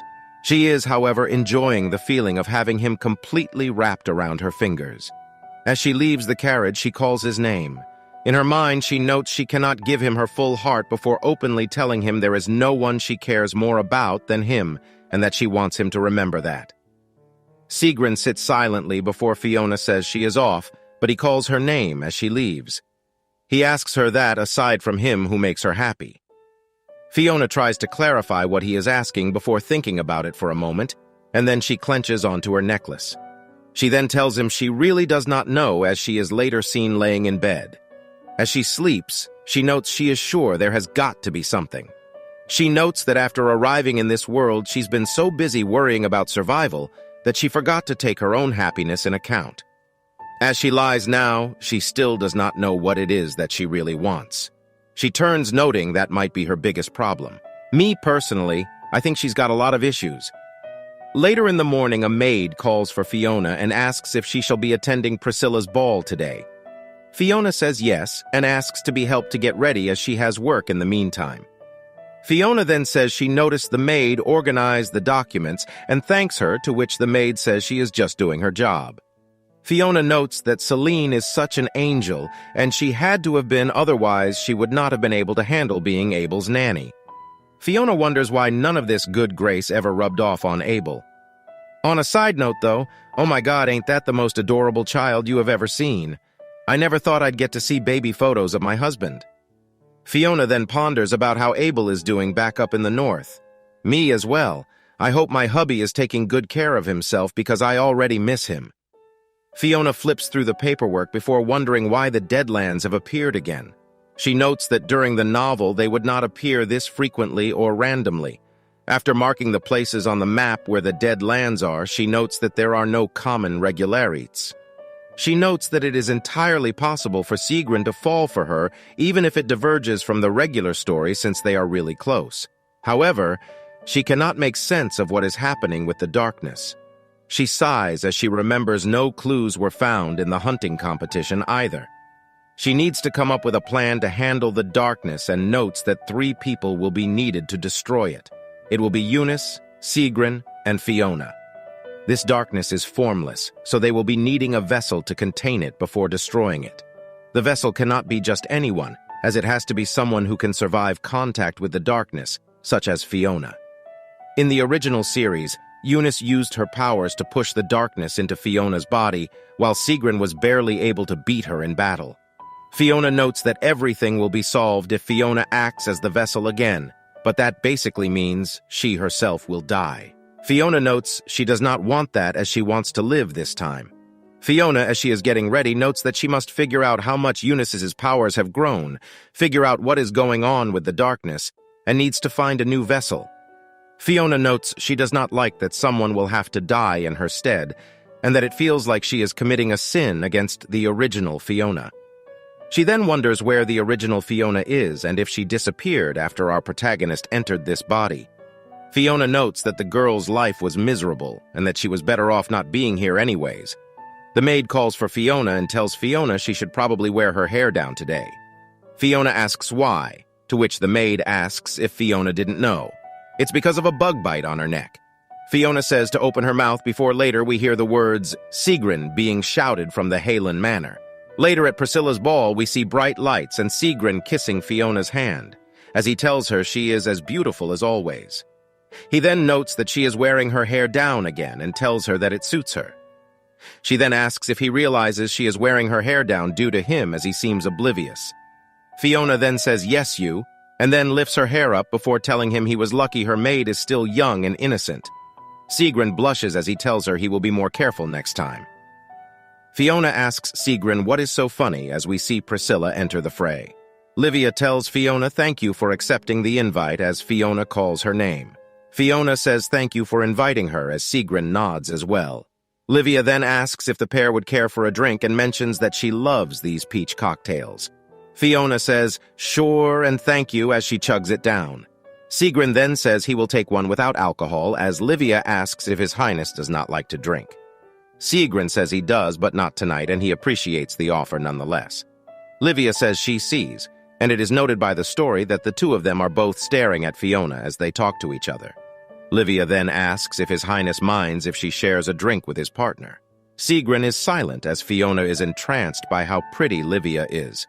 Sigrun feels uneasy before saying as long as she brings Fiona back soon.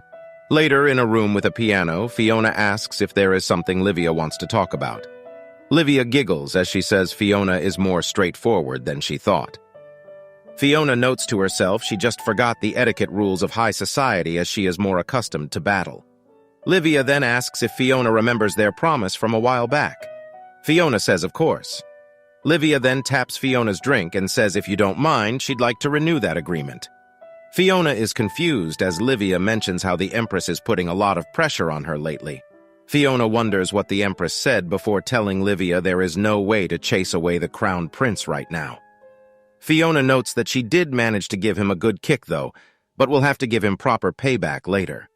Livia says she knows there is no way to chase him off now, but that she is counting on Fiona's potential. Fiona wonders if it would be better to ask Sigrun to help with this, to which Livia says she does like strong people. Livia says she is sure His Highness is strong, but also mentions that she was able to confirm Fiona's great power with her own eyes. She has yet to see Sigrun's capabilities. Livia continues saying she got to see Fiona's power twice and that she has nothing against His Highness but.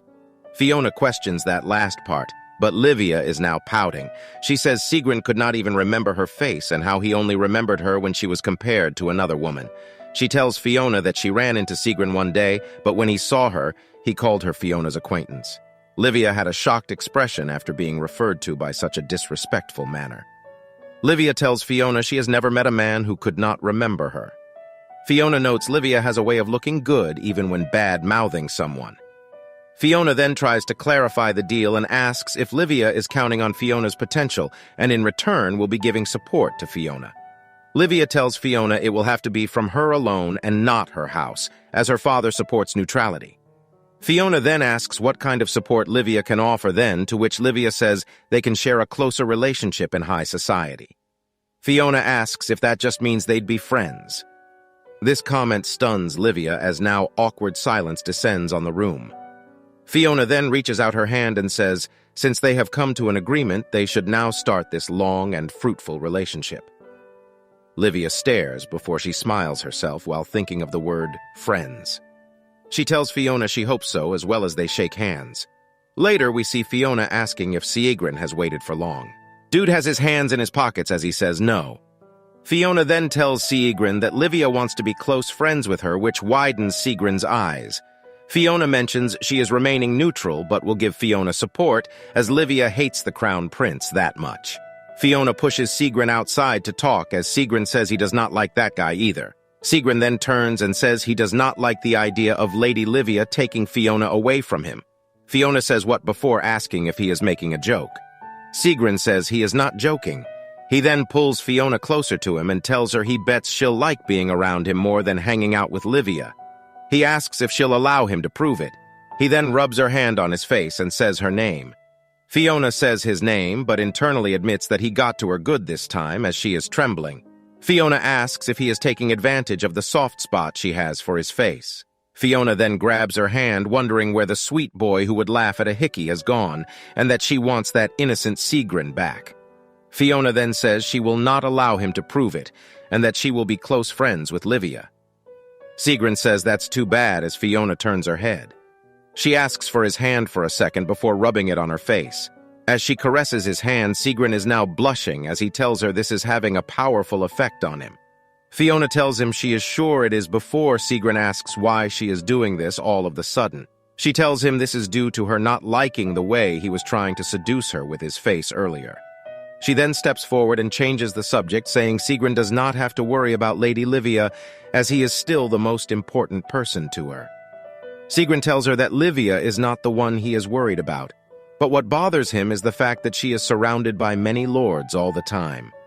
Fiona asks why this is a problem, to which Sigrun pulls at her cheek and says she'll be surrounded by them as well. Fiona asks if he is jealous, to which he says yes, and that she should try putting herself in his shoes. Fiona thinks about the other way around for a moment. before telling Sigrun he better not ever think about cheating on her. Sigrun says of course not, and that she now knows how he feels. Fiona tells him if he does not have feelings for her, then he should break up with her first. Sigrun stands stunned as Fiona tells him it is common courtesy to end one's current relationship before getting involved with someone else. She asks if he understands, to which he stands silent. He tells her okay as the setting changes. Kane is then seen again asking if Sigrun went out without his personal guard again.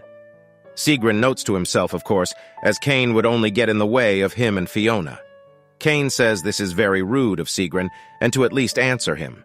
Kane starts to talk about how if Sigrun keeps doing this before he gets the door shut on him. Kane is clearly agitated before saying that Sigrun will get dumped by girls left and right with that temper of his. Sigrun, hearing this, whams the door before sitting in bed. He notes that he has not been dumped yet. As he grabs his shirt, he pauses and recalls Fiona rubbing his hand. She recalls her eyes as he starts to put his hand over his face and then plops down, saying, "Damn it." He notes that he thought he'd be satisfied if they became a couple, but that's not the case at all. He notes that every time he thinks of her, he has vulgar thoughts. A part of him wants to see her smile, but another part wants to see her begging him in tears not to leave. Narrator interjection. But both of these guys have major issues. This is why I'm glad that I am in a healthy relationship with my sweet honey bear, Abel. Sigrun then recalls back to what she said earlier about breaking up with her first if he no longer has feelings for her as he turns and lays in silence. He hopes she does not dump him as he covers his face. The rain is a paid actor since it pours at just the right moment and patters on the window. Livia's father tells her a marriage proposal has been received. Livia says her father does not seem to be happy about it as he tells her it is from the small PP. He shows her the imperial seal as Livia notes how the prince going from flirting with her at social events to sending a proposal with his family seal is such a big jump. She cannot believe he ignored her wishes and sent a proposal. Livia asks if her father will accept this, to which he says he won't, if she does not want to. He starts to mention something else, but Livia nods, saying she already knows refusing an official marriage proposal will need a clear reason. Me personally, I thought the crown prince having 2 centimeters is more than enough of a reason. Livia then says she guesses she'll have to find someone else to get engaged to. Personally, I'm saying her Wendy-looking redhead would go great with Clovis. Her father is nervous and questions if she will go looking for a man in a hurry. Livia says she has no choice, to which her father sighs. He mentions he is sure the Empress and Crown Prince are trying to rush things as a precaution to Prince Siegrin of the North. He notes that this arranged marriage would ensure the Priscilla house's support, but also says that his daughter needs to think carefully about finding another fiancé. Livia notes to herself that the easiest way to solve this is to get into a scandal that would make her undesirable. Livia sighs as she notes she must sully the reputation she worked so hard to build for that clown. She wonders why she must suffer when she truly has not done anything wrong. Livia steps through the hall as she then halts. She notes there is another way, and it would be to embroil the crown prince in a scandal. Bro, I'm dying laughing right now. Just pull his pants down if you want an embarrassing scandal. Later at the Halen Manor, Fiona is reading a letter from Daddy. He writes that things are going smoothly in Halen, and he should be able to return to the capital soon enough. Yes, Daddy, please hurry. I miss you so much. The letter is signed from Abel Halen. Hold on, guys. I need to stare at this image for a good few minutes. Fiona notes she is glad everything is well with the Duke. Fiona notes that Halen seems to be doing better than the capital lately, as merchants from the capital are flocking there for business. This is due to the capital being full of bribery and shady business. Fiona notices another letter on her table just then. It is from the mercenary guild she roughed up last time. As she unfolds it, she notes that it is blank. She knows that it may seem like a joke, but this is likely to be a warning. She notes the crown prince must have hired a hitman after what she did.